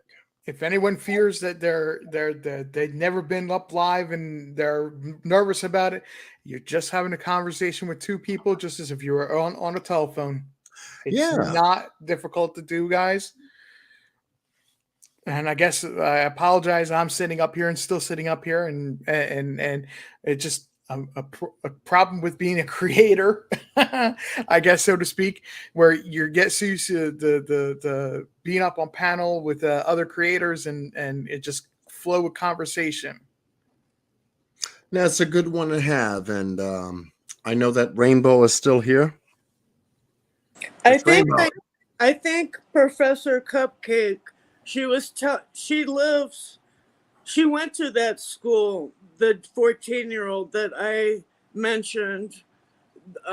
First, where the mother bought him the gun, and she even took him to the range and taught him how to use it. I think that's why Professor Cupcake was trying to get up here, because she lives right there. Okay, so she can come back up. She can come back up. Yeah. Yeah, I hope she does. Marley 13, you can come back up. Leslie B, you can come up. I mean, I'm opening up the chat to have this discussion, and make it informative, try to make the most out of it. I'm sorry. The good news is that Michigan is trying to make those parents an example, and they're in jail right now, along with the son that did that at the Oxford school. And they're trying him as an adult, and the parents are, they hired high-paying lawyers, expensive attorneys, and their son just has a public defender. And it's also being discussed, should the school be held partly liable as well, because of the fact that the school was seeing red flags for quite a while with this kid that shot up a bunch of students. The school is going to be held liable for having an open door during an active shooting. So you best believe that's where they're going. Okay, I'm going to drop back down. Thank you. I just wanted to mention that. Because, yeah, thank you. Yeah, no, you're welcome. You're welcome. And thank you for being a part of today's chat and holding it down for me. And also, I'm not offended, Miss Lorraine, and I didn't know that it was a school of not white children. And that is occurring. I'm white and I'm upset to hear that. And I can't argue with you because I know that is happening in this country as well. Okay, I'm going to go back down. Okay. Thanks. But yeah, it's a good point because, in one shooting, you have predominantly a situation that has occurred with predominantly Black people.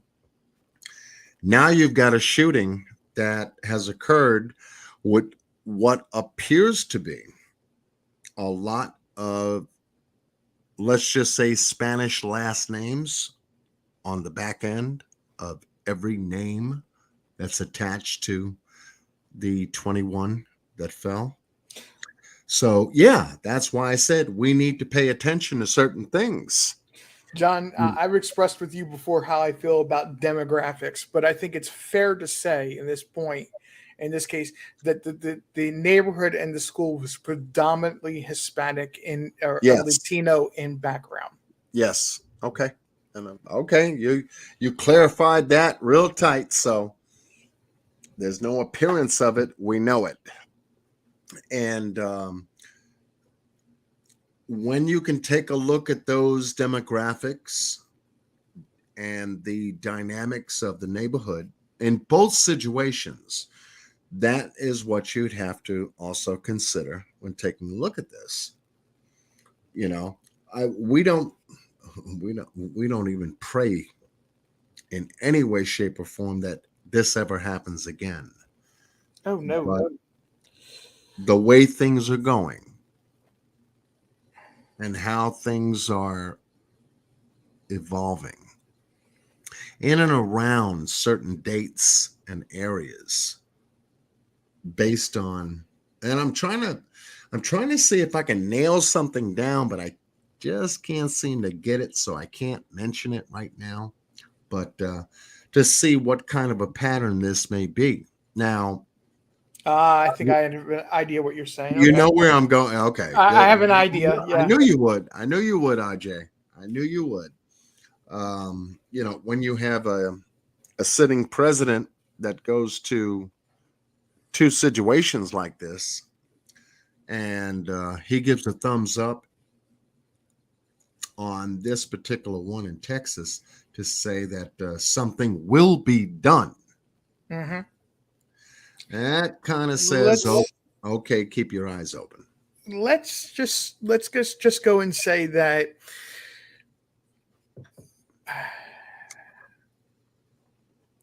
the I president. know. Take your time. No. Let's just go say the president's background leaves a lot to be desired. and in being able to stand up and speak the words that he has spoken in the past with the past two mass shooting events. Yeah. It's the question of where is the catalyst? What is the moment that he has made the change from the statements of the past to turn and say, and when I say past, folks, I mean as recently as when he was running for president. That's another story, RJ. We don't want to go there now. Well, When he was I running understand. for president. I understand that, but you know what? You and I are on the same wavelength. I think. I know. But I'm just making the point of he made a statement as recently as when he was running for president that makes you question when was the catalyst moment that caused him to change his behavior and his statements that he has never ever acknowledged as being statements that should have never been made in the first place. Am I on the same page with you? Yeah, yes, you are.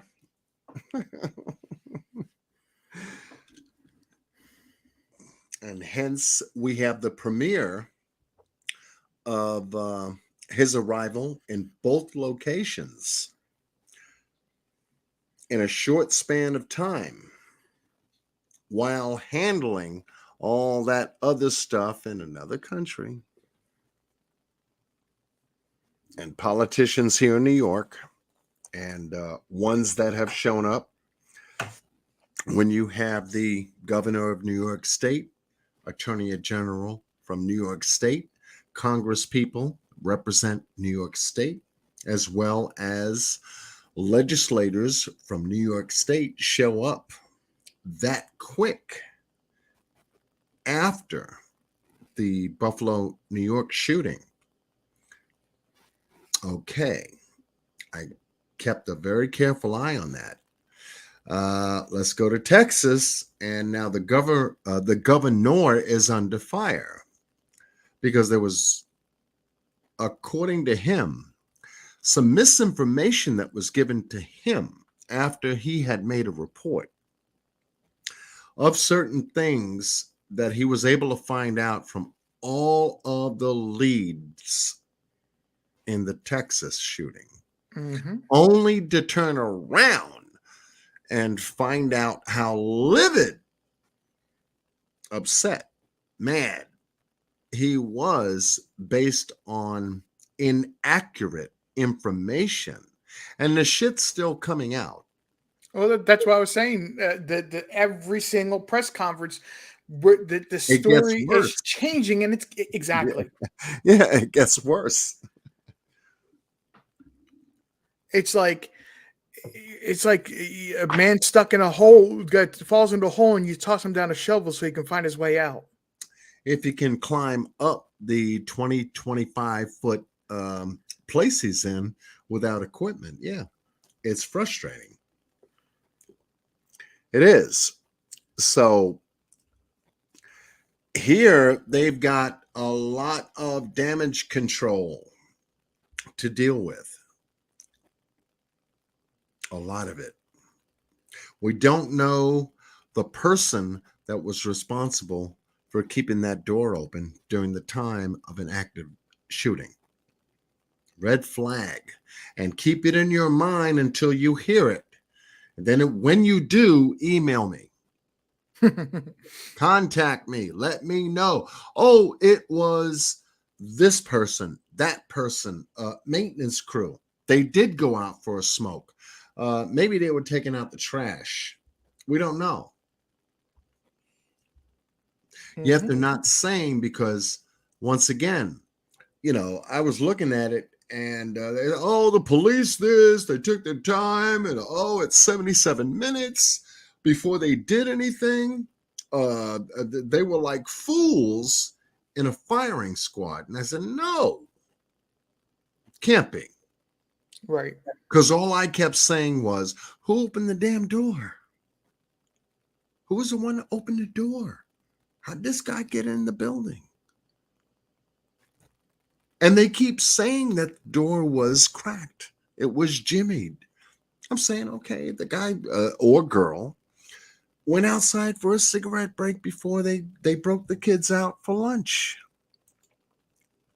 Or maintenance was out there doing a little sweeping around, put a jimmy in the door, and started sweeping. This guy did 3 classrooms from outside. Now that's where my problem exists. Because if they were outside and 3 classrooms from the opposite side of the building got hit, and this guy was on that side of the building going up in that area, then this person who had the door jimmied had to have gotten shot. There was a helicopter view in a video clip, and all of you can find it. I'm sure you can, where police are infiltrating that exit door, and there seems to be a stain, a big one, and it's not white. This is a very dark stain, almost like a blood stain, not too far. If I could say maybe 4 feet, 5 feet from that door entrance onto the wheelchair ramp or the ramp itself. I'm thinking somebody got hit there, the door's still open, and this guy walked in. So who's the person outside that got hit?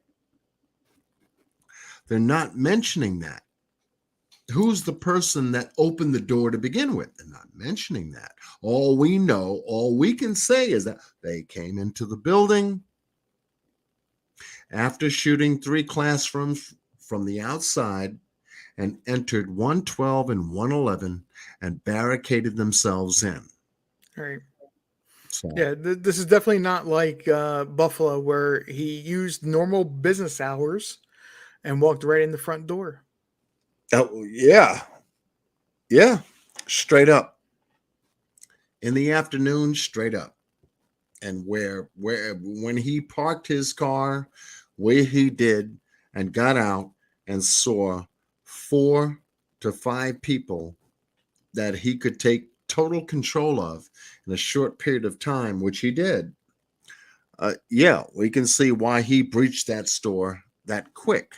Mm-hmm. I played that tape. RJ, I played that tape over and over again. The first couple of times was very difficult to watch. No, I can imagine. It's I can only imagine. Extremely hard to see how someone is deploying an AR-15 on someone less than 10 feet from them. Mm-hmm. It is very difficult. Well, I'm not trying to compare it to this, but there's a reason to handle that kind of weapons when somebody goes into the military.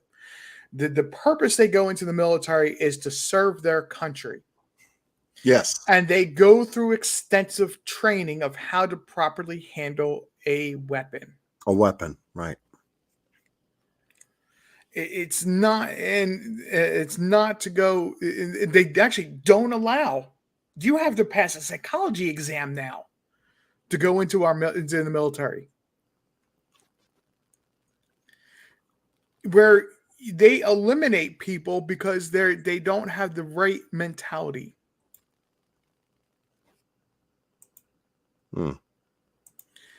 These people that did these events. And I was mentioning, and I had sent you that chart, but the psychological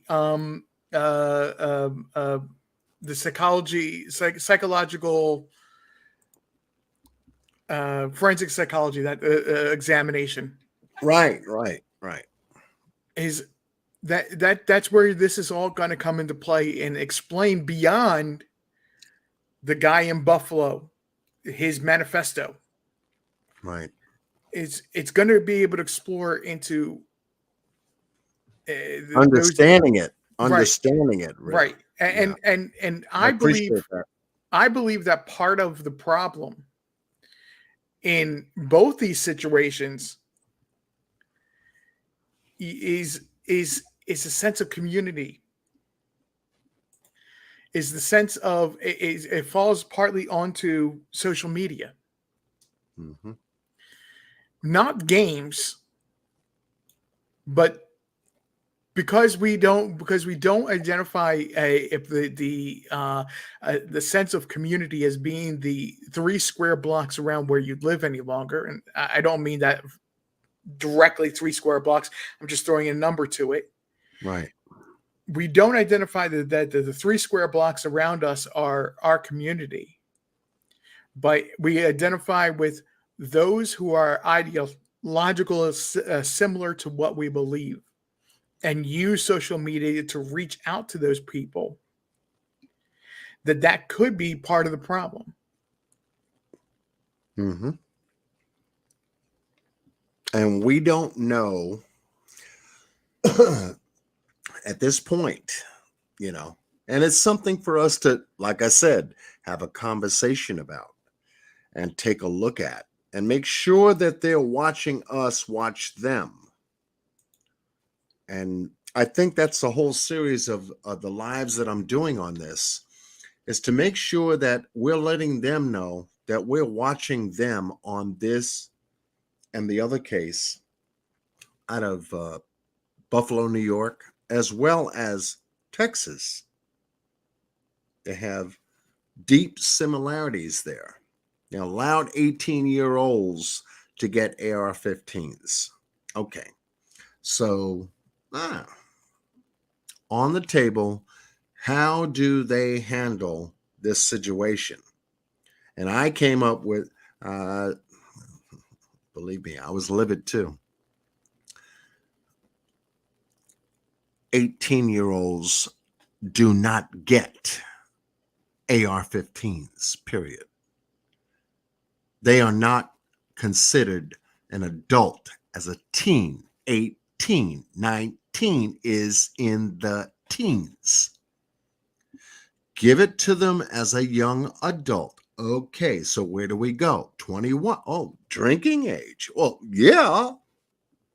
If they don't allow you to buy beer and alcohol at 21, go there. Start there. Slow it down, like you did when you raised it from 18 to 21 to begin with. You put curbs and curfews on when you could buy alcohol and beer across the country. Okay, now do the same thing with the weapons. But why didn't you do the weapons before you did the alcohol? One's more lethal than the other, but yet ass backwards, they did it. Put a 2-person reference signature on any co-signing of a weapon, especially a military assault weapon like an AR-15, 3 to 5 years. Let them, under that guise, 3 to 5 years, go through the mandatory training. Make sure they know who has that weapon, how they can use that weapon, serial number, everything, munitions that they get, everything. Scope them. Now you can collect a database on that particular individual pertaining to a military. Do you think the military, out of every weapon that they give, any one of the military personnel that goes to war, a recorded, documented entry into the database system to know who's got a weapon at any particular time? Answer, yes. Yes. Definitely. I agree 100%.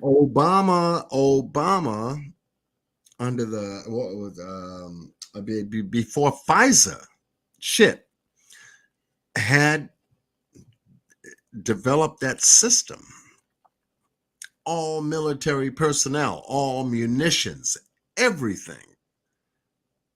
How many boots you own, pants you have, top, everything, all recorded whose unit you're a part of, who's responsible for that unit, et cetera, et cetera, et cetera. So if it works real well for military, it should work real well here. But we're not talking about wall-style database. Now we're talking about a civilian database, and this is what they were pushing back on when they were having an issue with FISA.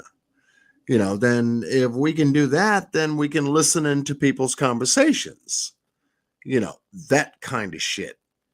And record text messages and videos and exchanges online. Everybody had a pushback on that because we're not at war. I guarantee you this is being revisited in a different way. Oh, guaranteed. I think so. Guaranteed. Mm-hmm. You sit there and you look at you go back to 9/11. Mm-hmm. And there was a series of events that happened within a months to a year to 2 years after 9/11 happened, where the first statement that they said on the news was there was a device found Times Square. I just happen to remember that there was one. This is one that they found a device in a van out by Times Square, New York City. The lead to that story was this was not a terroristic event. There's no terrorism tied to this event, to this news story. Why did they have to do that? Because they didn't want people to panic.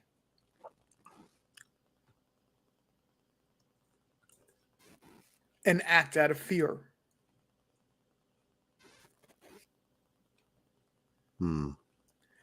So you have the same idea, the same thing. The ex-cop who was killed by the Buffalo shooter. Oh, sorry. No, you're fine. You have the same thing that's going on right now with this.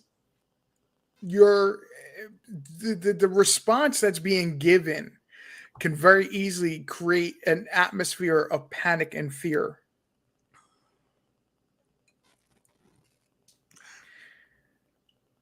My response.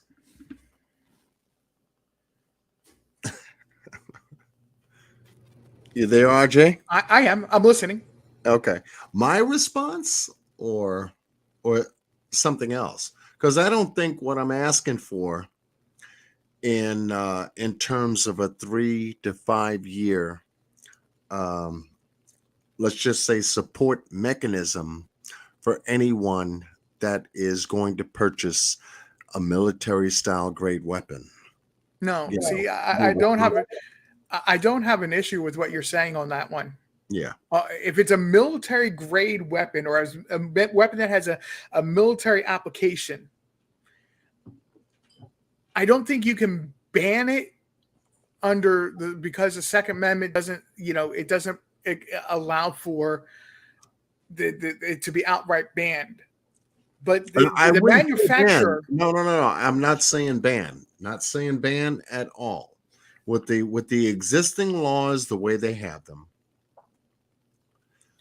it's not banning. It's not banning at all. It's more so putting an age restriction. Right. No. I agree. And I'm not disagreeing with you. That's but I'm also saying that's it. I'm also saying that the manufacturer has a reasonable responsibility to simply say, this is a weapon that was made for military use. Yes. Okay. It should not be available to consumer. Keep going. I'm following you. You don't ban the weapon, but you don't allow it to be in the hands of the government to decide if it's legal or illegal. You make a decision that purely based on common sense. How do you determine that, though? how is one to determine who has common sense purchasing a military grade weapon that is not in the military, using it for military purposes?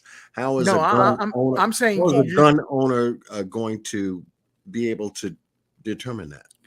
I'm saying because it has a military application, you don't even make it available to consumer for purchase. And that's what I'm saying. Put a restriction on that until 21, and then put 2 co-signers, 3 to 5 years, like an insurance policy. Yeah, see, I don't have an issue with that. Yeah, I really don't. My it thing doesn't is, restrict. It doesn't Mhm. restrict at all. It just gives you more control of who purchases that weapon freely, and they got the money. Okay, my but whole thing though is it's about responsibility, though. right. My whole thing is every single time the government has passed a law related to gun control, as it currently sits right now, has only made the waters muddier than they were before. I agree. And if we're going to have a gun control bill, we've got to get rid of all the old bills that have made this so muddy and debatable, and come out with one clear bill, one clear answer that has applications across the board, Universally.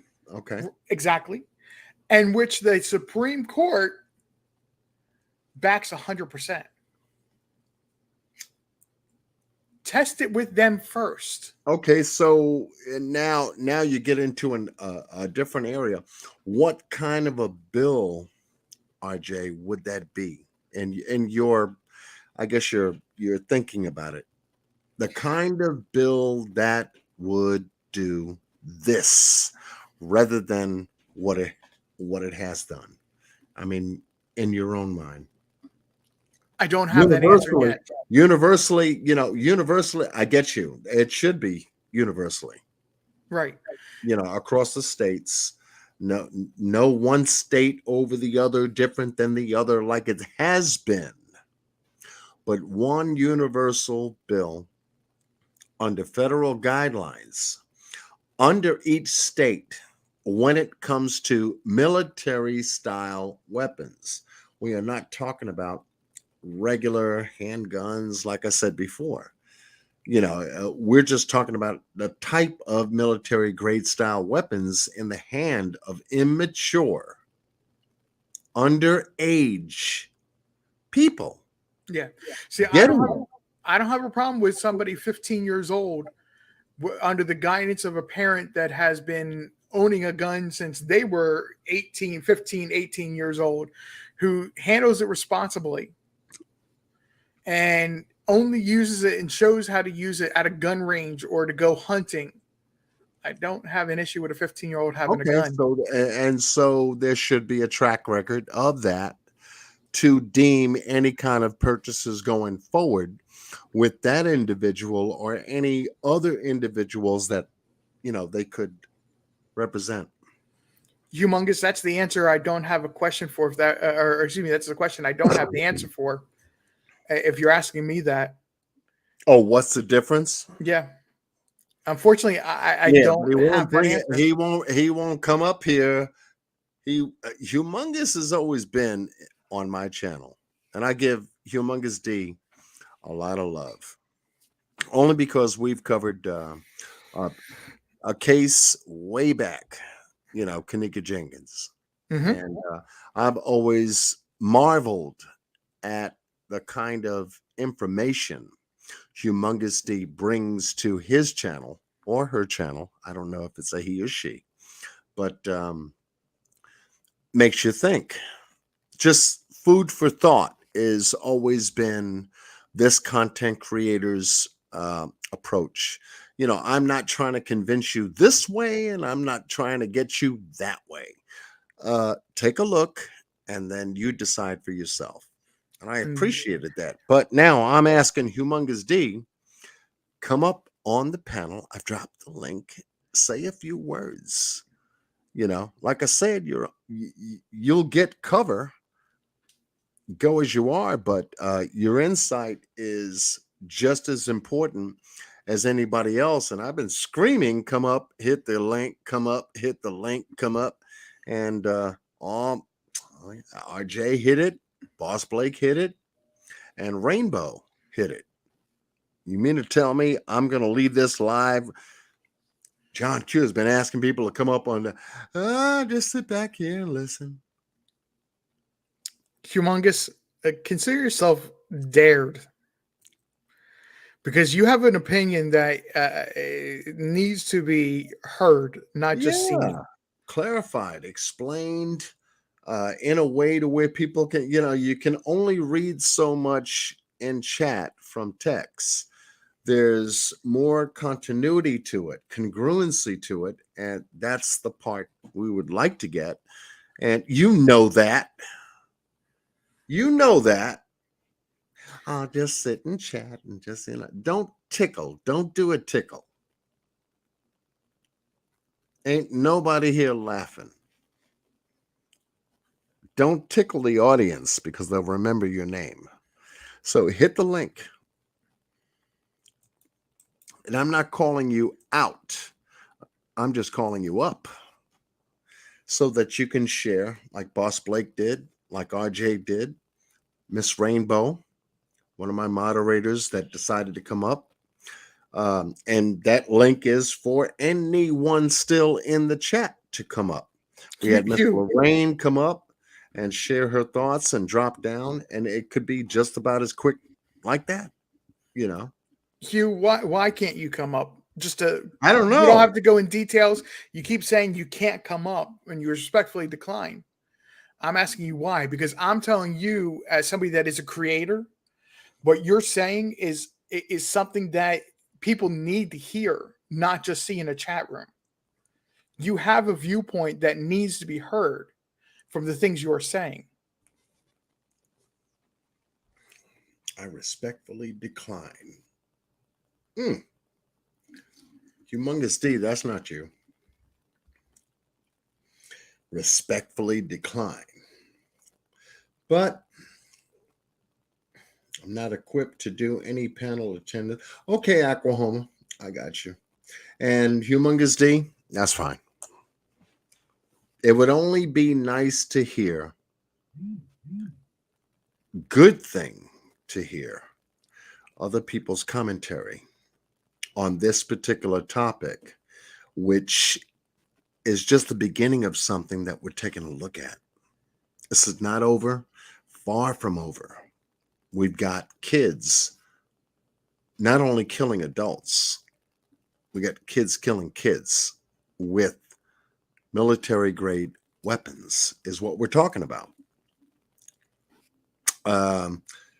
The sticky part will always be how politics plays into this. And I can't get into that, neither can RJ, himself. We can only speculate on that part, but we can keep our eyes open to how they respond.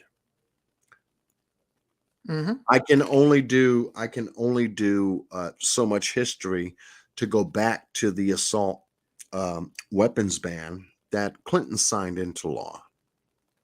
Then we can do the amendment to that law under the Obama administration, but I'm not here to do politics. Let's take a look at it raw and simple, where we all come from, and try to understand it, and then try to say, hey, this is what these people should do.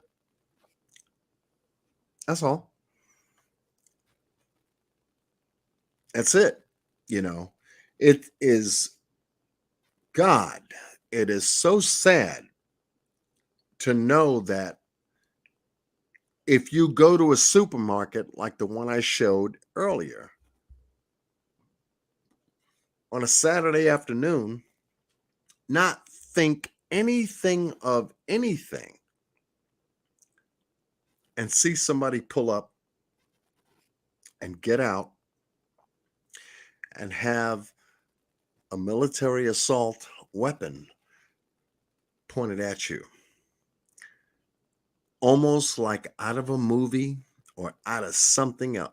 By that time, it's too late, like it was for them. The same thing with the Texas shooting. When this guy breached that building, no one knew who this guy was. He didn't videotape it like Mr. Buffalo, New York did. Come in there with a headgear, body armor, all this shit. But yet he came in there with an assault weapon and did some unremarkable shit to kids. So now we how do we sit with this? How do we, talk to each other about this? How do we define what the news tells us versus what's online versus what really, what they're missing, what they should do?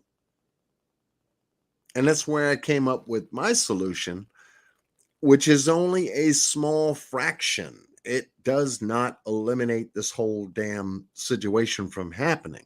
It slows it down. From younger kids getting a hold of military style grade weapons, and puts the adults who sign off on it more so responsible. Damned if the kid is going to think, well, I want to get an AR-15, but I know I have to have 2 signatures. So it detours them from trying to even go into a gun store to get that kind of weapon and registered. Now you got to go the other side, the street, to try to get that kind of a weapon. And now you're going to be held 1,000% fully responsible for everything that you do with it. And that's when police will open up and shoot you down. Right. Because at that point, they don't give a fuck. They are protecting your rights. Oh, absolutely. Straight up. Just straight up. Just straight up. So.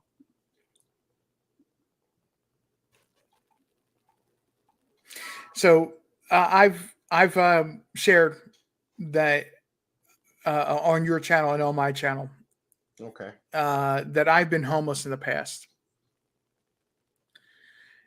and there's something there's something that you were just saying that made me think of this.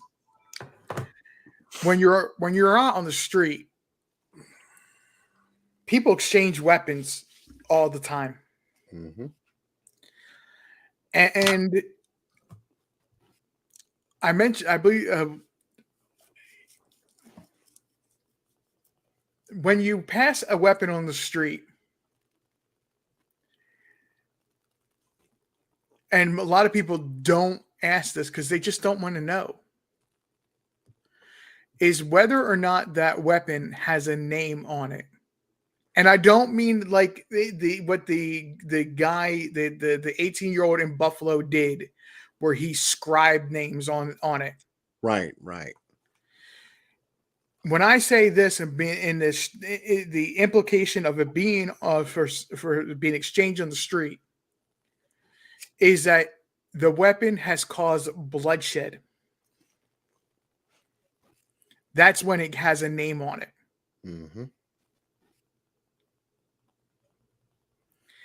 And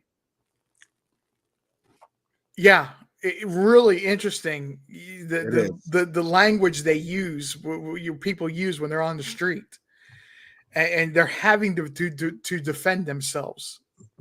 And that's not just one incident. That's every day, every minute, every day. You're constantly in the state of, I got to defend myself.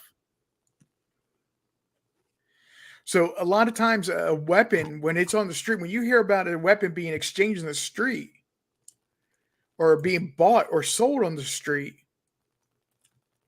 it's a lot of times where it comes from or it goes to, if it has a name on it.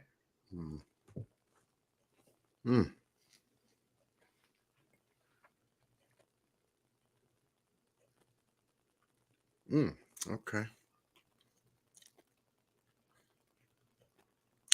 Yeah, this whole thing makes you think, and therefore we should have a discussion. Let's take a look at this clip here and see what information regarding ex-cop killed by Buffalo shooter had just invented a water-powered car. Now, I have not seen this clip. Okay, so what I'm about to play for you is 5 minutes, 9 seconds. And let me just go ahead and mute up. This pertains to Buffalo, New York. Let's see what happens here. Okay.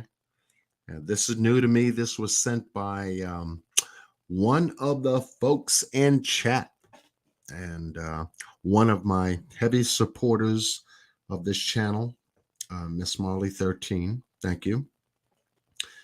Told me, does this have anything in relationship to what may have happened? So if it has, this former security officer, former police officer, retired, that was in that store that day, and he's involved in his own life as an entrepreneur of some kind that came up with a couple of ideas that could help make life a whole lot better. Let's take a look at what's being offered by the mainstream media here in describing what this officer was talking about. So that's let's see if I can get it.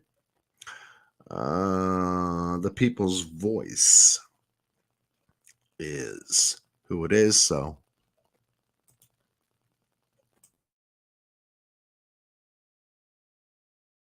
on Saturday had recently spoken about a newly discovered energy source and patented a system that enables vehicles to run on water instead of gasoline. Aaron Salter Jr. was identified by his son as the supermarket security guard and former 3-decade Buffalo cop who tried to stop the teenage suspect. But it's Salter Jr.'s work away from the world of law enforcement that is attracting interest in the wake of his tragic death. His latest passion was building environmentally sustainable vehicles. Watch this.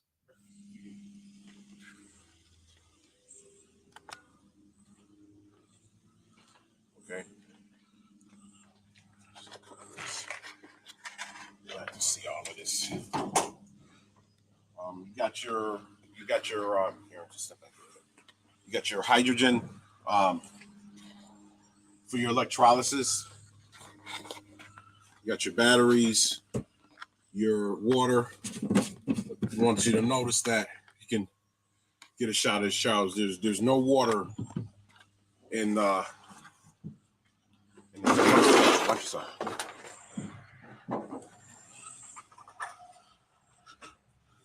Okay, tank is empty. All right, I'm gonna put this back on. We're gonna need water in a minute. This is a agitator. So we're gonna do 4 experiments today for the patent examiners. The first one, you do need electrolysis, but what my system has done is taken advantage of the residue that's produced by the electrolysis. So we're gonna actually start this vehicle without any electrolysis. The second one, we're going to fill the water tank with water.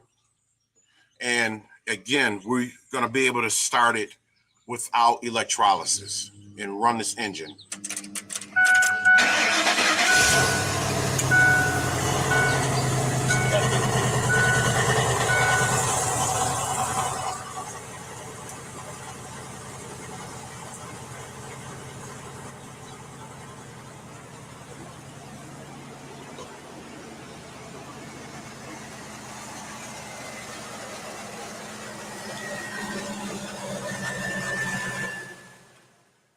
Salter Jr. is not the first person to suffer an untimely death after announcing the discovery of a free energy system.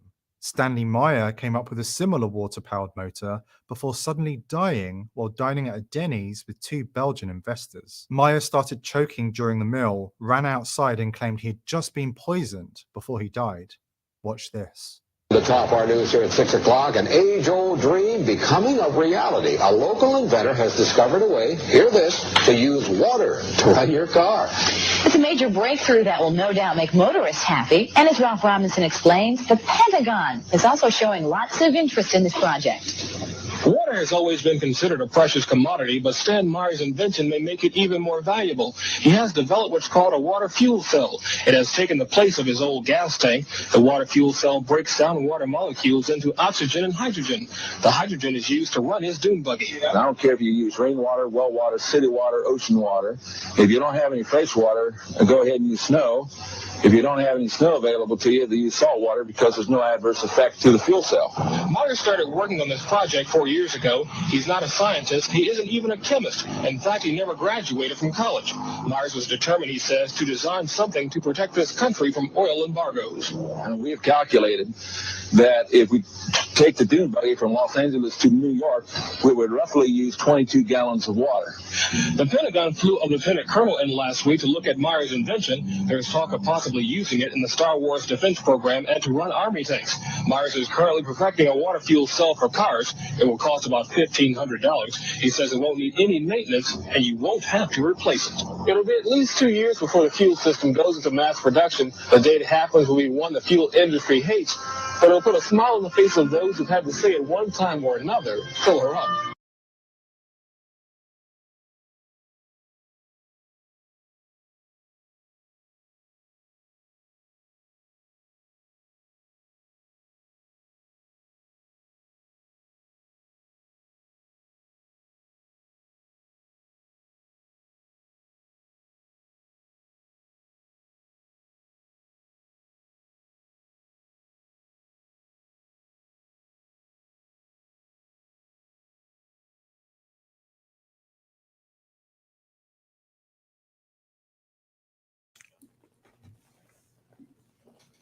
Okay. Little things make a difference. Now you kind of ask yourself, what was that about? Well, when you can start to dig into certain aspects pertaining to individuals in certain cases, you begin to dig out different things that are not a part of the narrative. Thank you, Miss Molly 13, for sharing that. I tell you, the ladies got me good, holding me down. And it's interesting to see that, the former security guard of the Top Store was involved in an entrepreneurial effort to help this country. According to the, just the news article that we just got finished taking a look at. Does it have any bearing on what happened? But we don't know. Don't know. But it's good to take a look at the kinds of information that we're not told on mainstream media. What could have been a possible motivating factor for an 18-year-old to come from Conklin, New York, 3 hours and 46 minutes to go to a black neighborhood to do what they did? What does it take for an 18-year-old to get into an argument with his mother's mother or his father's mother enough to shoot her in the face, leave the premises, go online to say what he has, if he did say that, and then end up at an elementary school doing what he did in the most recent story that we're covering, and looking at, oh man, and looking at yeah.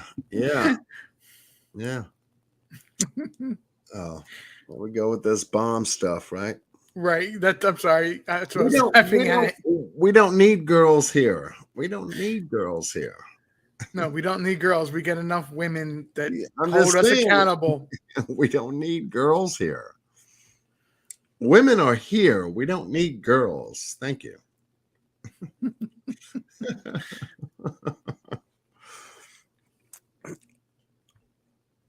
All these people, and looking at it from that perspective only adds to Buffalo, New York. Here's this guy doing something independent of his job there at the store. And now we find out that this guy's into something else deep. Now, according to the video that was taken by the shooter, and Boss Blake and Miss Q and I watch the video over and over and over and over and over again, trying to identify where the security officer was in the store, and we still can't find him. Heavy set, black African American, in his upper 40s, close to 50s, if you will. Can't find this dude in uniform shooting back, as the media proclaims, in the store at that front end entrance where he was supposed to be, according to the manifest. And we looked hard, and especially with Mr. Boss Blake. He looks at things. I look at certain things, and yet he looks at things beyond me. After I point it out, he'll go even further to take a very careful, meticulous look at what I just got finished saying. Mm-hmm. Miss Q, same way. And she'll stay on it until she's comfortable to say, well, you know something? You guys are not only right there. However, did you see this? And so we're looking with all three of our eyes on certain things. And I won't say three of our eyes because each one got two, so 6 eyes. Well, I'll throw this one out there. On certain things. And Boss Blake will bring up, did you see this? Did you hear this? Did you get a look at the right-hand corner of the video while you were looking at this thing? And working with a team of people, taking a look at what you think you see everything in content and context about. It's a lot of work. I'll throw this one out there to add to it. Did you take into consideration that this happened on the weekend before the anniversary of Brown versus Board of Ed? Ooh. The shooting happened the 15th. The anniversary is the 17th. It would have been the 67th anniversary. Okay, RJ, if you got that on Google, can you bring it up? Sure can. Okay, good. I'll tell you one better. I believe it's Wikipedia. Okay, yeah. If you can bring it up, that's what people come to my channel to find out. We say something, we could show something. I'll even do you one more better. Okay. It was history.com. Even better.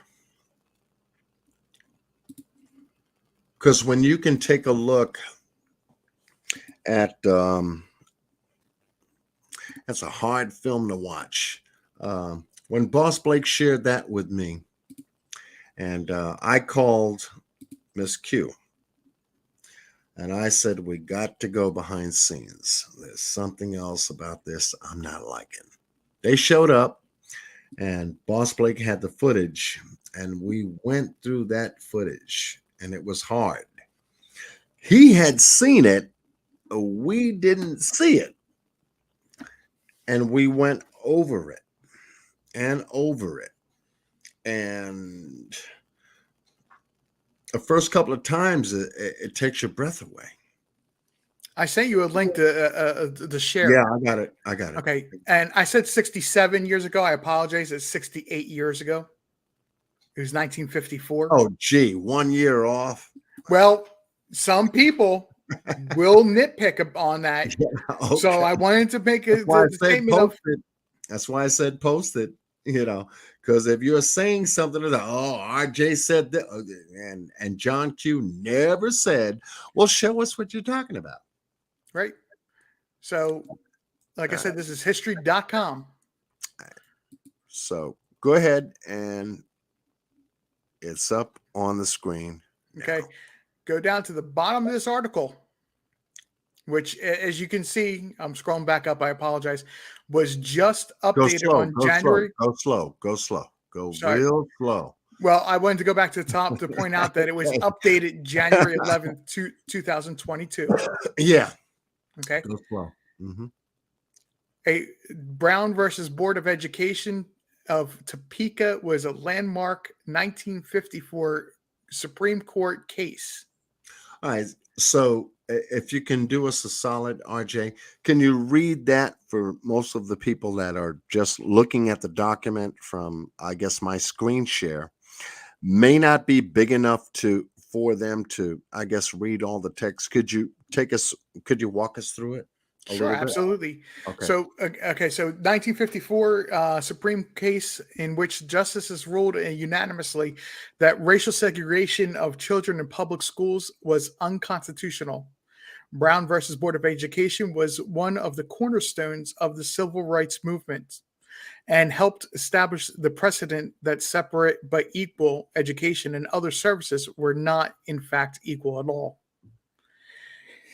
Separate but equal doctrine. In 1896, the Supreme Court ruled in Plessy versus Ferguson that racially segregated public facilities were legal, so long as the facilities for Black people and whites were equal. The ruling constitutionally sanctioned laws barring African Americans from sharing the same buses, schools, and other public facilities as whites, known as Jim Crow laws. That's what it sounded like. That's exactly what it sounded like. Okay, go ahead. And established a separate but equal doctrine that would stand for the next 6 decades. But by early 1950s, the National Association for Advancement of Colored People, the NAACP, was working hard to challenge segregation laws in public schools and filed lawsuits on behalf of plaintiffs in states such as South Carolina, Virginia, and Delaware. In the case that would become most famous, a plaintiff named Oliver Brown filed a class action suit against the Board of Education of Topeka, Kansas, in 1951 after his daughter, Linda Brown, was denied entrance to Topeka's all-white elementary schools. In his lawsuit, Brown claimed that schools for Black children were not equal to the white schools, and that segregation violated the so-called Equal Protection Clause of the 14th Amendment, which holds that no state can deny a person within its jurisdiction the equal protection of the laws. The case went before the U.S. District Court in Kansas, which agreed with public school segregation had a detrimental effect upon colored children, and contributed a sense of inferiority. But still upheld a separate but equal doctrine. Brown versus Board of Education verdict. When Brown's case and 4 other cases related to the school's segregation first came to the Supreme Court in 1952, the court combined them into a single case under the name Brown versus Board of Education of Topeka. Thurgood Marshall, the head of the NAACP legal NAACP. Yeah. Thank you very much. Mhm. Legal Defense and Education Fund, served as chief attorney for the plaintiffs. 13 years later, President Lyndon B. Johnson would approve Marshall as the first Black Supreme Court justice. At first, the justices were divided on how to rule on segregation, with Chief Justice Fred M. Vinson holding the opinion that the Plessy verdict should stand. But in September 1953, before Brown versus Board of Education was to be heard, Vinson died, and President Dwight D. Eisenhower replaced him with Earl Warren, then governor of California. Displaying considerable political skill. Wasn't Earl Warren in charge of the CIA in the Kennedy administration? Earl Warren rings a bell. That rings a bell. Because we know that Hoover was in charge of the FBI during that time. And you had Secretary of Defense McNamara. I mean, you had a bunch of them. But go ahead. I'm sorry. No, it's okay. I just pulled up his bio real quick on history.com, and I'm just scanning over it real quick to see if this mentions anything like that. And I don't see it. But again, I could be missing it. I'm just quickly looking at it. Okay. Displaying considerable political skill and determination, the new Chief Justice succeeded in engineering a unanimous verdict against school segregation the following year. In the decision issued on May 17th, 1954, Warren wrote that in the field of public education, the doctrine of separate but equal has no place, as segregated schools are inherently unequal. As a result, the court ruled that the plaintiffs were being deprived of equal protection of the laws guaranteed by the 14th Amendment. And I'll return the controls of the screen back over to you. Wow. But I personally found it, that is actually more so indicating that this has everything to do with racism. Okay. Than anything else of what happened in Buffalo. We're not the only ones taking a look at the same document. Thank you very much, RJ. Yeah, it's strong in that document.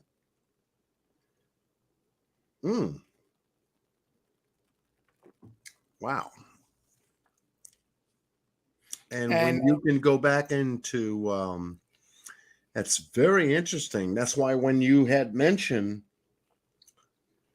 Eisenhower, and my mind started floating around. Okay, Eisenhower, Kennedy over Nixon at the time, because Nixon lost to Kennedy. Then we have in 63, at that time in November 22 of 63 in Texas, we found out what happened to our first American president who was ever done the way he was done. And then Johnson came in. There was a heavy strife in the South.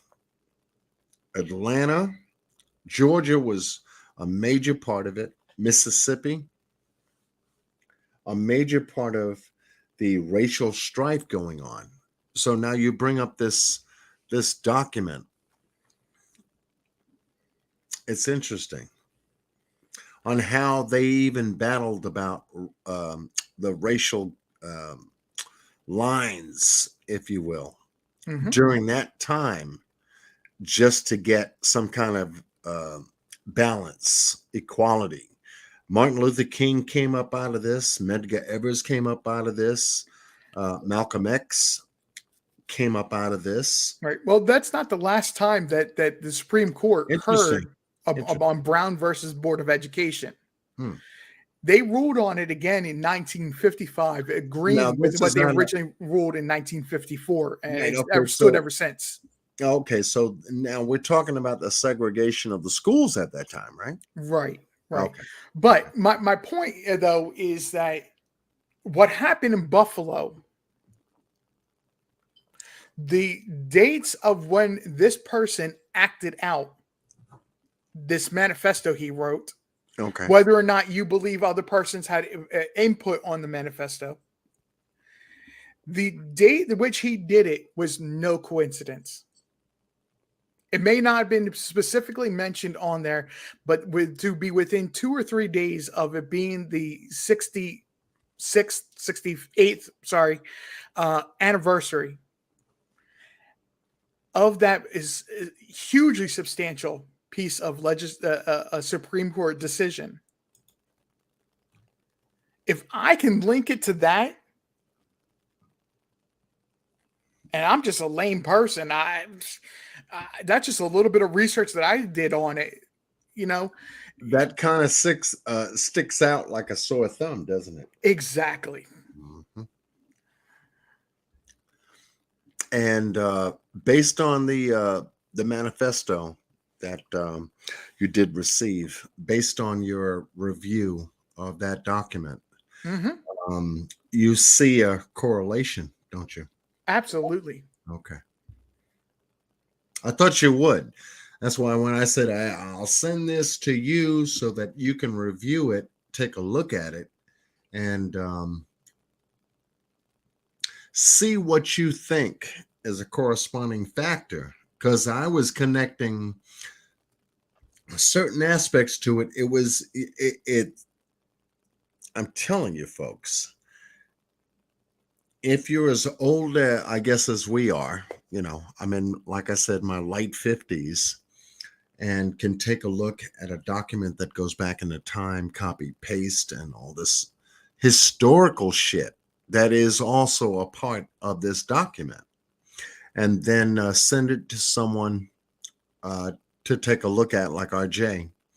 And he said, "Oh, well, shit. Yeah, John. I see that.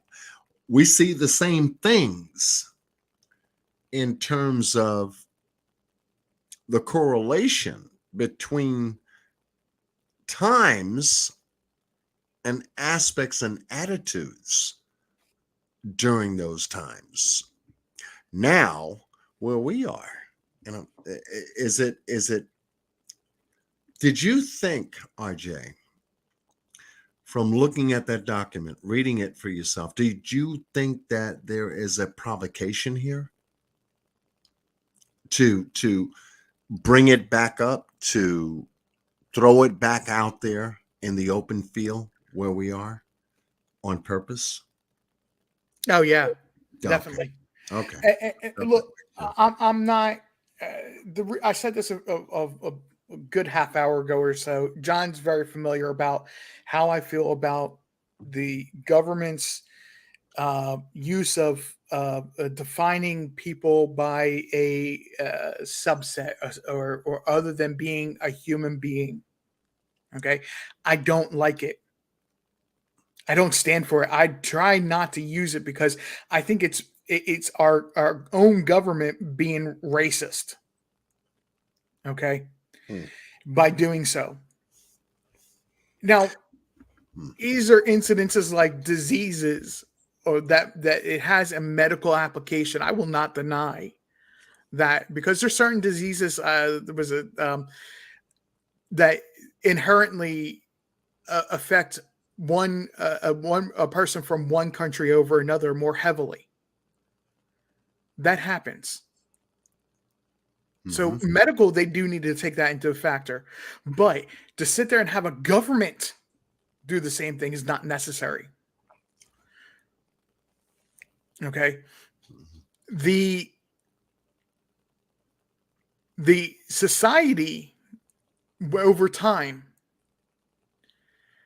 and you've seen this happening within the past 5 years, 10 years, I'll even go back, where persons of a nationality are segregating themselves to neighborhoods.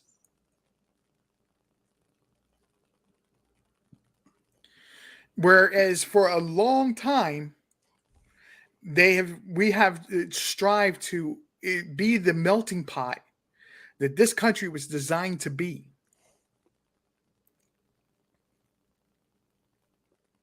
It's reversing itself.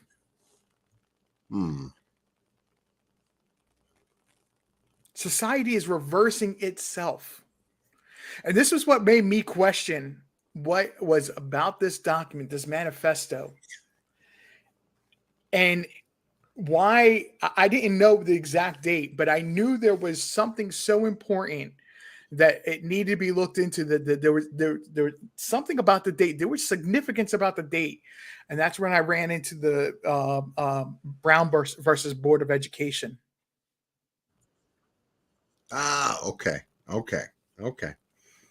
Because that made a lot of sense to me when you brought it up, because when you get down to a specific segment of the document, it does take you back into time, from a present value, for lack of a better word, the killer's point of view. This is what I'm going to do. This is how I'm going to do it, what time I'm going to do it, and all this other stuff. Then it breaks, I think the document is segmented, if you will, into certain portions. It is not like a book you read, something from beginning to end kind of thing. If most of you, would think that way, it's more, here's what I have to say. And then there's a separate portion that will take you back into time. And that time scope takes you back into people, places, dates, events, situations that the public has no idea about. Private organizations, secret societies, quiet meetings, all this stuff, whether you can call it Trilateral Commission or the Bilderberg Group or anything in the hierarchies of the elite, is where this document takes you, and then goes into a deep aspect of a particular race that seems to be running the whole globe and the country and all this other stuff. That's where this document takes you. And for this mindset, this ideology to be captured by an 18-year-old, whether he knew it or not, he screwed himself into big time, into believing in a document that is, we can go way back into time, Trilateral Commission, Bilderberg Group, royal family, current banking systems and people with those systems, Bill Gates and Microsoft, all this stuff. He kind of screwed himself because he believed in something that's, I guess, this document told him about. Whoever put it together, because damned if he did. And even if he did, this is all copy and paste after that. Because there's no freaking way before his birth, I would believe, that he could understand the magnitude of what else was in that document. I don't know, RJ. You tell me. Well, to be honest, after reading the document, and I stated to you in email when I replied to you saying, I'm ready to go ahead and go live with you anytime on this, that I actually had to read it twice because my mind wasn't comprehending it the first time. Yeah, it grabs you. Far different the second time. Oh, yeah. When you read it again, it's like, okay, now you can get more in depth with what this guy was thinking. So I understand.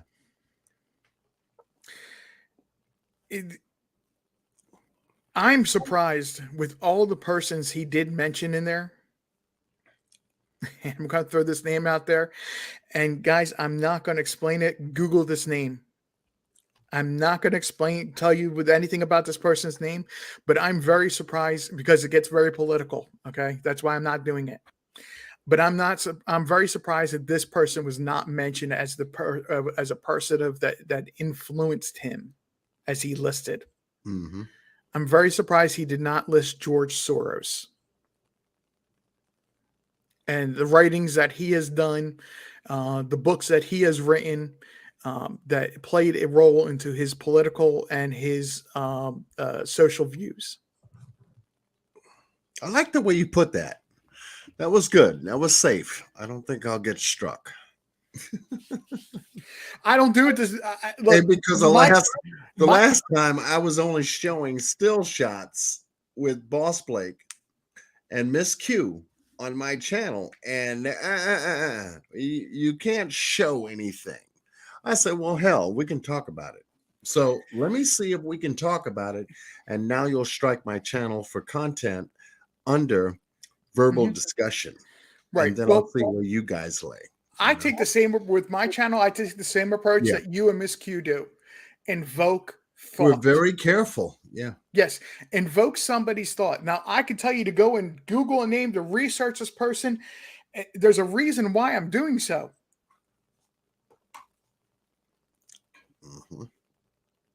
But I can't tell you why it is. It was a very good way that you put that. Thank you.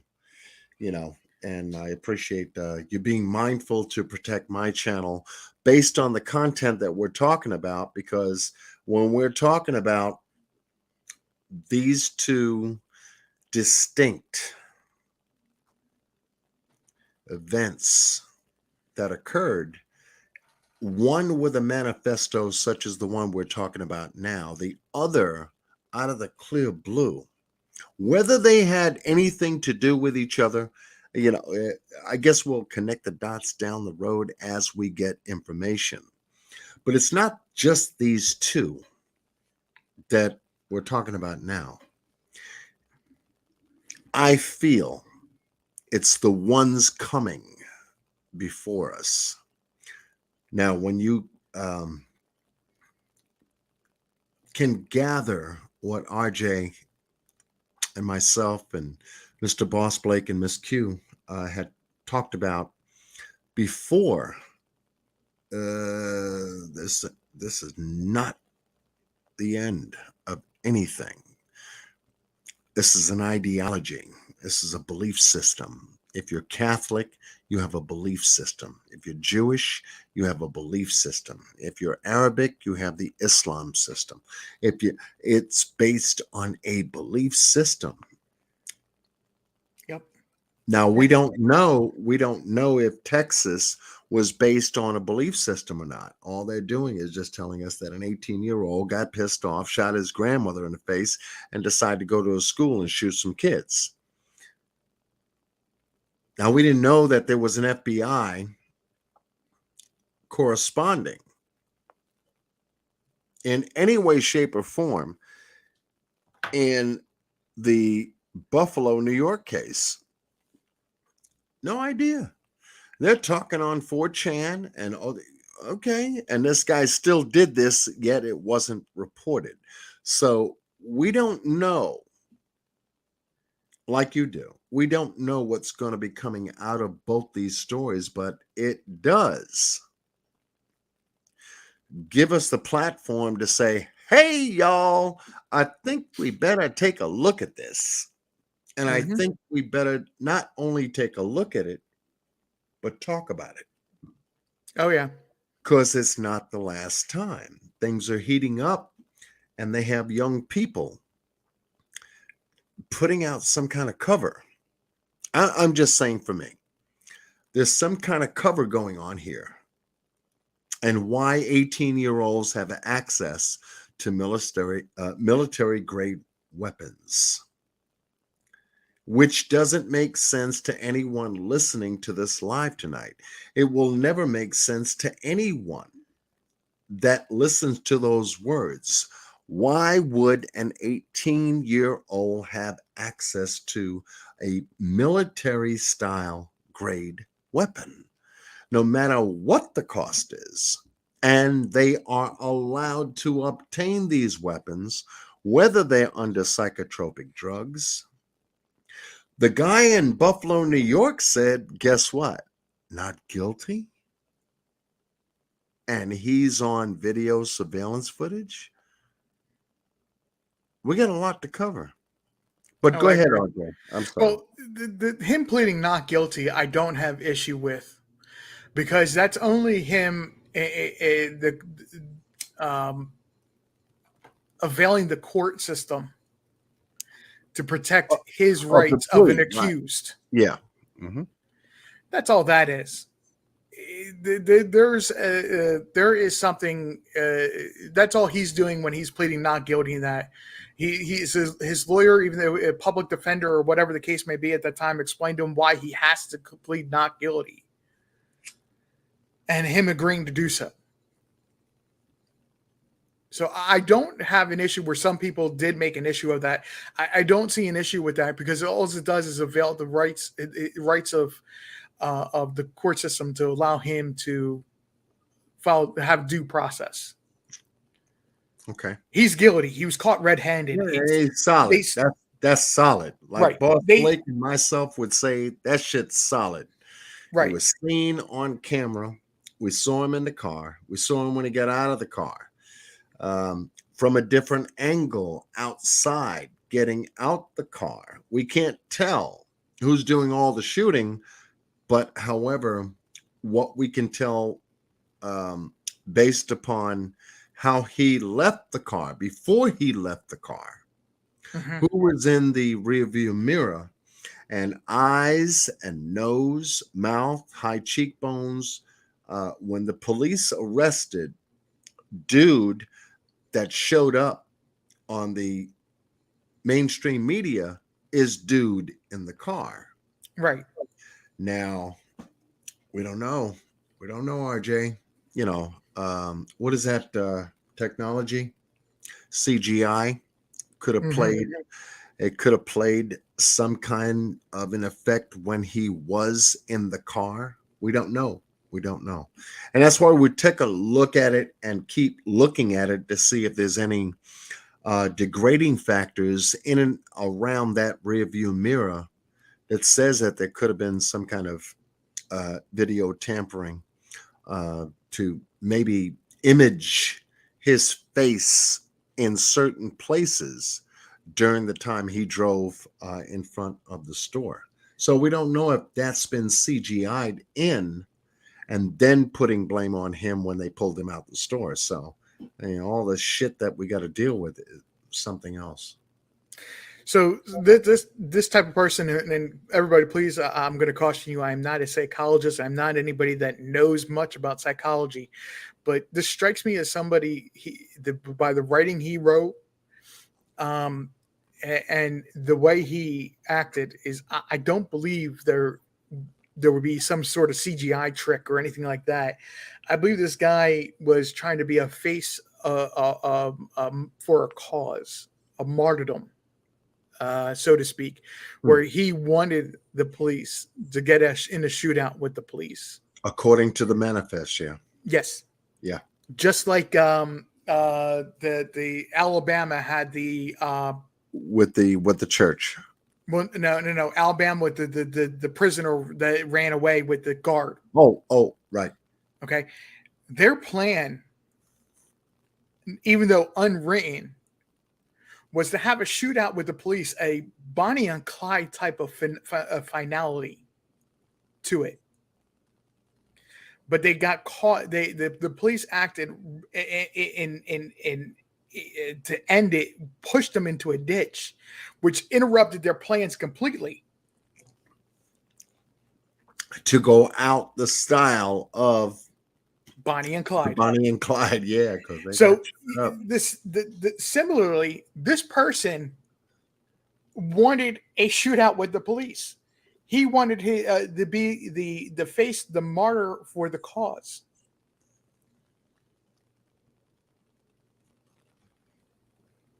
Yeah. Which reminded me of similar thoughts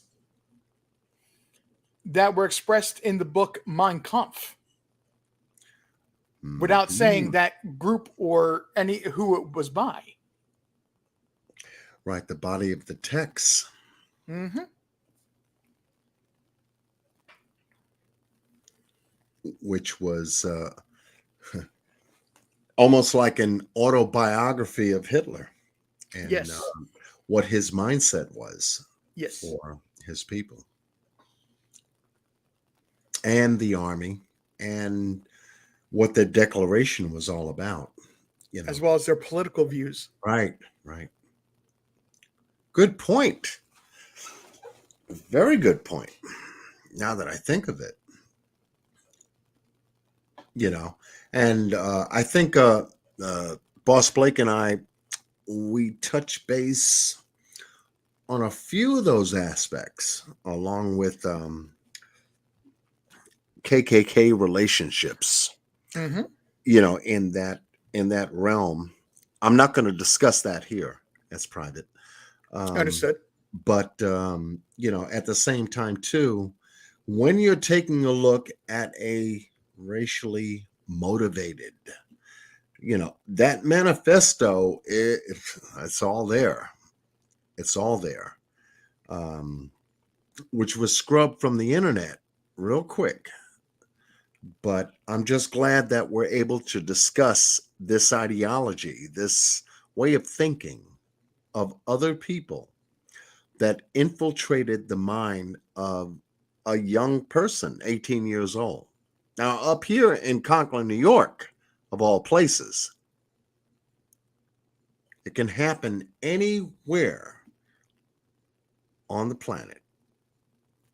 And the exchange of information over the internet is what they're concerned about. So we may be looking at something coming up somewhere this year or next year as to more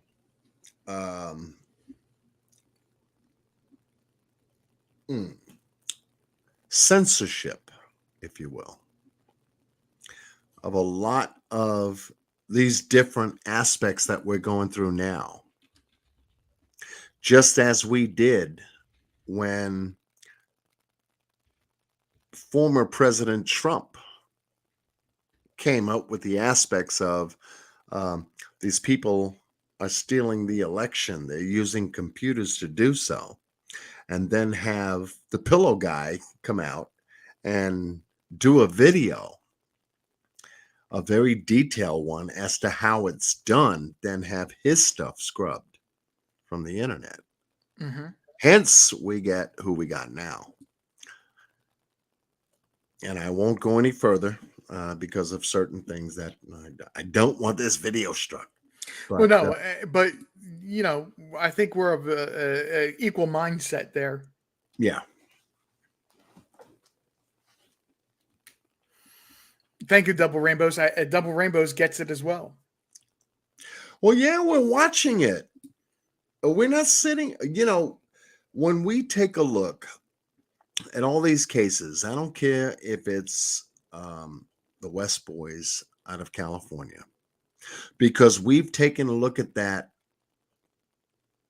11 months. Summer Wells, we've taken a look at that 11 months. We've taken a look at the Cash Gernon case. We've taken a look at the Daniel Robinson case. We've taken a look at the Kanika Jenkins case. Mm-hmm. All these different cases, whether you're missing persons, this is the first, I guess, on my channel that I'm covering a live shooting case where people lost their lives due to a shooting event. Now, the last time I did that was Micaiah Bryant, where the police officer arrives and they come into a confrontation with a number of people that were outside the home at that time. She wielded a knife at two of the people that confronted her, agitated her, and Daddy was there at the site on premise and did not stop her in any way, shape, or form from attacking an unarmed female. Matter of fact, two unarmed females with a knife, and when the cops got there and they saw what was going on because the confrontation was unfolding, he had no choice but to shoot her from behind 4 times at close range, under 10 feet from where he was positioned. And the cops are trying to blame an illegal shooting by police. But when you take a look at the situation, it's hard. It's hard. But with Daddy even being there, he could have prevented. That's why I said if the door to the school wasn't open, it could have prevented the shooter from entering.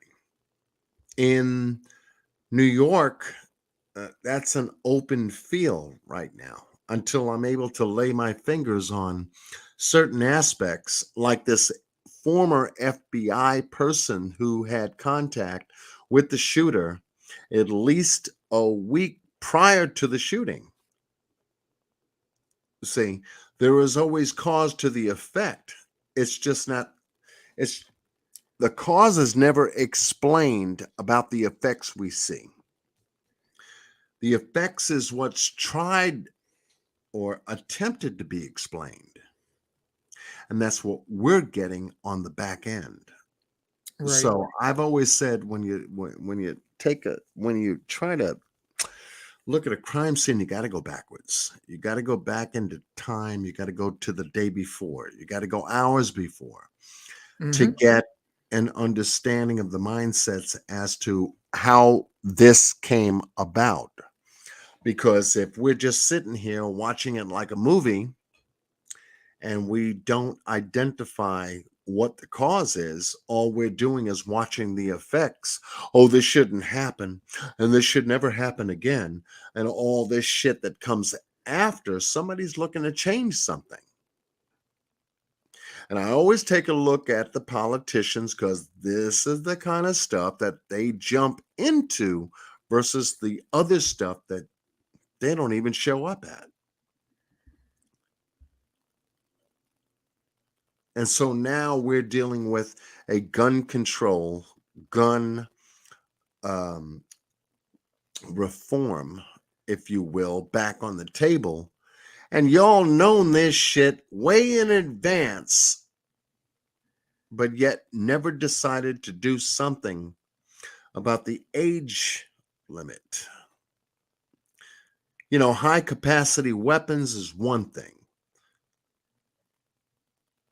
But if you don't know who's getting these high capacity weapons, because I always question that, well, why don't they put an age limit on that? Well, I guess they'll sort it out. They'll sort it out. Now you get what happened. Columbine was one thing. Sandy Hook was another. I put the two together and I came up in my book. I'm writing shit down. Age groups, weapons, munitions, affordability. What age group should be where? In school, high school, or college. when you can delineate from what happened back in the Obama administration now into the Biden administration, where we didn't even have no shootings during the Trump administration, well, it kind of bends me around the corner to say, yo, it looks like some people want to change something now that they have the power to do so. Well, when you're talking And they about always show up. They always show up. And like you said earlier, not to get political, but when you can tie the two together and they show up together, you got to put the story together. right. I'm And with you. that was my point when I emailed you about this as well, because I mentioned I fear that this is a conversation where you have to bring politics up, and it's something that somebody is going to, because the manifesto derives on specific parts of it about being political ideology. Yes. Fair to say? Yep. That you have to be able to discuss it in a manner that you and I can do, and your format does, and I try to do with my format as well. Right. It's not a problem if we disagree on something. It's how we discuss it and find if we can find common ground of understanding I'm from with it. you on that. RJ, you said it right there. You said it right there. And whether it be Summer Wells or any case there about that's out there, as long as we can discuss it, we can have our different points of view. We can have our different interpretations as to aspects of what we believe. We don't know unless we're shown what to know. Mhm. But you make a very good point, Well, and that's why I have my channel the way I do, because I'm comfortable having a small chat group.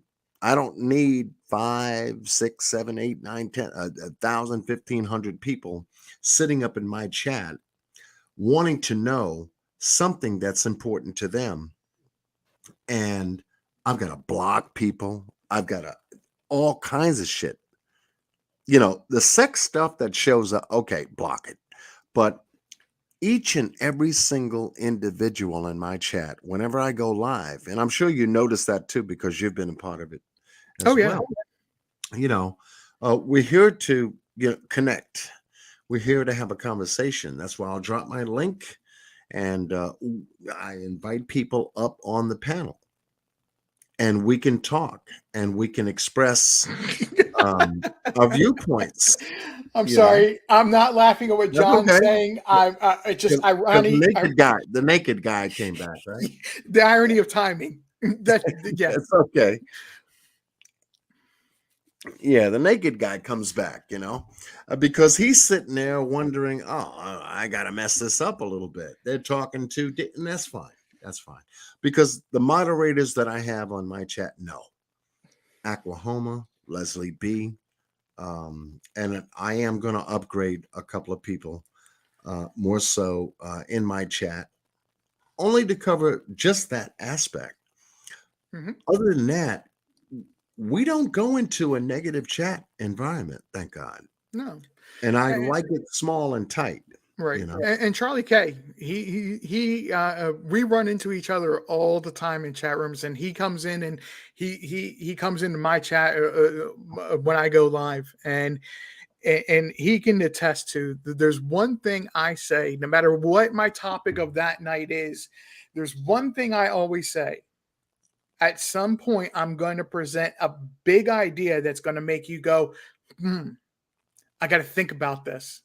Mm-hmm.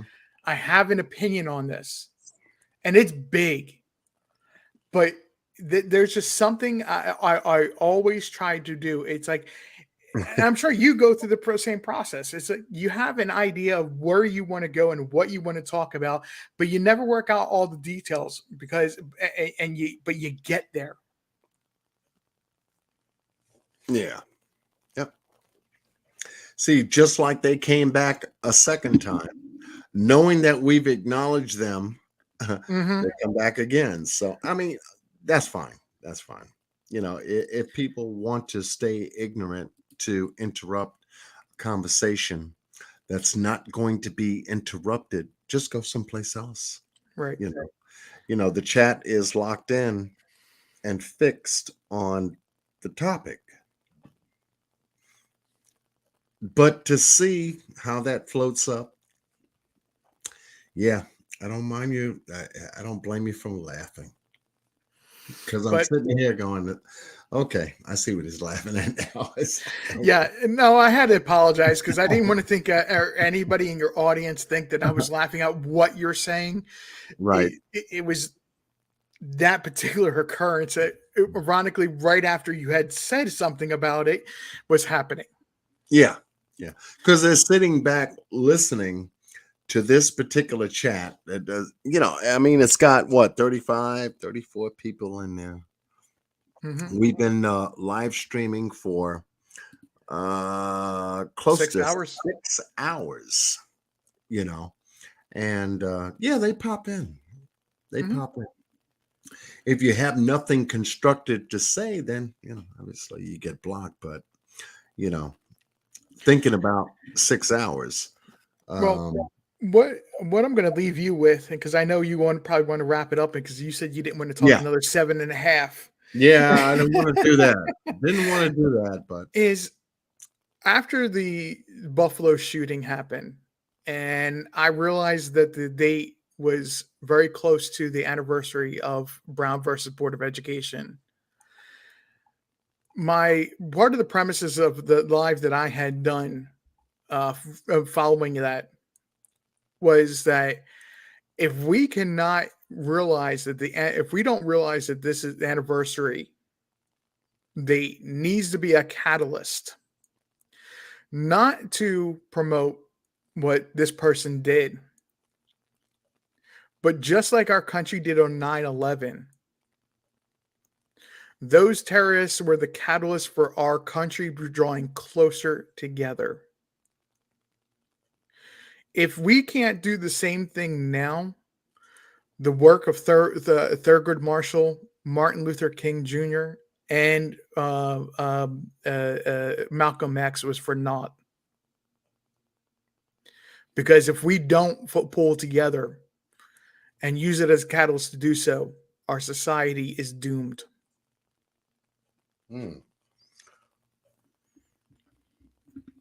Good statement. Wow. Like I said, I said that in my live when after it happened, and I wanted to leave you with that because and I'm going to go ahead and drop down so you can finish your show. Yes, well, Brother RJ, you're always welcome. You and I can cut it up, look at it. Mr. Boss Blake, much love to you for joining us here tonight. He knows, Mr. Boss Blake knows, if I'm thinking about something, I give him a call. Miss Q knows. If I'm thinking about something, I'll give her a call. And the best thing about it, RJ, I'm going to email you my number so that we can talk. Because this conversation is different. Our environment is changing. People in it are changing. If there is some kind of an outlet that can at least let us know, to a degree, I can't do it all, to let us know what our changing environment, what's happening, and where we believe it could be going. I am just so glad that I'm associated with the content creators and the people that support my channel. Miss Aquahoma, I got much love for her. Miss Leslie B. holding it down. First one here next to Oklahoma. I got much love for these ladies. Marley 13. You know, you women show up. You know, when I get off live, it's like, oh, okay. I was thinking about you, and I hope you come back on. I am not an everyday content creator. They know that. They like that too, because when I do come on, we can discuss something important. We can review something important. I appreciate every single one of them for holding me down. And I thank Miss Q because Miss Leslie B holds Miss Q down tight. Oklahoma does the same thing. Marley 13 always shows up and supports. And when you can have Miss Anna also holds it down. And I'm like, okay. It's like YouTube angels, you know, watching you and making sure that you continue to do the work that you're here to do. When you can have a good connection with another content creator or others, and it's solid, and you can have a good conversation about what we talked about tonight and get into the gist of trying to understand it, trying to, you know, make some headway out of it. Hopefully you can see what's coming from it. I got to put my hands down. I'm very blessed to know Mr. Boss Blake. I'm very blessed to know Miss Q. I'm very blessed to know Scott H.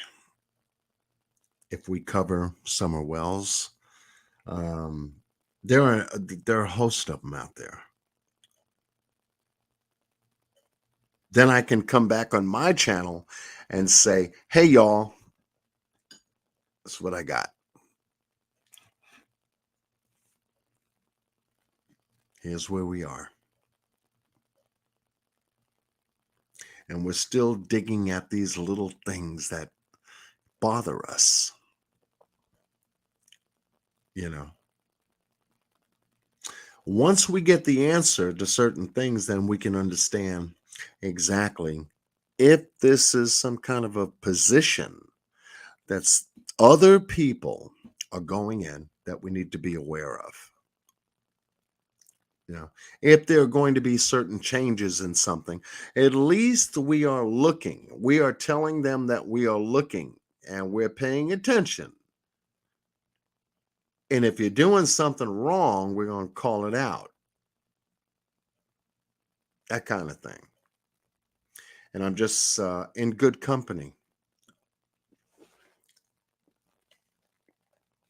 This stuff is not easy, folks. Can't sneak a test. Molly 13 says, I can't sneak a test. Okay. Turn into a whole live. I know. That was bad, but it was good. It was bad, but it was good.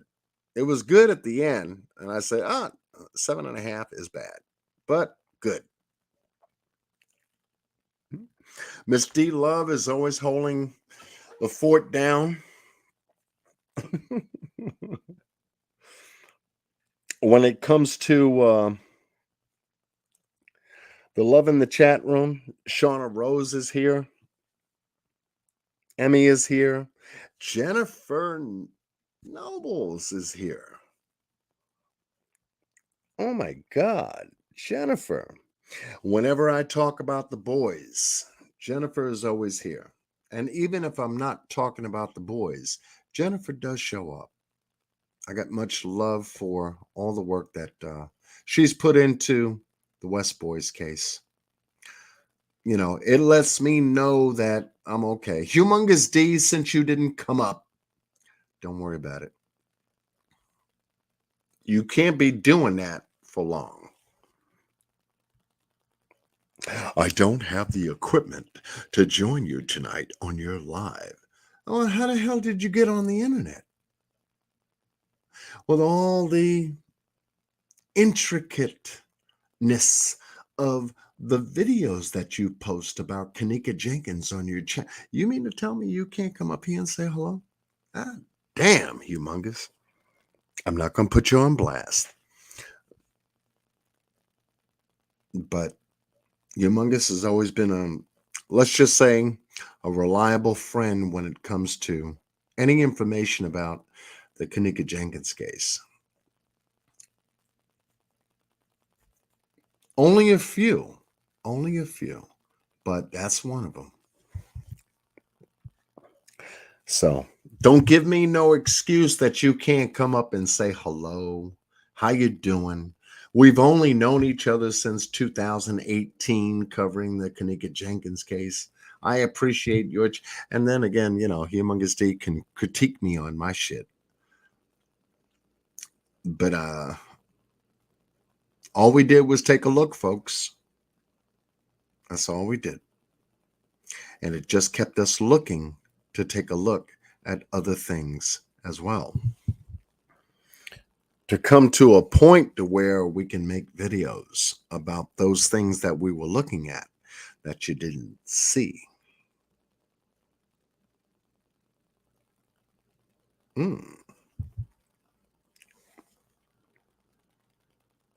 Charlie K in the house. Thank you, Charlie, for hanging out with us. I appreciate that. I mean, this long, G Chin is in the house. Emmy is in the house. If Emmy is still here. Double Rainbows, thank you for coming up and just expressing your thoughts about tonight's live. And we're going to go forward covering this case. We're looking at both these cases simultaneously. First time I've ever done that. Take a look at two cases simultaneously, and hopefully I don't have to do a third because it hurts. It really hurts to try to explain something like this. It hurts. It does. You're at a supermarket or a school,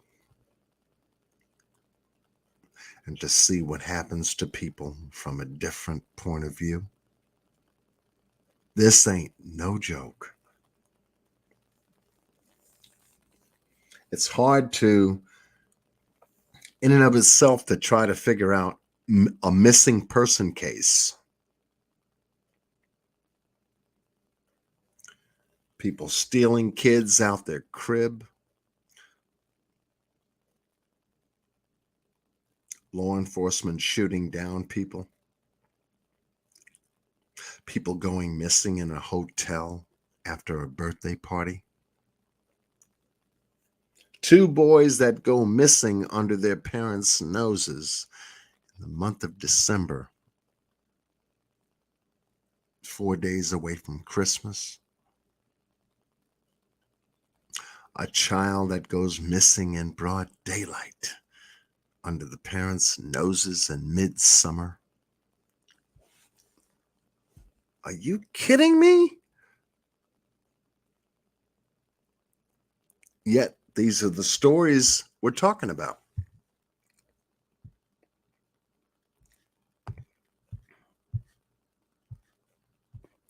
And everybody goes, how is that happening? Why is that happening? That's the hard part. But folks like RJ that comes up, Boss Blake that came up tonight, Miss Rainbow comes up, that came up. And I encourage you to hit the link. Come up. I'm not going to show your face and all this other stuff. If you need me to give you cover, say, cover me and I'll come up. That's all you need to do. Cover me and I'll come up. And you see the screen before you? I'll cover you. I can't turn my camera. I'll walk you through it. But you have a right to voice your thoughts. Voice your opinion. On my channel, you can. Ain't nobody gonna bite you. No one's gonna bite you.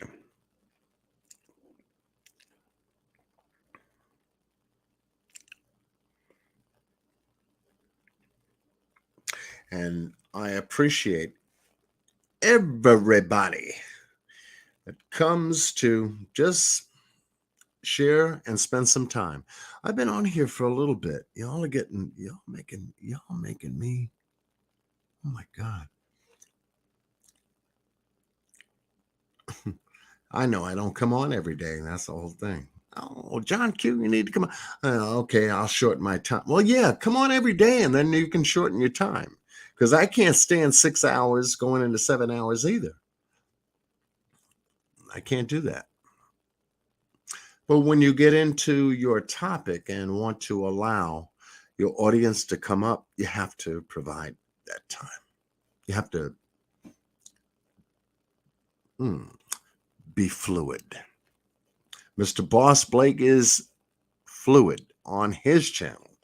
But yet, that brother don't go over 3 hours on his channel. He's good. I learn a lot from him. Yeah, get off, John. Get off. You're talking. Get off.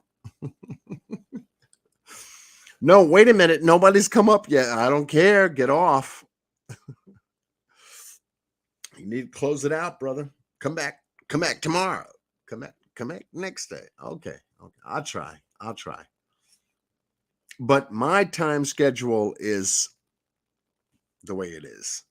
So if I spend a little bit more time, people appreciate it. I guess I'm still here. So are you. And for you guys to be in the chat room right now after tonight's live, thank you. For my moderators handling the room, thank you. Miss Oklahoma, thank you. I got your message. Miss Leslie B, thank you. I got your message. Miss Marley 13, thank you. I got your message.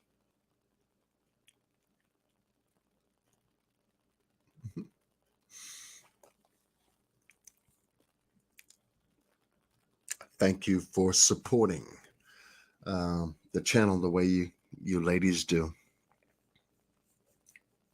Every time I come on. So I came on every day. You'd get tired of me. No. Let me go to somebody else. Something else on? Let me go to ABC, CBS, NBC, MSNBC, CNN. Maybe I can get the news from them. John Q, I heard just yesterday. But not you ladies. Miss Marley 13 says, oh man, when is he coming back on? I get an email. Just in case you go live, thought I'd shoot this your way.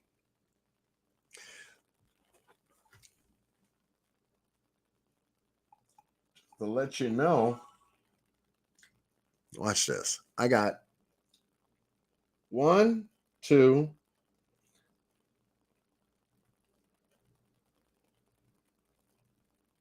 oh damn. I got 3 emails from Oklahoma. I got 1, 2, 3. 3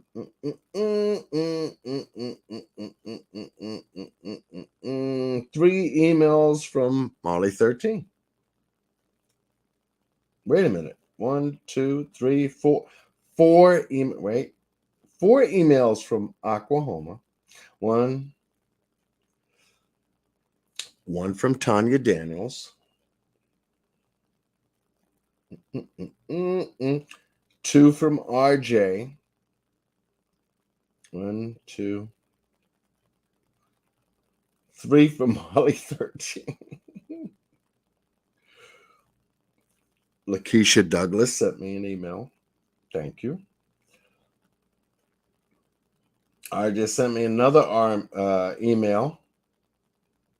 Boss Blake. Oh, shit. I won't tell him, boss. Boss Blake sent me a couple of emails and some music, too.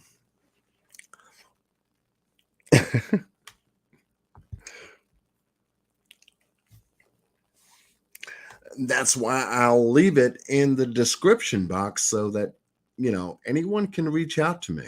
If you have something to share that I can include on the live, it all helps the live under the topic. I know I've just been popping on, so. And then you email me while I'm live, so I'll be quiet, but I'll still give you a shout out. Much love to everybody that does that.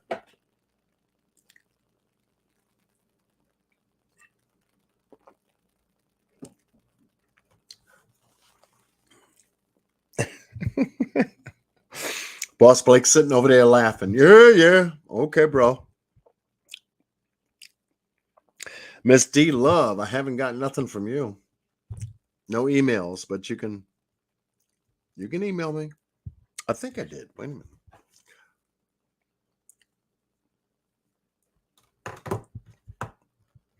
Go over here. Check it out. But yes, these cases are important to talk about. And when you have folks like the ones that I've mentioned, taking a look at them on a deeper end and get my attention to do these kinds of lives, to take you into a little bit more of a deep dive to help us understand what's not being said, then I'm glad to be of service.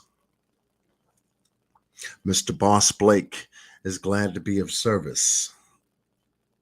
Miss Q is glad to be of service. The content creators that I mentioned is glad to be of service. The moderators in this house that show up when I go live are glad to be of service. And I can't do any of this stuff without y'all. None of it. I can get on here and blow bubbles and all this other stuff. And let me see. Let's see something. Let me just take a look at something. What did y'all do? You know what y'all did?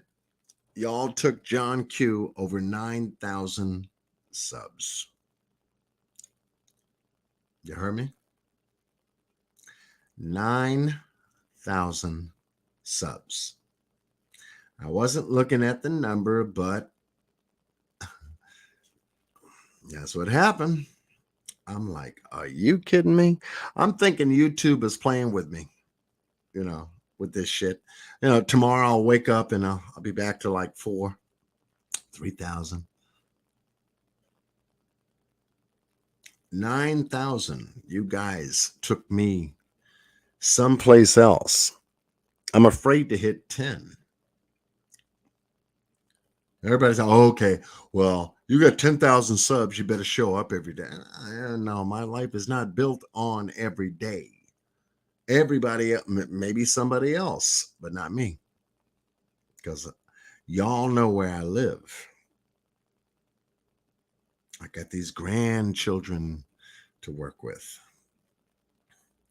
Coming out of school, getting ready for summer, getting ready for the next grade. That kind of stuff. Yeah, just family stuff. So I don't come on here every day. I know you may look for me, and I love you for that. But that's my lifestyle right now. And if I could make a living off of YouTube every single day, John Q would be on, busting loose, going past everyone in a week. I'd do 100,000.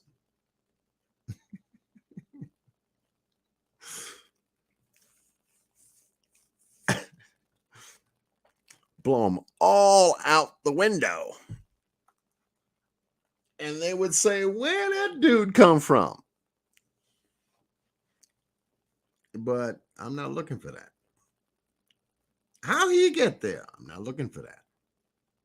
I pace myself and set my schedule accordingly. I'm looking to get back into my schedule is what I've been trying to do. But obviously, when you have grandkids and other stuff pertaining to school and life, you got to go with the pace. But I believe things are going to be lightening up. We're coming into June. There's graduations going on. Thank goodness. Things are warming up. Thank goodness. Kids are going to be out of school. Thank goodness. And then I can get back to table talk, which I miss very much. And I've been talking to a couple of people about our Sunday table talk. And Miss Q about coming back with Q squared. And when you have a shift in life, you do what you can. You do the very best you can. When you have something to say, show up. If you don't have anything to say, guess what? Chill. And if you got nothing to say important, stay the hell off YouTube.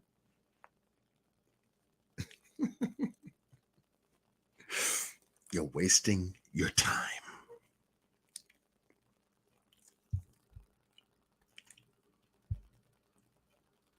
I'm serious. You're wasting your time. Thank you, Oklahoma, for saying that. You know, with good people around you, they keep you straight. And I've got some very damn good people around me. You know, they were up on panel tonight. They were on panel the last time. You know, I'm not going to waste my time with other people just talking. And they can do that anywhere. Get on the phone. On the phone. You can do that. You don't need to go live to go on the phone. Nobody can say shit about you on the phone other than the person you're talking to. Think about it. That's right, boss. That's right. And we have to love the ones that appreciate and respect us. Miss Lorraine came up tonight. I didn't expect her. You know, she hit the link. And I expect at least some of you to come up. I want to welcome you to speak, not just sit in a chat and, and stuff like that. Now, if you got noise in the background and all this stuff, I get it. And I respect you even for that. But if you can come up and share your thoughts about these stories that we're covering, yeah, come on. 1 minute, 2 minutes. Hey, John, first time here. Thank you so much. I don't like your channel. I think you're full of shit. What else did I want to say? Okay. Thank you very much for having me. Bye.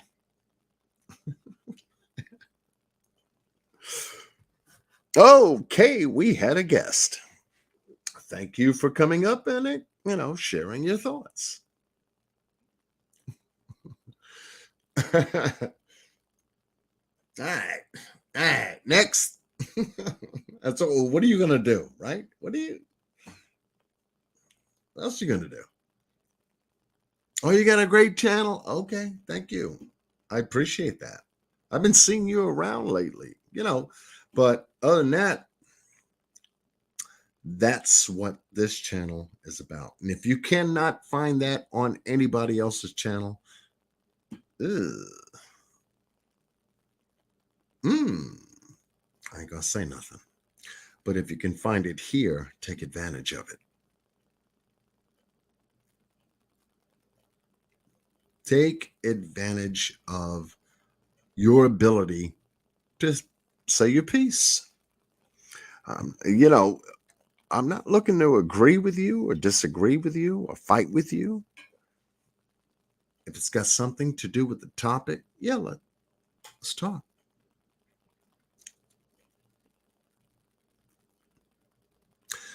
However, if it's a diversion away from the topic, then I will drop your ass through that floor quicker than you think. Hi, John Q. I just want to... It's over. You're done. Where'd they go? I don't know. It dropped off. Can you hear them? No. Are they in the chat? No.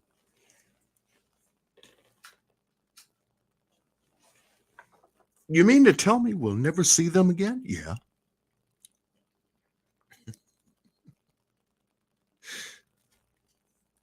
John Q don't play. Oh, hell no. He dropped you through the floor. You just keep dropping.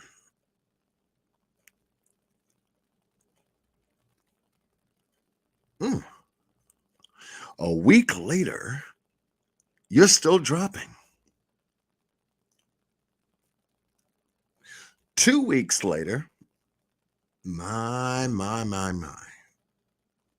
It's worse than the coyote chasing the roadrunner on the cartoon. Remember when the coyote would go off the cliff and he would drop like miles, just miles down off the cliff, and all you would see from the top of where he came on is poof, a little poof, a puff of smoke.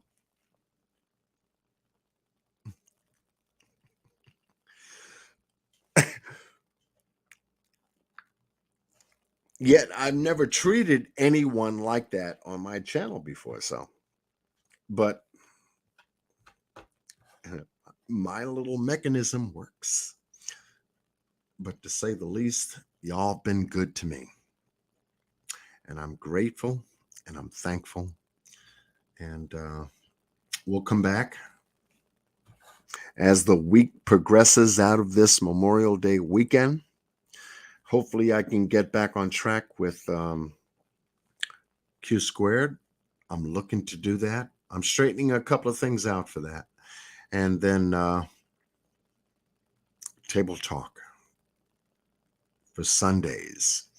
I do have a content creator that is in the wings waiting for me to give the green light. Are we going this Sunday or next Sunday?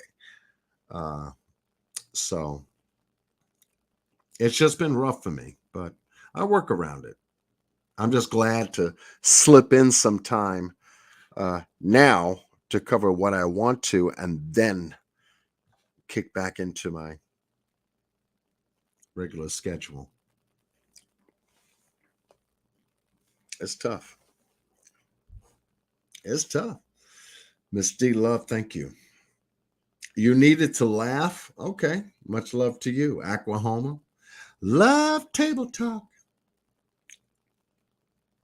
Did you see where I was telling you Aaron Salter Jr. had just got that engine cell patented? I think I've got that email, Marley. I think I saw that email when you sent it. I'll cover that. See how that falls in. But thank you to all the panel members tonight. RJ is the man. I sent him that manifest and he was like, oh shit, John. Oh my God. What did you send me, man?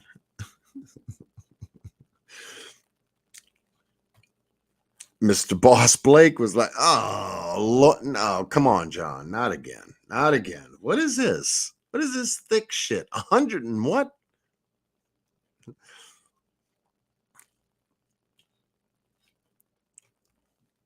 Miss Q said, you better send me that 180-page manifest. I said, I certainly will. I'm still waiting to hear back from him.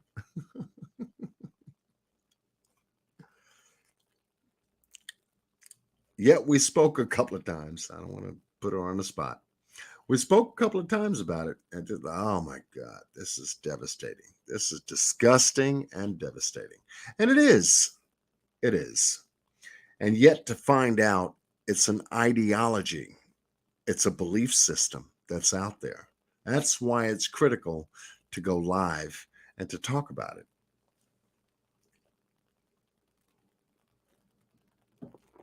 To let them know we know. And don't put that shit on our shelves. Don't put it in our face. And we will be mindful of anyone that looks like what that manifest says. Hence, awareness. Being vigilant. And you don't have to get it out of a car at a shopping mall or store and worry about some car not being parked right or an individual coming out of their car wrong and looking all kind of funny.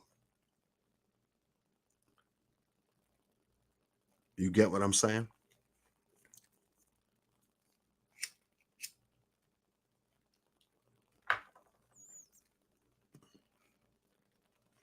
I thank you, Mr. Boss Blake, for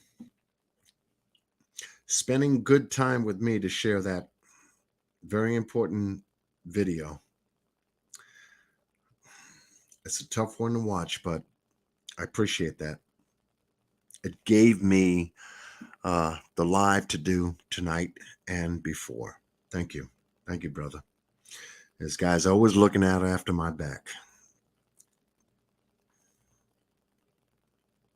Thank you, RJ, for your objectivity on that same document.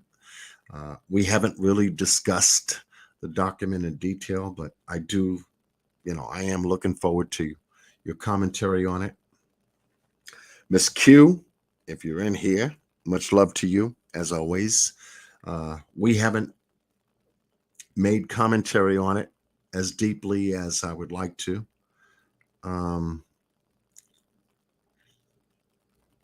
It's a very hairy subject and one to keep our eyes on. If not Memorial Day weekend, we don't hear something. Okay. Now we got to deal with the month of June and July, August, September, going back into a different season. We're approaching summer out of spring. What else do they want us to know? What laws or bills are they going to pass? Are we going to nod our head in agreement to them or oppose it?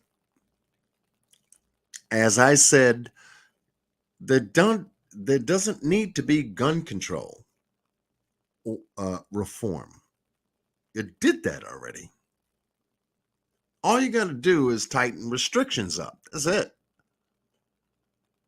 That's it.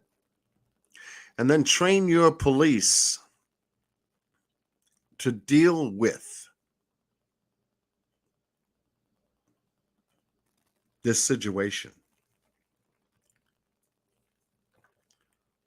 They've been sitting back so long, they've gotten soft. to deal with a situation that happened in Texas. My opinion.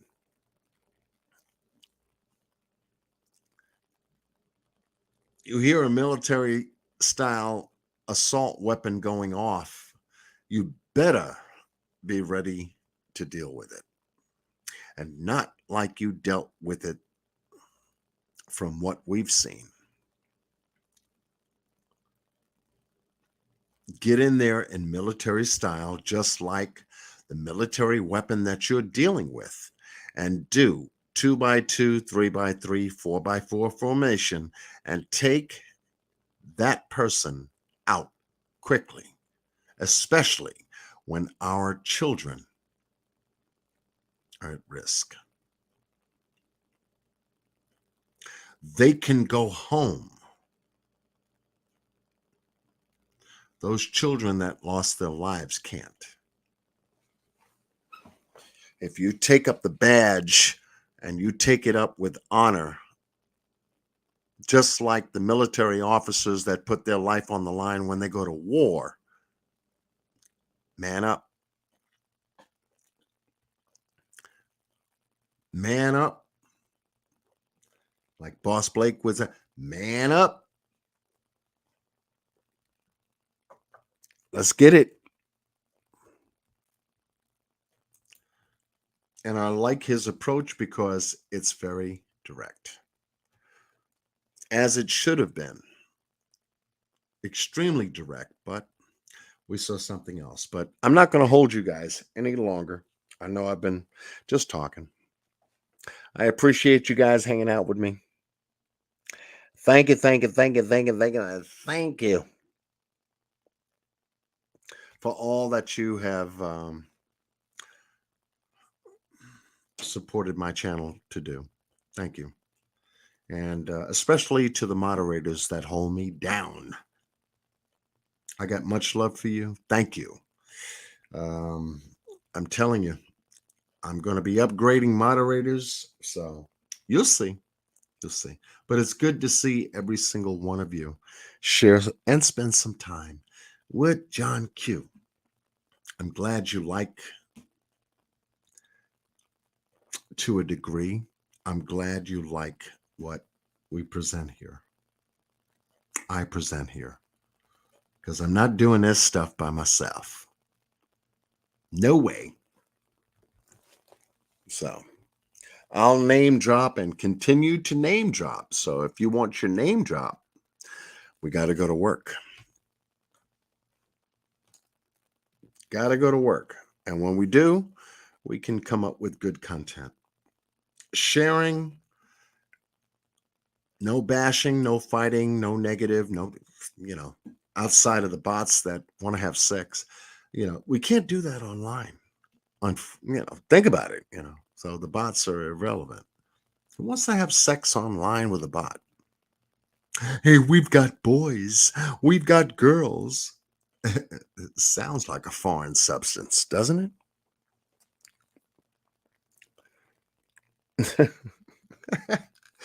The bots come in. They're selling what? Kids? Oh, my God. We're talking about this stuff. How do you come in here and do that? Jesus Christ. Give me a break.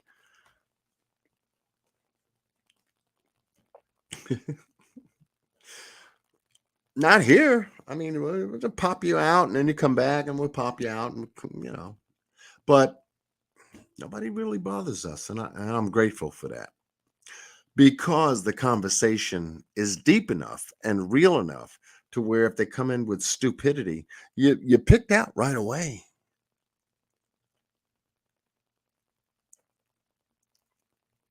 And if one of my moderators gets a hold of you, okay, well, timeout, boop, boop, boop. All I see on my screen is, okay, 1, 2, 3, 4, 5. Damn, they're good. Knocking them out. So we can have a conversation. So much love to all of you. I like 31 people in my chat. I love you.